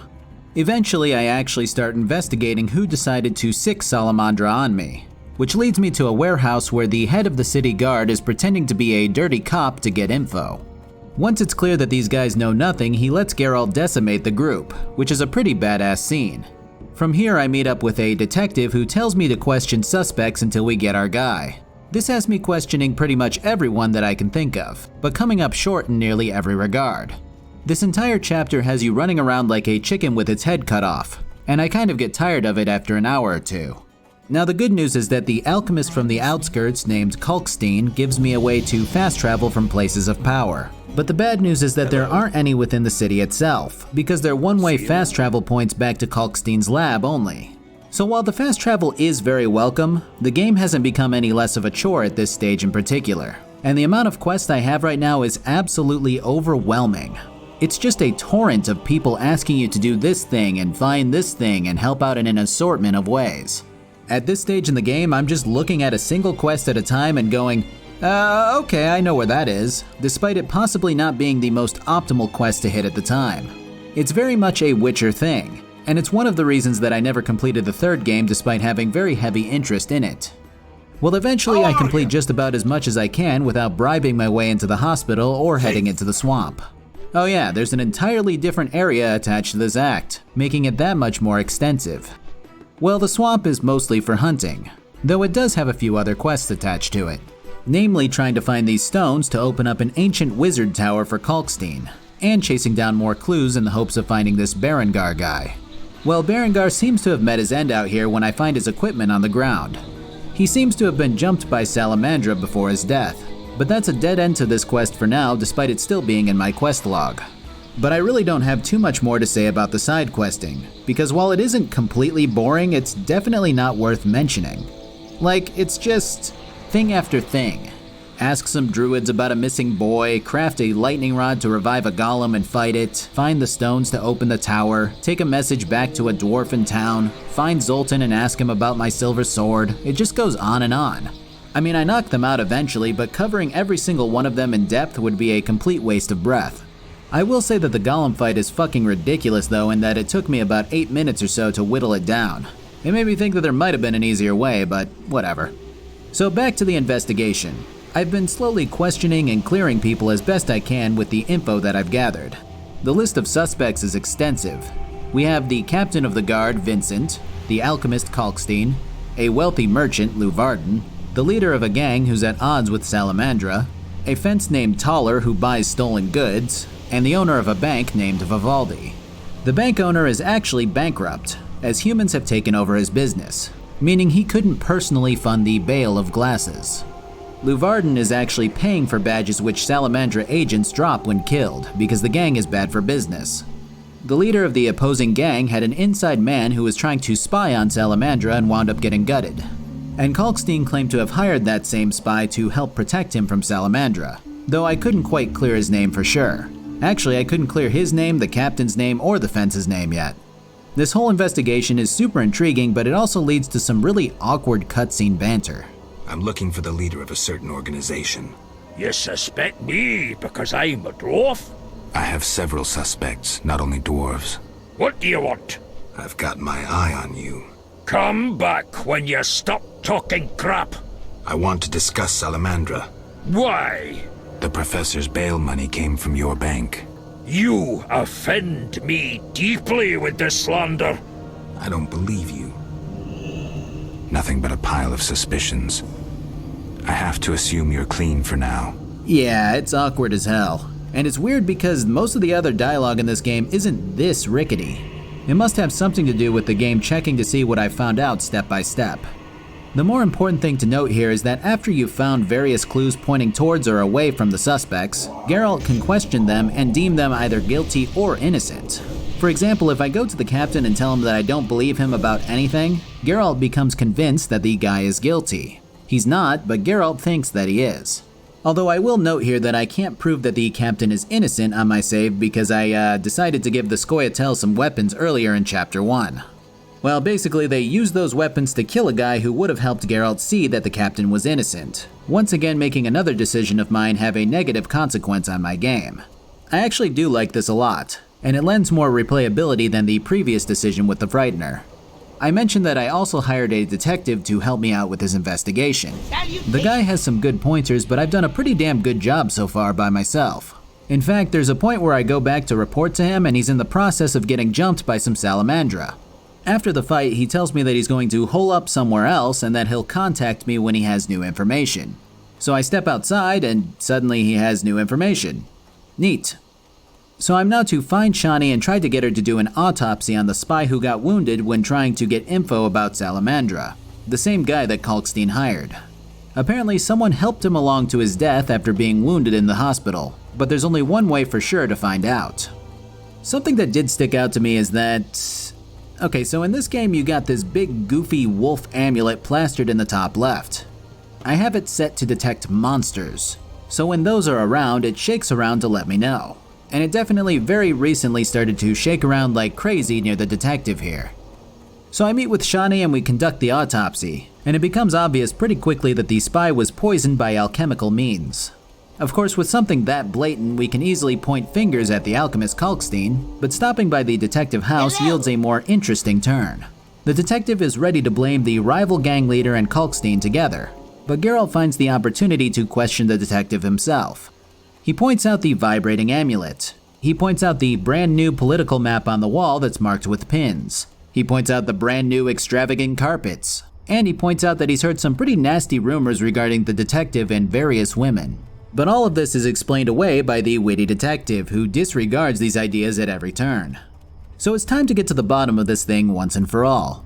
I head to the cemetery and start digging through the crypt here before finding our guy's body. Yep, we've definitely been getting played for a while now apparently. So my options are as follows. Go confront Big Man who's disguised himself as the detective, or go talk to Kalkstein to get his thoughts on the situation. Well, I try the former and it's an automatic game over when I proceed with it. Big Man has some powerful fire magic, and he one-shots me after I fight with his assassins for a bit. So option B is the right choice here as I confer with Kalkstein. Well, what we come up with is that the tower that we've been trying to get into this whole time is the perfect place to stage an ambush on Big Man, since it's surrounded by water and apparently that's a big weakness for such a potent fire mage. So I talk to Big Man who thinks that I believe him to be the detective, and I tell him that we need to get into the wizard tower so that I can give him some ancient books to hide away. He readily agrees and we head off to it. Well, the scene that plays out leads into a fight against Big Man and Glasses, who take about a quarter of their full health before deciding to retreat. Glasses knocks out Geralt with some kind of poison, which makes you wonder if they could just cover their mouths and noses and finish him off or something. They don't do that though, instead opting to leave Geralt on the ground as they escape through a portal.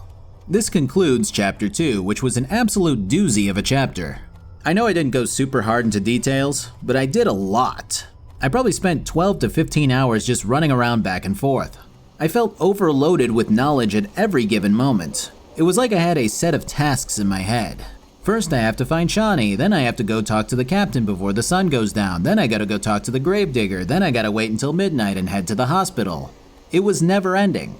I felt like a task manager on a PC, and every time I closed a task, another 1 to 3 would pop up in my head. This kind of questing is hectic. And you know what the most fucked up part is? For as much as I did do, I still didn't complete everything that I could have done. There were quite a few things that I remember doing before that I didn't do now, but I feel like if I continued to try to completionist Chapter 2, I would have gone nuts.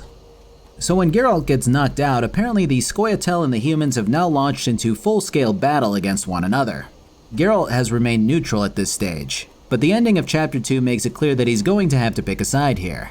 I picked the Scoia'tael before, and I can't help but do the same again. Many of the humans here have treated Geralt like shit at nearly every given opportunity save a few, and the elves and dwarves deserve their freedom too. When Geralt wakes up, Triss has retrieved him from the swamp. She's currently talking into her magic mirror to someone about the various political strings that she's pulling before the topic of Geralt gets brought up. Triss tells the person in the mirror that she can control him just fine, and the person warns her that Geralt is much more perceptive than she's giving him credit for. Of course, Geralt is awake and pretending to sleep through all this. So Triss decides that instead of directly manipulating him, she's going to put the fear of God in him instead.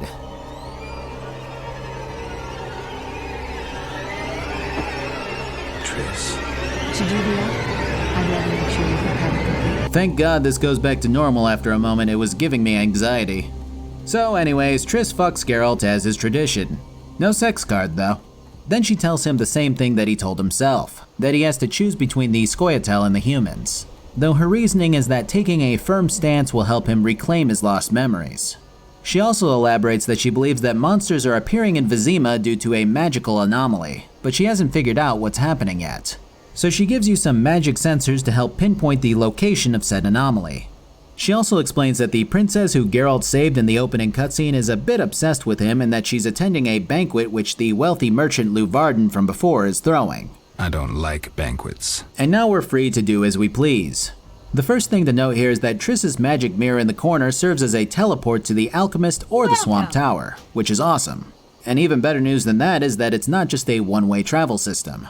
The only thing that would make this more convenient is if I had a trinket which could teleport me at any given time by activating it. But oh well. So Chapter 3's new area to explore is the Trade Quarter of Vizima. It's a much better looking place than the previous Temple Quarter, and boasts a ton of new NPCs to trade and interact with, a staggering amount of new monster contracts, and the most amount of bangable women so far. I get pretty overwhelmed with what to do first, so I decide to just beeline it for the 3 magic sensor locations after upgrading my armor. When I return back to Triss, she hits me with the info that the anomaly which is causing widespread monster attacks within the city is actually Alvin. Triss tells me that the boy probably has elder blood, which is basically genes which were passed down from an extraordinarily powerful elven sorceress. Triss insists that I take Alvin back to her, which leads us into back-to-back videos where 2 love options exist and only one can win outright. On my way to grab Alvin, Shawnee cuts me off and tells me to not give Alvin to the witch, instead demanding that the boy go with her. There's again only one correct answer here in the love decision, and that's Triss all day. There once were 2 games released the same year. Each started a franchise which all held dear. In both you must choose, one girl had to lose, but the choice was always clear.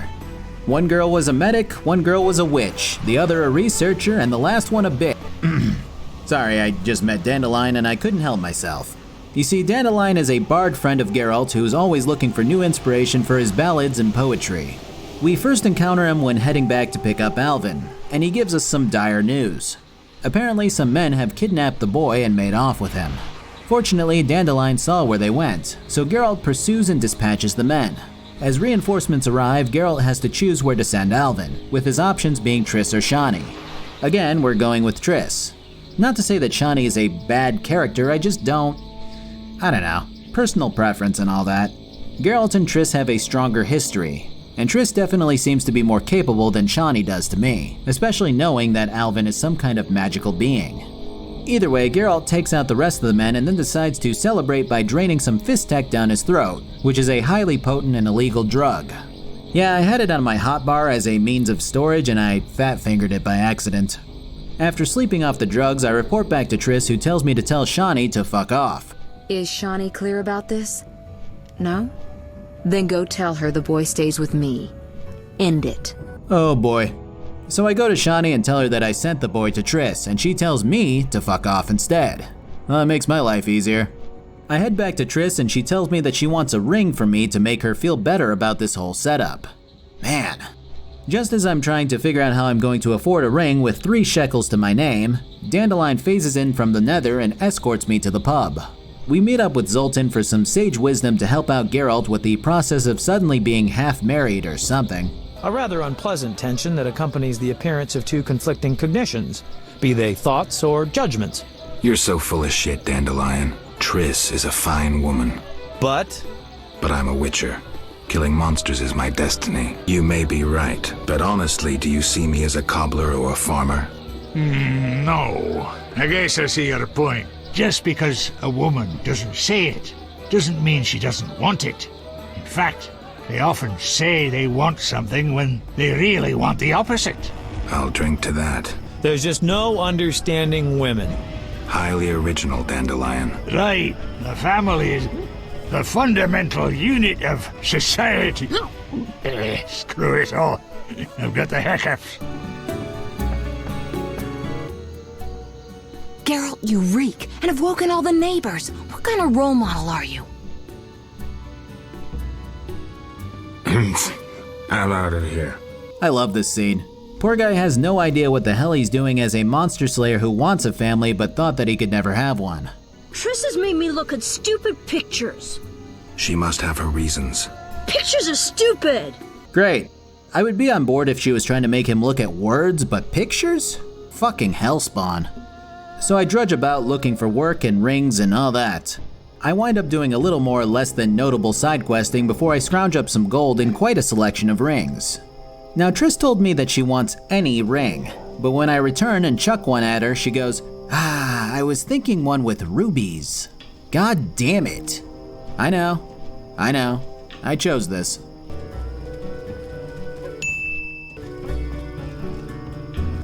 So you love me and have forgotten her? Triss, You're sweet, you know. The only one I trust. You've endured a lot. Time for a reward. The little one's asleep, so let me show you some real magic. So I decide to head over to the banquet despite Geralt's disdain for them. This feast somehow epitomizes the quest structure of this game in a small set of rooms. So first you have to talk to every notable person here. You've got to talk to Lou Varden, you've got to talk to the fence, Taller, you got to talk to Princess Ada, you've got to talk to Velerad, who's the man who's taken up temporary rule while the King of Temeria is away, and you have to talk to this shithead named DeWet, who openly admonishes the idea of a witcher being here. After you're through talking to everyone, you can go back to Velerad to ask him how the princess has gotten along since she was cured from being a Striga. Is she aggressive? On occasion, but not unusual for a spoiled damsel. I don't know, she's... What? Well... Spit it out. She needs a man to give her a proper lay. Music to Geralt's ears. So he gets to work, chatting up the princess and telling her that her ideas aren't stupid. Politics is not unlike a tryst. It begins with foreplay, glances, conversations. Behold that witch with Leuwarden. Now look to our noble Erkin and the courtiers. The dance grows bolder, fondling and such. Then one is consumed by the desire to come together roughly, like animals. Velerad seems to have hit the nail on the head, Jesus. So then she says she wants something tasty to eat, and I have to talk to Velerad again, who wants some strong alcohol. Like I said, this entire room is a miniature version of every quest in this game. I give the guy the alcohol and he goes, yeah, the princess loves raw meat. Go ask Taller what she wants. Now this is where things get interesting.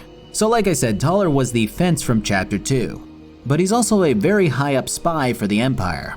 He has a lot of information and connections to offer you, and his demeanor is completely transformed from where you found him in the streets of the Temple Quarter.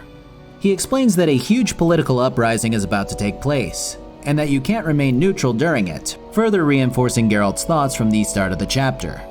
He also explains that DeWitt is being used by the princess as a pawn, seeing as he's from the opposing nation of Nilfgaard. Like most knights of the Order, he worries his dick's too small, so he gets aggressive whenever something scares him. Then, of course, he's a Nilfgaardian. So anyways, Taller didn't seem to have the info on the princess's favorite dish. So I went over to a knight who supposedly had taken a vow of silence, and I drink with him until we're both blasted. He gives me a ring after breaking his vow, and then I go back to Taller and can ask him about the favorite dish. Of course, he wants me to go to the other room and stealthily nab a letter to bring it back to him. God, this game. So I drunkenly stumble over to a chest, grab the letter and a few other things before some fucker comes in and asks what I'm up to. I tell him that I'm looking for a stronger drink, and offer him some before I get so drunk that they toss me out. Fortunately, this gets rid of a lot of the screen wavering, and then I can just pop back in. I get Triss to magically conjure me up some steak with her plot hole filling powers before presenting it to the princess. She then invites me to her chambers where I give her the business. So at the end of all of this nonsense, Luvarden wants to talk to me about wiping out Salamandra once and for all. Being a merchant, his suggestion is to hit them where it hurts financially. Since their king export and moneymaker is Fistek, I'm to infiltrate and destroy 2 new bases which have popped up in the slums and the swamp. And just like that, we're back at the part of the game where I'm running around nearly aimlessly while completing side quests and acquiring new goods and knowledge. I'll run through the highlights and skip out on the weaker stuff as usual. So when I first pop outside of the inn, there's a disagreement between Taller and DeWitt. DeWitt claims to have an official edict proclaiming that Taller has been absolved of his responsibilities for the Temerian Intelligence Service, and Taller claims that this edict isn't signed, that it's a forgery. I can choose to either kill Taller on the spot or to let him walk, and it's a very easy choice seeing as DeWitt has constantly hurled insults at me since I met the bastard. Afterwards, I meet Taller in the inn and he proves that the edict was false, which explains his presence in The Witcher 3. After this, I recover Dandelion's loot for him and kill a widow's ghostly husband before heading down to the sewers. It's here where I find a troop of Scoia'tael who are trying to excavate an elven rune before being attacked by a monster. I clear the place out before this guy named Yavin comes sauntering in from the portal. We've talked to him a bit in Chapter 2, but he basically leads the charge for the Scoia'tael in this game. After he gains access to the sewers, him and his men move on to rob the bank in the trade quarter. It's at this stage where I have to make another crucial decision. Either I can join the Scoia'tael, side with the humans, or attempt to remain neutral for a little longer. The latter option there gets me nowhere as Yavin insists that I choose. This is actually a tough decision for me. When I think of the Order, I think of Siegfried, the man who stood up for me and treated me more like a fellow human than most other humans. But I also think of the fanaticism and racism which runs rampant throughout the rest of the Order. When I think of the Scoia'tael, I think of outcasts who have fought tooth and nail for the same freedoms which humans have. But I also think of their fanaticism and honestly also racist ways which many of them exude, maybe due solely to the fact that they've been treated the way that they have. And after thinking about it, the Scoia'tael win out, if only by a small margin. I just haven't seen a reason for them to be treated the way that they have beyond being different, and their methods are often extremely cruel and unforgiving when dealing with non-humans. So I side with Yavin and help out the unit of non-humans escape through the sewers with the bank's deed of ownership. Their hopes are that giving the deed back to its proper dwarven owner will set things right. It's worth mentioning that at this stage, talking to Siegfried yields him to be verbally hostile towards you. He says that he'd kill you for what you did if it weren't for the fact that it's against the law, which sucks to hear, more so just because I really like Siegfried as a character. But it is what it is, and I guess I have to accept that him and his bowl cut will be pissed with me now. So next up, we've got the case of a roaming werewolf, except that it hasn't killed anyone yet, or at least that information is withheld. The werewolf in question is the love of the owner of a brothel in the slums, Carmen. Well, Carmen asks for you to come up with a cure for lycanthropy, and we try to get that information out of the druids in the swamp. Unfortunately, they're not too confident in their answer, but they point me in the direction of weaving a shirt out of fool's parsley and then figuring out who the werewolf is to even see if they can be saved. Well, Carmen won't part with the guy's name, so we're on another goose chase. Or wolf chase, I guess. Now, I've played this game before, so I do know who the werewolf in question is, and it's the captain of the guard, Vincent. But we can't do anything else until we've determined that information. So to actually get to the stage where we find out that Vincent is the werewolf, I have to do part of the main quest to attempt to discover who was supplying Fistek to the slums. I wind up chasing a guy across the map before cornering him for more information. You're one stubborn son of a whore. I'll make you regret this. I asked nicely and got nothing. Maybe this will work. So we glean the intel that the operation is taking someplace in the sewers, and head down there before stumbling into a huge drug operation. There are tons and tons of bodies here, maybe close to 40 or so total. I'm actually oddly impressed by this. For 2007, this is quite a lot of people crammed into an area, and it's pretty realistic for a mid-level drug operation. The performance does suffer a bit when all of these bodies tend to come together. You might have actually noticed that in the temple quarter of town every here and there. But still, it's pretty ambitious for its time. So I loot the place before getting another lead, which causes all of these assassins to turn hostile. Now, I don't think that I fought said 40 bandits, but I'd say that I wound up murdering closer to 20 or so. Still, it felt really good. At this stage in the game, Geralt is nearly unstoppable. Hell, I'd say he's nearly unstoppable at any stage of the game. There have definitely been instances where I've died or had a close call, but usually that's before I decide to load up on potions. Once those come out, I usually have nearly no issues. I don't know what it's like on the harder difficulty, but on normal, Geralt really feels like he is the Witcher Enhanced Edition. I mean, at this stage, I've got pretty much every single bronze talent that I want. The leveling system is a little weird in that regard. You start by getting 3 bronze talents every level until you hit level 15. That's already 42 talents at your disposal just from leveling up. Then after that, you continue getting 3 bronze talents and a silver talent until level 20, so another 15 bronze talents. At this stage, I get 2 bronze and 2 silver talents per level, and I'm really just picking up convenient things like reducing the amount of time I'm drunk by 50%. As intimidating as the leveling system seemed at first, it becomes pretty trivial by mid-game as far as building Geralt the way that you want him. After I effectively halt the sewer supply of drugs, I need to get to the swamp to cut off that supply too. This has me completing a few of my other contracts and trophy missions, which is nice. Though it was also my choice to not pursue these quests until now, so it isn't so much about good game design as much as it is about adjusting to how the game works. Anyways, Salamandra have forced the peasants in the swamp to start gathering their drug-producing herbs, which has me liberating 3 camps of peasants from their overseers before moving to the main camp. The main camp has an assload of men, but the swallow potion that I chugged helped me clear it without too much issue. After gathering the last bit of evidence, it's time to head back to Luvarden to plan our next step. After some time passes, our guy identifies that the last bit of the drug operation is stationed in an otherwise forbidden to enter district.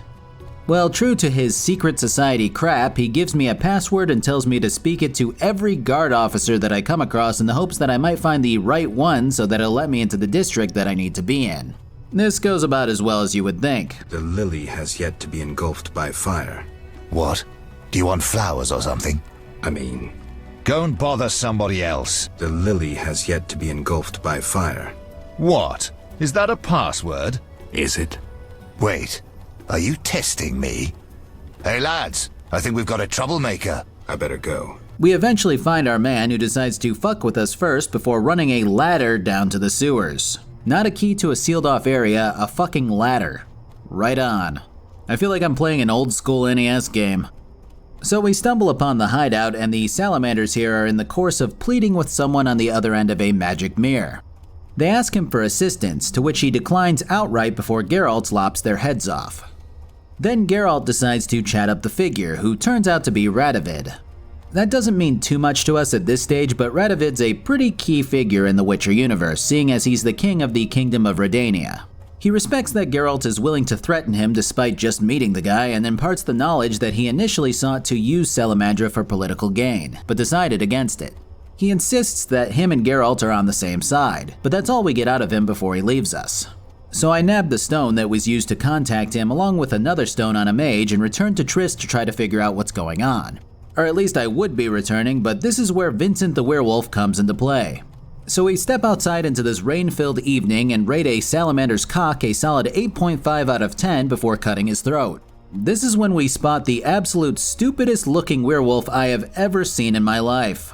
This chunky Walmart brand PB&J werewolf skulks around like it's got a load in its invisible pants at all times, taking out Salamandra and teleporting across rooftops. This cutscene is some of the most hilariously janky shit I've probably seen in any game to date. I fucking love it, I can't even take it seriously. Well, eventually Vincent stands face to face with Geralt. Geralt. You know me? It's me. It's me, Captain Vincent. It really is the gift that keeps on giving. So after conversing with the guy about what I found, he claims that he doesn't want to be cured. I can choose to kill him if I want, and the resulting fur that he drops will net me a pretty slick mutagenic potion which grants me a staggering plus 50% attack and dodge from midnight until dawn. But I do want to help Carmen out. So I talk to her again and she relents after I tell her that I know that her lover is Vincent. First we try out the parsley shirt, which, yeah, that doesn't work. Then we go to Kalkstein, who tells me that he'll brew up a lycanthropy cure for me. The potion needs a virgin's tear to work. Wait, you said nothing about a virgin. You said a young maiden. I assumed she wasn't yet married. Kalkstein. You need to get out more. Where will I find a virgin? A virgin's tear is vital. It can't be difficult to find one. So Geralt sets out to raid the one place where he hasn't slammed every box in a 30-meter radius, the hospital. He grabs a nearby nurse and demands that she squirt some eye juice into his bottle before running back to Carmen and demanding that she make Vincent chug the virgin's tears. Well, Kalkstein's brew of human juices and ordinary swamp water doesn't seem to do the trick.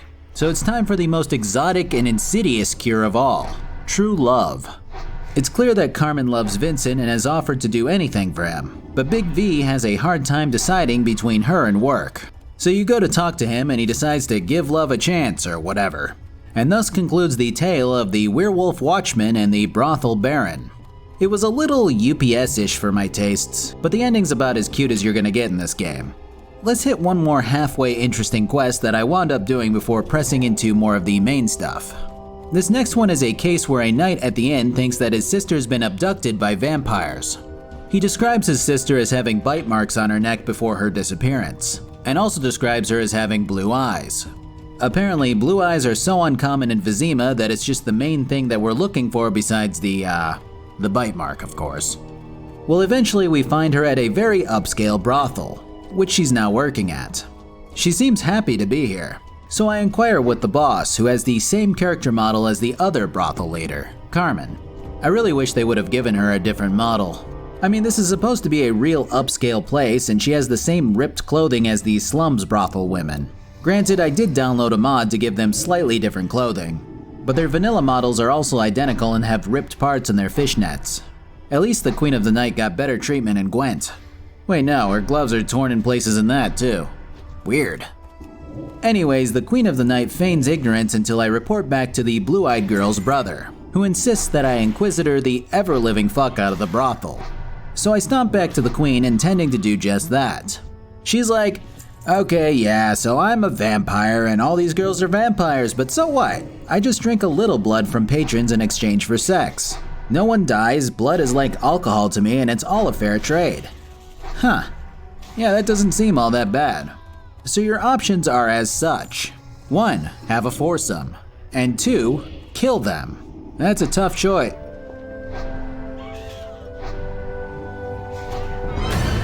Ugh. After this, the brother comes marching in and he's not very happy for some reason. So you can side with him, side with the girls, or be a neutral party and kill them all.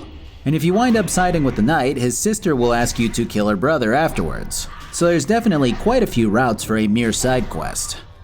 Either way, the quest completes with all the humans dead. The blue-eyed girl thanks Geralt for his humanity, despite his very obvious inner conflict rising to the surface about helping monsters instead of slaying them.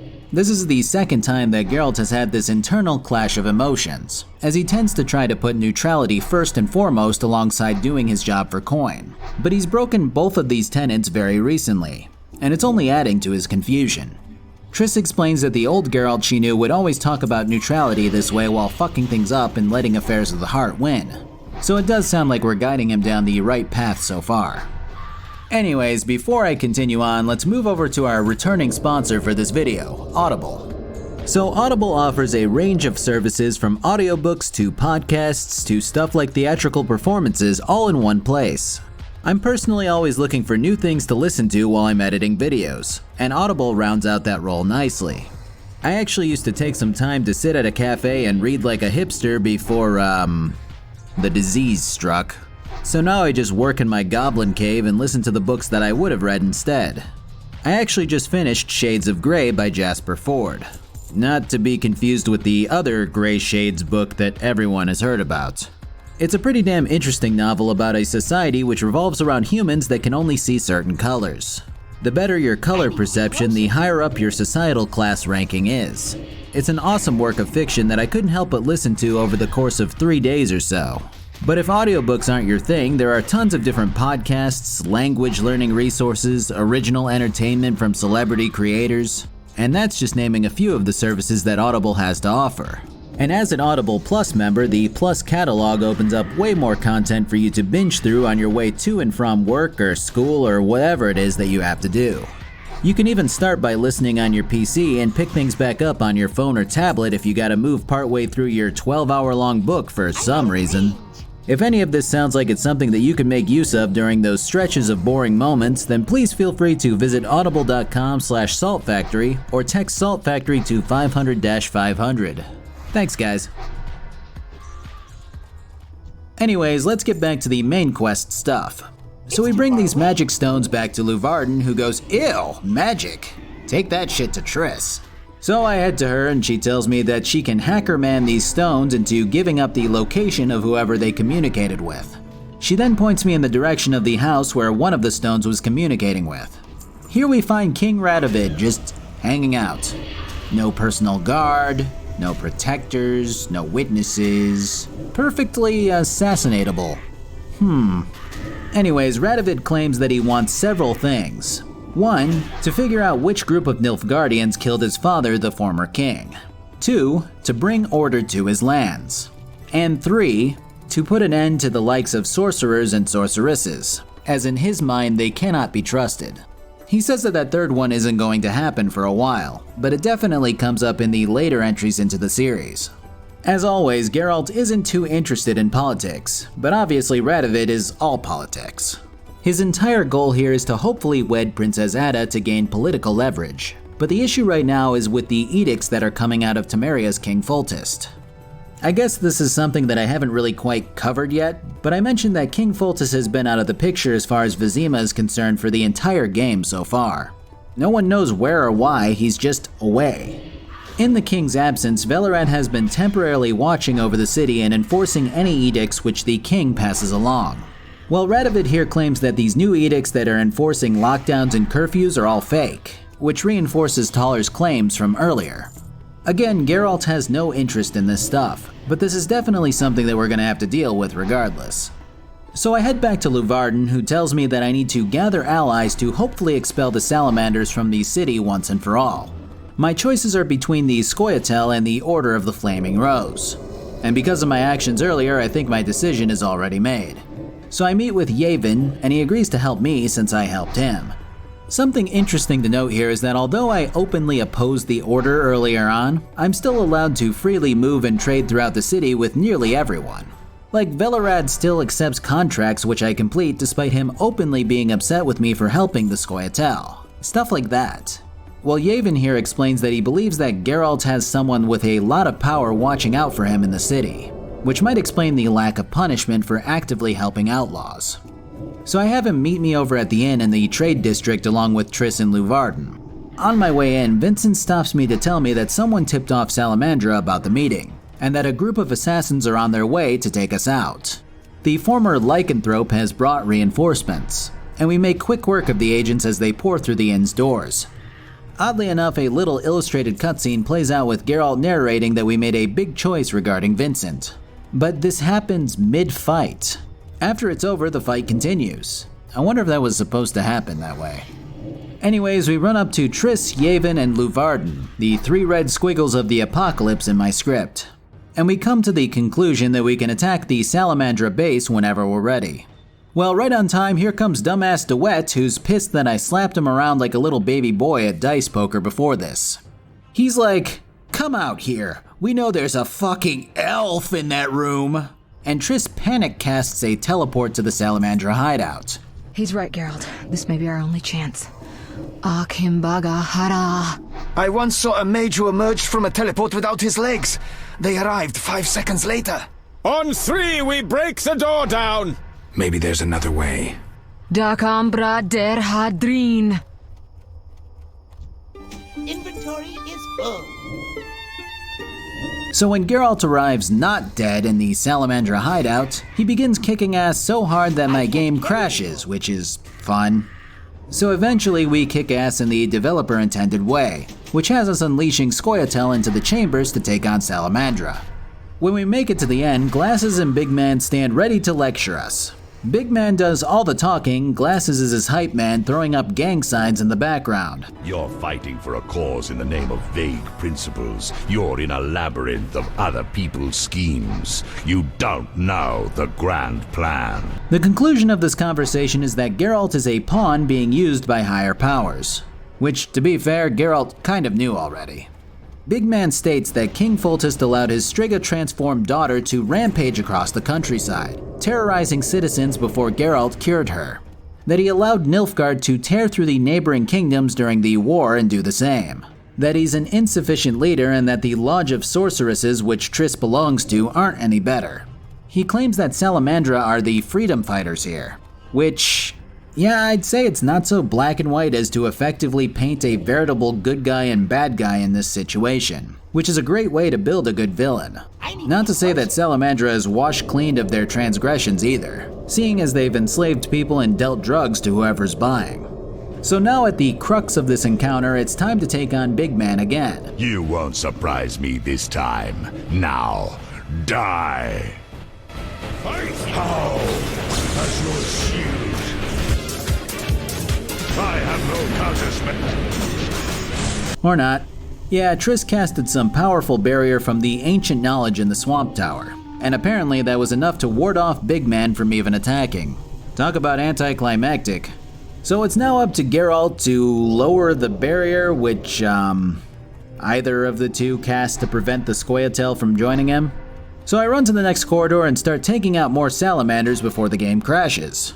So third time's the charm with this place, as I manage to make it to Glasses, who goes down pretty easily after stating that Geralt is a shitty witcher because he always thinks too much with his emotions.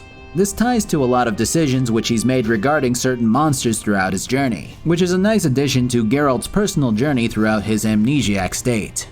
Glasses then states that they want the mutagens which make witchers so that they can make witchers with no emotion, ones that kill monsters without a second thought. You were meant to slay monsters without making judgments, philosophizing or nursing doubts.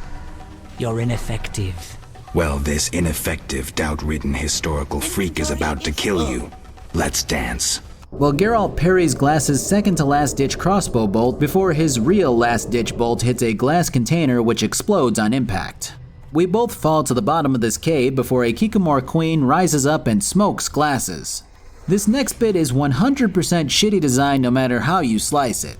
I get what they were going for, but I just completely disagree with the way that it's presented. So as I'm exiting the cave, the queen resurfaces and faces me down. I turn around to go fight it, and it one-shots me. Okay, so I guess I'm running. Now mind you, I already popped 2 potions to help me with any sort of escape here, but they aren't needed as I soon find out. So I run through and get cut off by a swarm of workers. I try to ard them only for the structure they were underneath to one-shot me. So it becomes clear what I need to do, as Geralt helpfully states that I should shoot the supports this time around. So I run through and do just that, collapsing the supports around me. Then I beeline it to the exit before realizing that maybe I need to collapse these other bits too. Geralt oddly states that I should harvest the queen, which I ignore. So I turn back around and here she comes. I try to ard the other supports, but nothing happens. And then the whole place comes down. As I'm dying, I realize that Geralt's dialogue triggered as I hit the exit despite the fact that the queen hadn't caught up yet. I'm just supposed to wait here in the tunnel for her to get caught in the collapse. So I do the whole thing again, only to realize that I need to collapse all 3 supports leading to the big cave. So one last time I collapse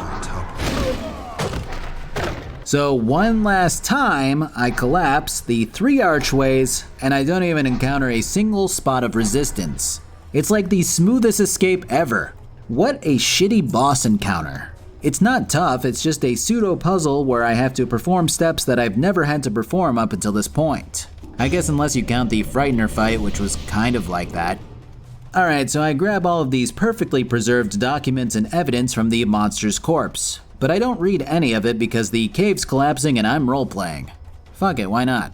So I run out and here's a group of city guard and order agents, ready to execute me. Up strides Ada, who goes, "So, I see you have figured out my schemes to usurp the throne from my father while he's away." What? No, I was just running for my life. I didn't figure any of that out. Anyways, yeah, it was all the princess who was working with Salamandra to blah blah blah. It kinda makes sense, but I also wonder if she decided to fuck Geralt before or after she decided to kill him here. It does make a difference, honestly. So Ada strides up dangerously within hostage territory before Geralt demands that he gets his last request. So she grants it, and his wish is, get this shit, his wish is to kiss her. Never change, Geralt. Well, Triss gets in the way of his request and magics him away with magic. I still would have rather have seen him taking her hostage with the kiss, but whatever. This works, I guess. This is the end of Chapter 3, as Chapter 4 greets us with our next main character, Giraffe Girl. Well, Double G sees Geralt portal in from time and space and goes, "Shh." Yeah, that's definitely a regular human response and definitely not the response of a giraffe in disguise. Well, Double G is our exposition lass of the game. I can ask her all sorts of shit. Where am I? What's happened here? Who am I? Is this place safe? And my favorite question, I saw a city. You're ugly, but I like you. I'm completely lost. Well, this is where shit somehow gets weirder than it has been, as literal fish people have made their homes in the lakeside here and pay tribute to the so-called Lady of the Lake. LOL. They talk like Star Wars characters, but Geralt doesn't seem to mind. After interrogating this one, he tells me that another Witcher has made his way through here recently, which Geralt gets excited about before making his way inland. Lakeside is... it's definitely different from where we've been already. There's a lot thrown at Geralt almost immediately. Seeing as he had to abandon a lot of his quests before, the devs saw fit to toss a load at him to make up for it. This has me running around and getting my bearings while stumbling into quest after quest.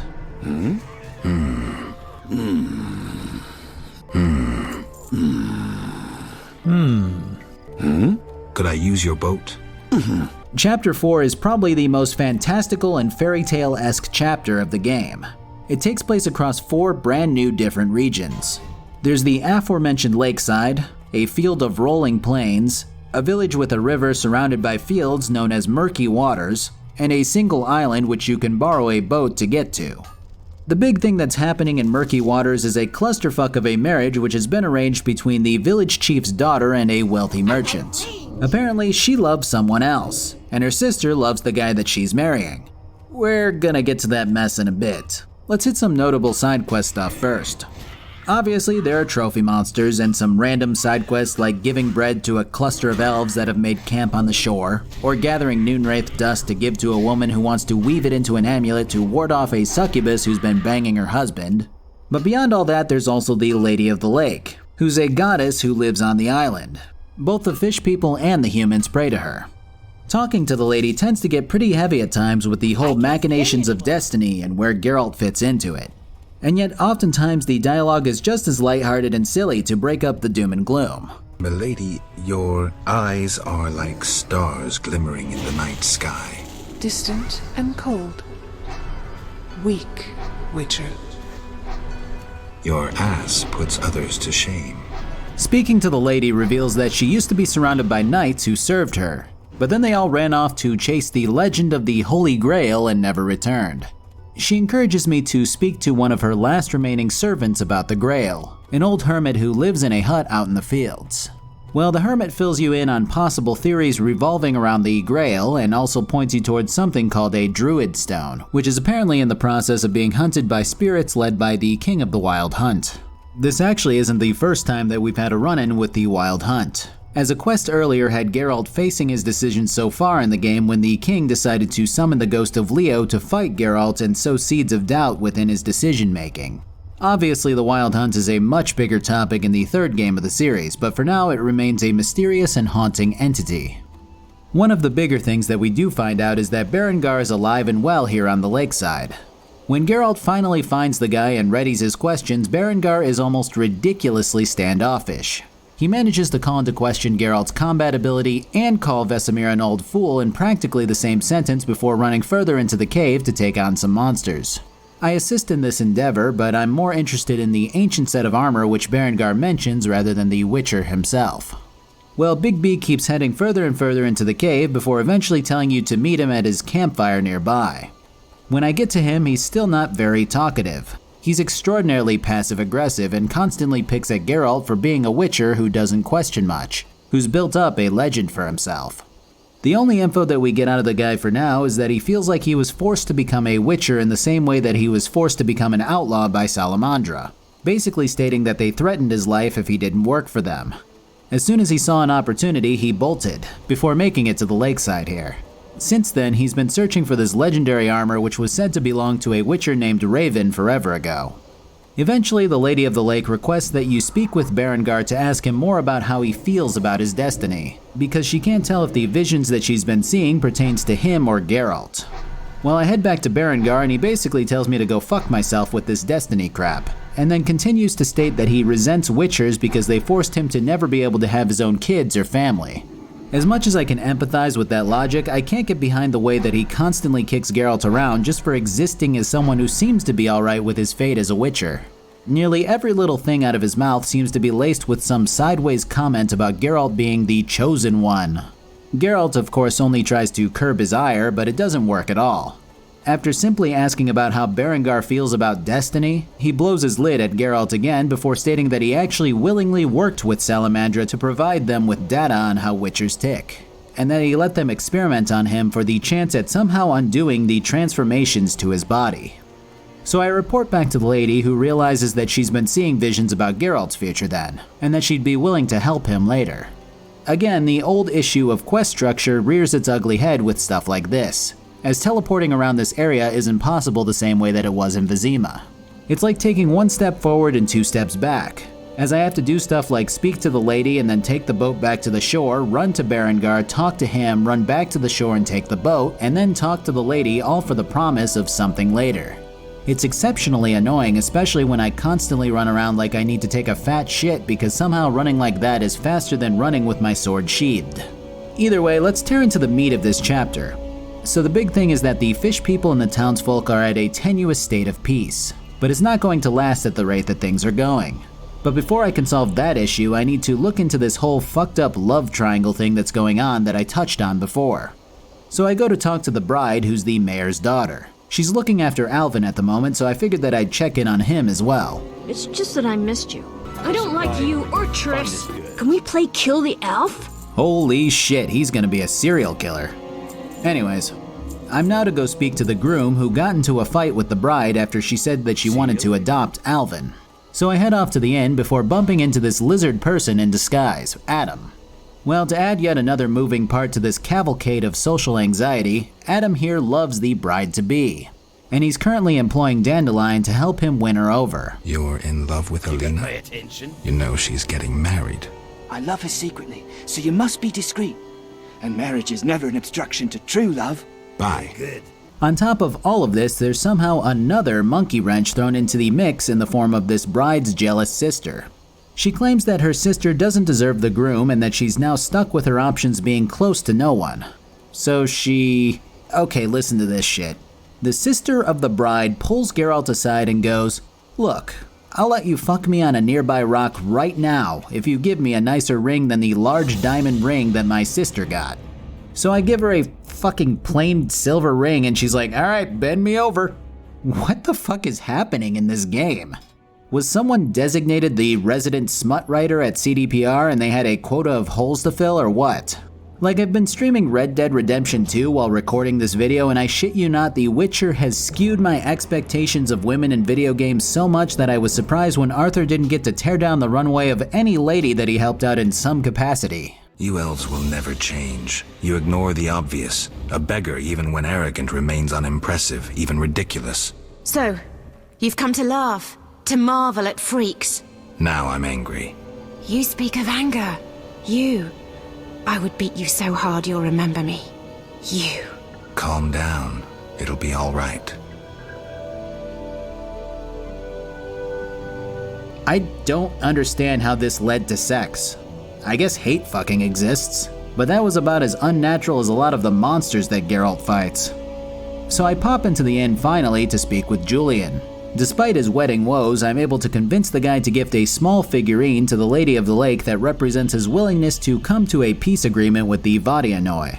Oh yeah, that's what the fish people are called. Vadianoi. I had to wait a bit before I felt confident enough to pronounce that, and even then I'm still a little shaky on it. Also, I've come to a startling realization that the girl with the giraffe neck from the start of this area is actually a product of the people here because holy shit.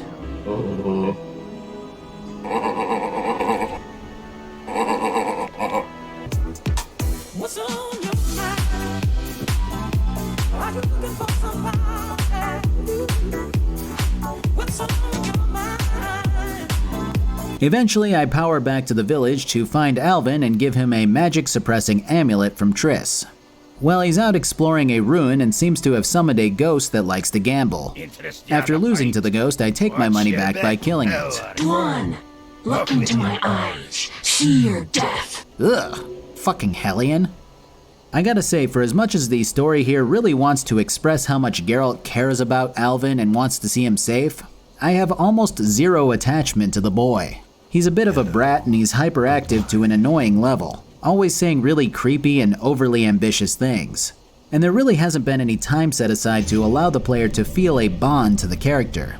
We're just supposed to care about him because he's a magical child that Triss wants to set straight. Anyways, so Alvin tells us about dreaming of the bride-to-be over and over. So I go to ask Julian to make sure that everything's okay with her. He says he hasn't seen his bride since she wandered off into the fields. So I run out there and it turns out that the bride has turned into a Noonwraith. Now Noonwraiths are usually born out of sadness when a woman is killed right around, well, noon. In the third game, these spirits are expanded on a little more to include the detail that Noonwraiths are typically women who are killed just before their wedding. So what happened here was... You killed my beloved Elena! I didn't mean to! Lawyer, you were jealous of her! Die, murderer! Ah!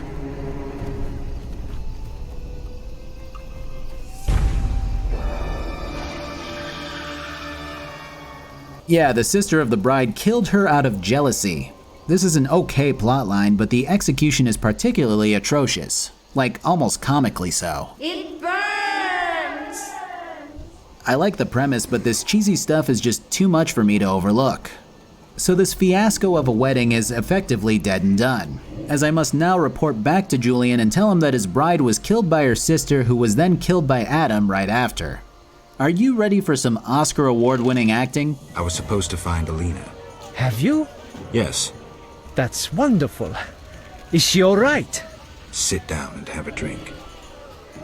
Alina is dead. Dead? I see. Do what you can. I'll pay you. Fun fact, this legendary scene which pushed The Witcher into the fame that it deserved was actually done in one take, which makes it that much more impressive. Well, Geralt's job isn't done as simply slaying the two doesn't work here, so he asks his good pal Dandelion for a little help with the two. First we figure out that I need to scrounge up some pieces of a mirror which the bride possessed throughout her life. Why is it shattered? I don't know. Why do I have to fight her every time for the pieces? Who cares? Just go do the busy work, and then go pay to get the mirror fixed, and then talk to this SCP anomaly disguised as a living plank of wood, and then go talk to Dandelion and have him write poetry. Yep, we've finally reached that point.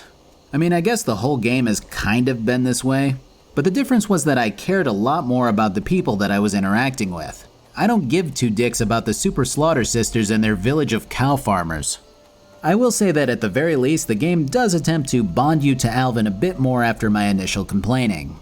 He runs around the fields and the lakeside after you give him the necklace and insists on following you to see what being a Witcher is like.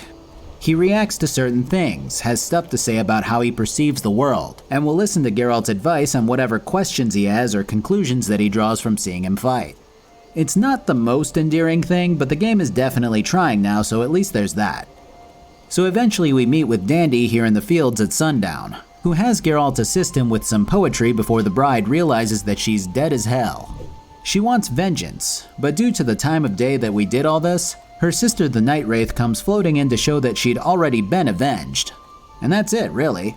The only other thing that we can do if we choose to do it is follow the sister who was so dummy thick that her ass cheeks phased through her dress in death, and then give her some wreath to make her clap out of existence. Then we grab the reward from Julian, and that's it for the wedding. Hooray.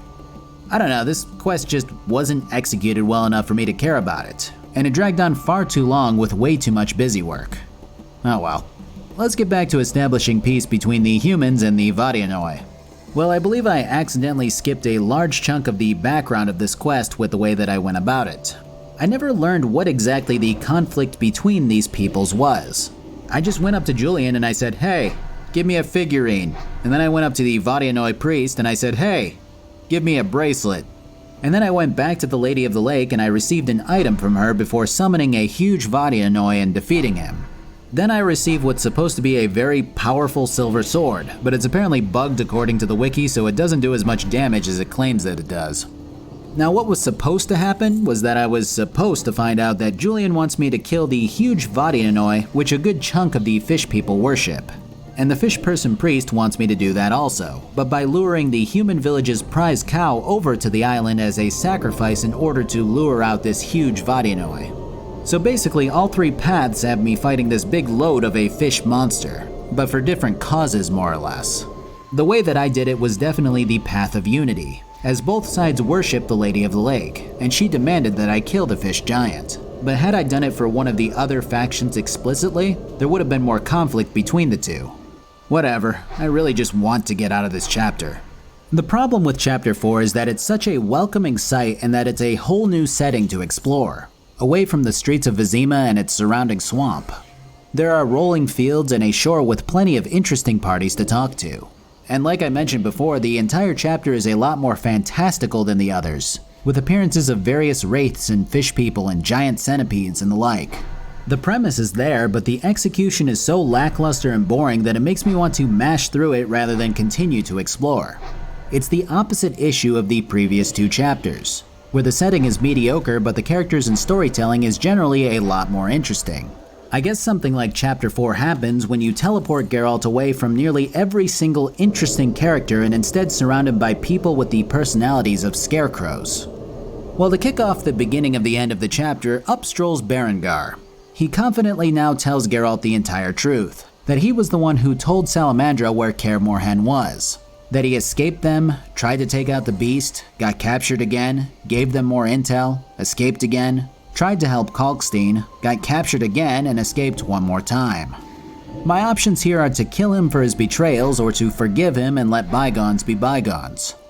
It's not an easy choice, because Salamandra has consistently been a source of evil in this game. And if Berengar hadn't told them where Kaer Morhen was, a lot of this may have not happened the way that it did. But Geralt's always been less judgmental if he's in a position to be. Sure, he might make the occasional sarcastic remark, but he tends to try to not get too wrapped up in other people's motivations if he can. I'd personally like to believe that he would have let Berengar go here, so I choose that option. Berengar shows his gratitude by giving Geralt his amulet and a few other helpful scrolls before moving on. The actual end of the chapter has me running into this Order of the Flaming Rose Inquisitor type person. She goes by White Rayla, and she continues to make my choice of opposing the Order easier and easier when she tells me that her and her men are going to slaughter the entire village for protecting and feeding the elves. Very cool. I mean, I guess if the elves are actively making weapons and plans to attack or whatever as a reinforcement squad, then maybe it's worth sending a battalion out here to eviscerate them, but I don't know. The Order almost makes themselves easy to hate on purpose, especially when they're willing to kill off a village for not turning a blind eye to starvation. Well, as if the elves heard that the Order is going to kill off the peasants for feeding them, it's almost as if they decided, hey, we can be equally as heinous, and have now actively taken the town who fed and protected them hostage. Although it's not like the same exact elves took the town hostage, to be fair. It was actually a group who came over from Vizima to force the kind elf who holed up here to join their fight. And now these assholes with their new armor bought with the gold that Geralt helped them steal have the audacity to demand that he help them fight too. So I'm supposed to choose between the Order, who are murderous assholes, or the Scoia'tael, who are murderous assholes, but for a different reason. Maybe Geralt has the right idea with his infamous neutrality. But man, this is a fucking tough scenario. I mean, let's lay things out. The Order are racist assholes who have a few good eggs, but not enough to make the whole crowd worth fighting for. They pretty much have caused this to happen in a way by treating non-humans the way that they have. And on the other side of that coin, the non-humans definitely deserve their rights and freedoms, but they're now at the stage where they've been blinded by seething hatred and are making just as shitty decisions as the humans, only with the facade that the humans have it coming. The biggest victims here are the peasants and the townsfolk who suffer because of both sides, and it doesn't feel great to support either. So I decide to go with neutrality after all, which means attempting to get Alvin the hell out of Dodge before cutting down every single soldier from each side here. Well, Alvin gets scared and teleports himself away, so Dandelion and Geralt grab the boat and move back out to Vizima. Smell that? Yeah. Smoke.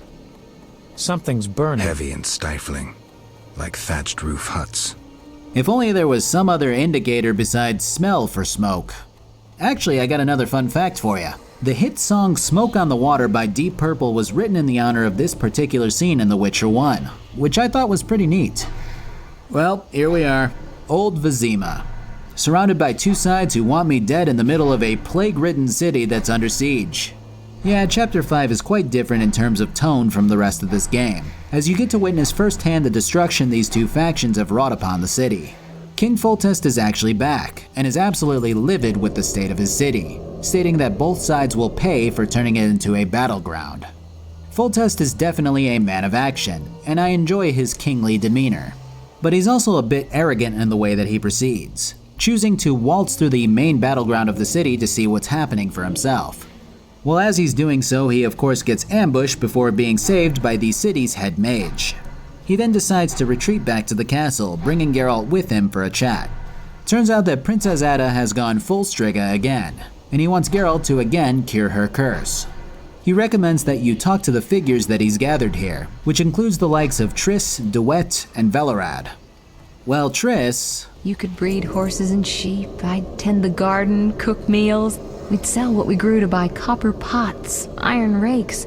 We'd age with dignity.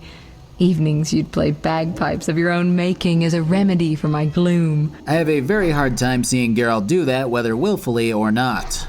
But yeah, she winds up telling me that someone close to Ada must have prevented the anti-curse ritual from being maintained. She also claims that Alvin could be anywhere or any when, as he has the capability of traveling through space and time. Great.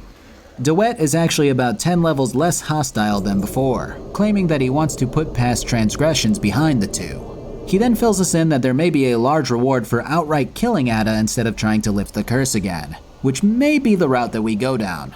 He also drops a truth bomb on us in the form of Ada being the byproduct of incest between Foltest and his sister. Apparently Ada was stillborn, and yet continued to grow anyways despite being dead, seemingly the result of a curse placed on Foltest for his indecencies, which is how Ada came to be a Striga. And finally, Velerad gives us one of the last pieces of the puzzle in the knowledge that someone named Ostrit was the one who supposedly cursed Ada when he found out that Foltest had relations with his sister, seeing as he loved Foltest's sister. It's worth noting that Velerad hints that Foltest loves his daughter very much, which may point towards the idea that DeWitt was encouraging me to kill her for his own personal benefit. Well, to clear things up, the king himself has me drop by and tells me directly that he wants the curse lifted. But if it cannot be, then I may also kill his daughter as long as I can do it cleanly. He also gives me the go-ahead to continue wiping out Salamandra, which is a given. So we return back to the hellscape of Vizima, which features Old Vizima as a new area along with a few others. Well, Old Vizima is an absolute mosh pit of non-stop fighting. I actually fought soldiers at one point for so long that the game crashed, so I guess I'm just going to avoid it if I can. When Geralt first enters this part of town, two nurses approach him and plead for him to escort them to the hospital, as both sides of the conflict are very apt to kill them for not actively fighting for their side. Or healing for their side, I guess. Geralt does so and is immediately offered a threesome for his act of heroism. Because what better time to form an Ouroboros of laying pipe than when surrounded by dying people? Well, Shani cockblocks us anyways, because she's absolutely livid with Geralt. This girl cannot stand the fact that he chose Triss to look after Alvin over her, which Yeah, it's understandable, but man, there's a time and place. Let me have my threesome. So after this run-in, there's word that Ada is tearing through people left and right, and that she's currently at a tower in the middle of town. Well, when Geralt arrives on scene, it isn't Ada, it's actually a mutant. It's actually a mutant. Whatever. Apparently, Big Man's experiments are coming along, and this is what he's whipped up. After dispatching the thing, we head back to the hospital, only for this pompous prick of a Scoia'tael to come rumbling in. We wound them so they'll die, and you're treating them. How illogical and contrary to our interests. Holy shit, that was some exceptionally bad dialogue. Who talks like this? Well, we take out the Scoia'tael and Geralt tells Shani, alright, you're safe. How can anyone fall so low? I've seen worse in town. Thank you, on behalf of all the patients. They shouldn't bother you anymore. See you later. Farewell.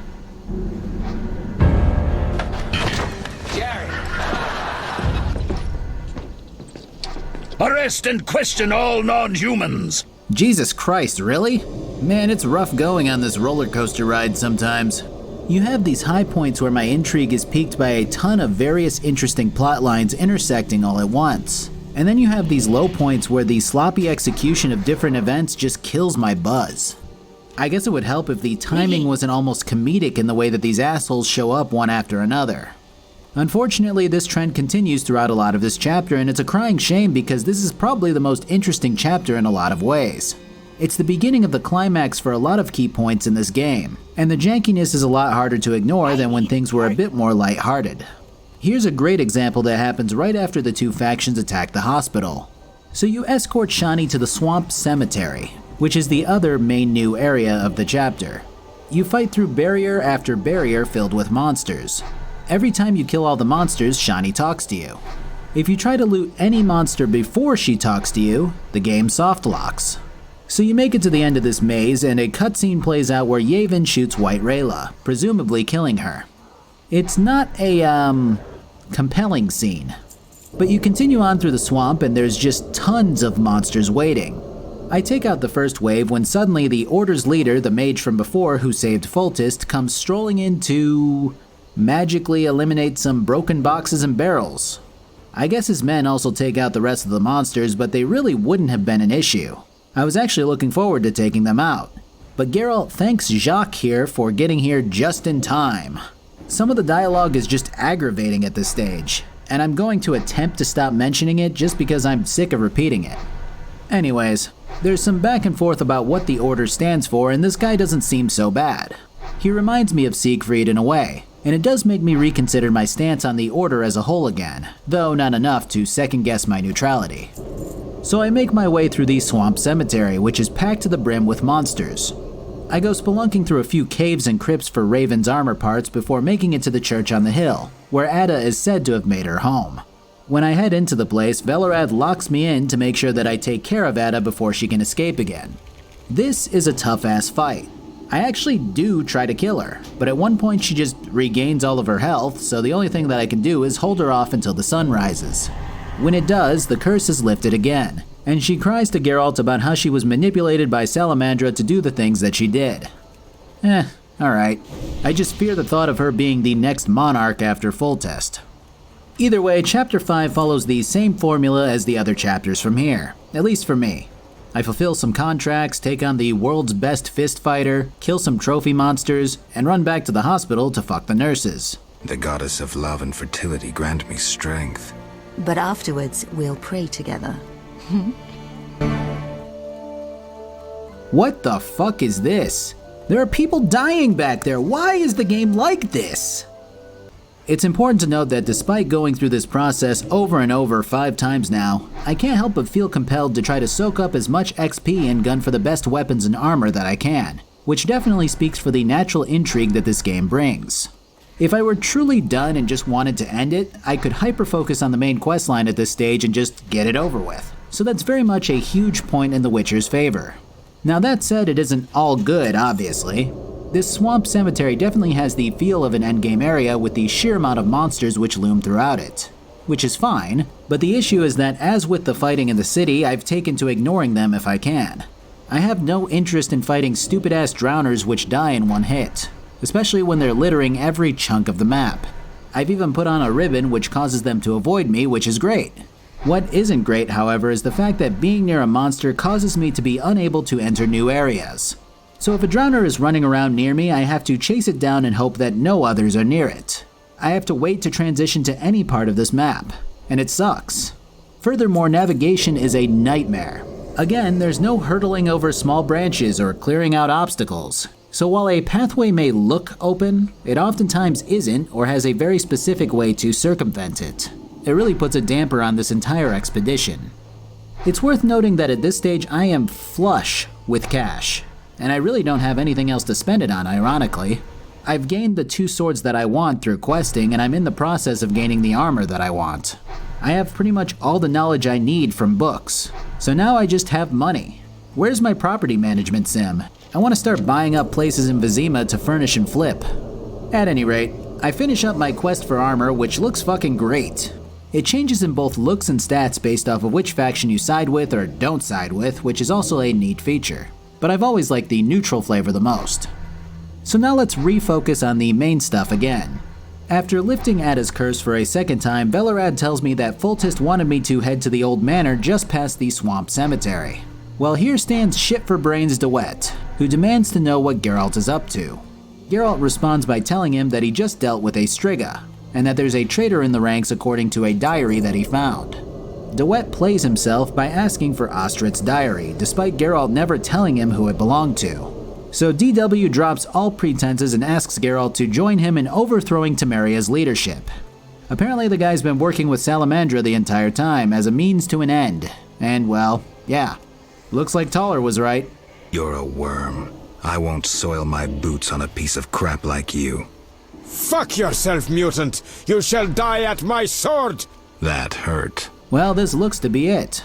There are mutants everywhere, tons of never-before-seen enemies which swarm the area. At one stage, Big Man reveals that he turned White Rayla into one also. I mean, she died in like 2 hits, but it's clear that they're getting better and better at creating new mutants. I meet with Triss and a squad of heavy hitters from Foltest's troops, and we keep kicking ass until we get to the entrance of the catacombs where Geralt goes it alone. This is something that I hadn't really mentioned in explicit detail, but the choreography of Geralt's moveset is really fun to watch. I touched on it at the beginning of the game, but it really is what keeps me wanting to fight with this combat system, and it's exceptionally well done the more that you level up. So I fight my way through this place to the labs where Big Man awaits. He winds up sending a big old mud crab at me, and then gets upset when I kill it. This time you pissed in a tornado. Well, we finally make it to the guy, and Berengar actually winds up joining me after thinking on it for a while, effectively redeeming himself to a degree. The fight itself is more annoying than epic. Big Man has a lot of knockdown effects, which break up my combos effectively. Though to be fair, he falls to Ard just as easily, so it becomes a bit of a slapfest in that regard. Well, the plot only thickens when Big Man falls, as the leader of the Order of the Flaming Rose starts shouting through the mirror here, claiming that he needs more mutants ASAP. So yeah, Jacques has effectively fingered himself in this whole ordeal, proving that the Order is behind Salamandra. Or was, rather. I guess me liking the guy proved to be the wrong call, and it makes me wonder what Siegfried is doing in all of this. Geralt meets with Triss immediately after, and the two boat over to Foltest's castle to warn him. This marks the end of Chapter 5 and kicks off the epilogue. In Vizima, the Order has taken back control of the Temple Quarter, and the Grand Master of the Order is doing his best to besmirch Foltest and Geralt's names while instilling faith in his order. He's had town criers spread the word that Ada is running free as a Striga, that the hungry peasants will have as much food as they want if they come to the walls of the Order, and that Geralt must die at all costs. Of course, my game fails to load properly and I have to restart it, but beyond that, things look pretty grim. So when my game decides that it's ready to function again, we return to Geralt, Triss, Dandelion, Foltest, and Radovid. The two kings have struck a deal through all of this. Radovid provides military support and Foltest promises Ada to him. Additionally, Foltest states that he will grant Geralt 8,000 gold to slay the Grand Master of the Order, which is kinda laughable considering I think I have like 10 or 11,000 on me right now, but yeah, great, 8,000, woo! I like Foltest. The guy is a no-nonsense king who calls things as he sees them. Stop deliberating, son. We need to put out the fire in this whorehouse. Then bold Foltest uttered these words. Virtuous Radovid, What the hell is that? I'm trying to keep a faithful and accurate record of these events.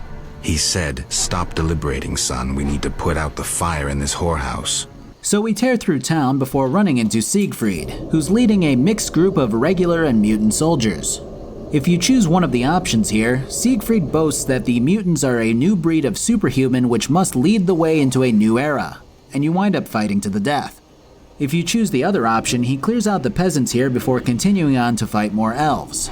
I guess the guy is in too deep to see the folly of his ways, which kinda makes sense. Well, the same kind of scenario happens with Yavin as you make your way through town, except that the elf actually does heed your words and listen to what you have to tell him. After blasting through the sewers and fighting this gigantic hentai monster, I finally make it back to the Grandmaster's building. Geralt decides to trick Triss into leaving by telling her that he's out of potions, and then he sneaks into the building as she leaves to get them. When Geralt makes it to Jacques, the guy is kissing babies and generally presenting himself like the savior of the people, as you might expect. But the thing is, what is this guy after? Just power? Well, no. I mean, yes, but not directly. His end goal seems to be to prevent something that he calls the White Frost. This is a cataclysmic event that Jacques describes as the end of everything. To show Geralt what he means, Jacques pulls the Witcher into a vision of the future located in his mind. In this vision, Vizima stands frozen in ice, with no life around. Geralt doesn't seem to show too much concern, writing the whole display off as parlor tricks. Save your rhetoric for the plebs. Well, Jacques bamps himself across the area and starts flinging his troops at Geralt as he forces his way towards the mage. This entire encounter is strange, but kind of cool. Basically, Triss comes in and says that Geralt's willpower was strong enough to summon the idea of Triss into this future, despite her not actually being here. She helps Geralt fight through here as he encounters more visions. One of Abigail, one of the sister who turned into a night wraith, and the most concerning one, the King of the Wild Hunt. Well, eventually we make it to another set of illusions which actually fight us in the form of Siegfried and Yavin. And then just beyond them, Alvin pops in for just a moment before vanishing. I'll have more to say on that in a moment. Now, throughout this entire endeavor, Jacques has stopped me to explain his reasoning and decision-making, clarifying what he wants to accomplish. Yes, he wants to be the leader of humanity to save them. He wants to lead them to band together and head south to avoid this fate somehow. I'm not sure how going south will help if all of humanity dies regardless. Unless there's just no humans in the south. Which might actually be the case, seeing as Jacques also really hates non-humans. He can't stand them, and he wants them all dead, citing their hatred for humanity despite hiding behind this mask of beauty as his reasoning. Well, we finally claw our way up to the mage, who asks Geralt to join him, and claims that because Geralt was strong enough to make it here, that he must surely see the value that a good mutant brings to the table against this frozen wasteland. He does make a point, but there are many who would die to accomplish this task, and I'd personally rather try to find an alternative. The final battle is pretty, easy. Really easy, actually. The guy goes down fast before the King of the Wild Hunt shows up again to bully the ever-living fuck out of Geralt. He's like, "Man, you are like the ultimate tool of destruction. Literally every place you went was left worse than you found it. Now hand over this guy's soul, loser. I want that shit." I actually went through both options to see how this plays out. In option 1, Geralt fights the King of the Wild Hunt for the right to release Jacques' soul. This fight's more difficult than Jacques' fight, but it's still not difficult at all. I think I'm just overpowered and have been for a while, which is weird because I'm not even close to max level. When all is said and done, Geralt walks up to the mage and gets ready to plunge his sword into his chest. Jacques flings the sword away before Geralt reaches for his silver instead. That sword is for monsters. I love this scene, man. It's about as perfect as you can get. In option 2, Geralt forfeits Jacques' soul to the undead king and then kills him in the same way. It's not really a wild step away from what happened in option 1, but it is worth noting that the king tells you that you knew Jacques here by another name. And that's the thing that I wanted to talk about before. Many of the things which Jacques says to Geralt are things which Geralt told Alvin when he was mentoring him. That the elves lost their beautiful veneer to murderous hatred. That Alvin's visions are a gift, one that he's using for good. Furthermore, when asking Triss about Jacques earlier on, she claims that he uses his magic wildly. like someone who started magic lessons but never fully finished them. And finally, Jacques' body contains an amulet which is made from the same magic-suppressing material which Triss gave him. So yeah, Jacques is 100% Alvin. And the little "let's play kill the elf" bastard time-traveled to become the Grand Master of the Order. Oddly enough though, this isn't ever directly confirmed in the game, but the way that Geralt hints at it has all the subtlety of a freight train. It is confirmed for sure later in The Witcher 3 though, for some reason. But yeah, this is the end of the road for this game. Dandelion plays us out, describing the aftermath of the battle in Vizima, and how it left the city devastated. Full Test actually intentionally let the two fight longer than was strictly necessary just to bleed the two factions out, which I thought was actually kinda ruthlessly cool.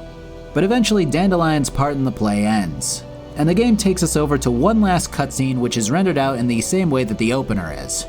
This one unfolds in a very tame way, as Geralt is paid by Full Test for a job well done. As the Witcher happily walks out of the castle, he spots a trail of blood leading to a body before the realization strikes our boy.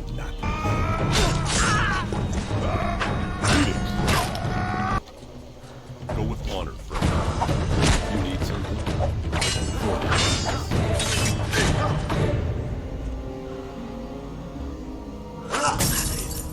What's on your mind?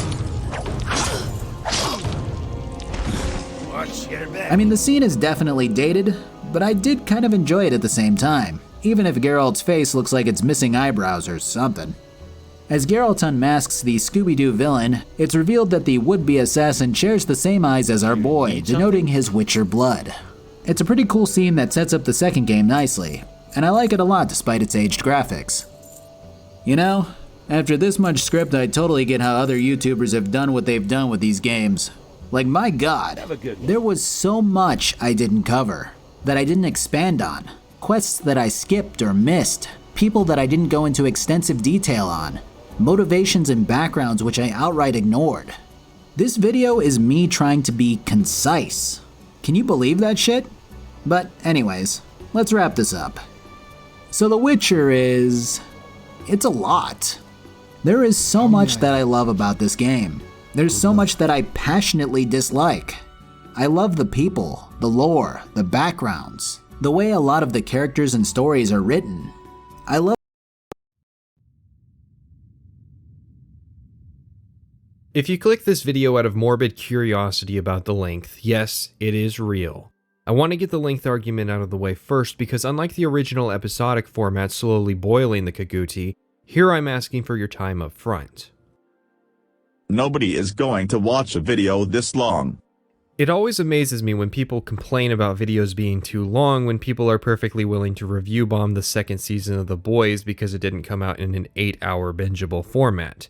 I have actual objective evidence of people sitting through at least 6 hours of this in one sitting as its original rough series. They didn't even subscribe, which I thought was weird because Part 7 wasn't out yet, but that's their prerogative. I have a limited amount of time before the average person clicks off, so I'll just say this. YouTube rolled out an actually useful feature that they'll probably depreciate in 2 years' time for no good reason, where you can see the sections of the video you're watching. And this video isn't just one long stream of consciousness from beginning to end. I put a lot of effort into building a balanced structure, so instead of one really long video, it's more like a bunch of shorter videos put together. These serve as places to stop and take breaks should you decide to watch the visual aspect of this video, and that brings up another thing. I have a timestamp on screen currently, which will take you to the part of this introduction where I actually start talking about the game, in case you're already sold on watching this and you want to skip the parts that are just about the video itself. This is the only time I do this, and that's because with videos like this I tend to listen to them while I work more so than actually watch them. And it can be really annoying to be told to click a timestamp because it means alt-tabbing back into my browser, or pulling out my phone and it's usually gone by then. I made this entire analysis with the thought in mind that more people are going to listen to it in the background than actually watch it. As such, it's fairly light on visual editing and a lot of work has gone into making it a balanced audio experience so you don't have to mess with the volume slider. It was also written to rely on as few visual examples as possible, but they're still present if you decide to watch. These examples include written versions of names due to Vardenfell being full of people such as Halaran Ramoran, a Redoran counselor residing in Aldrune and Lord of Nesis. The other main type of visual examples are item descriptions and character sheets, all of which have been sourced from the unofficial Elder Scrolls pages, which is objectively the greatest wiki to ever exist for a game.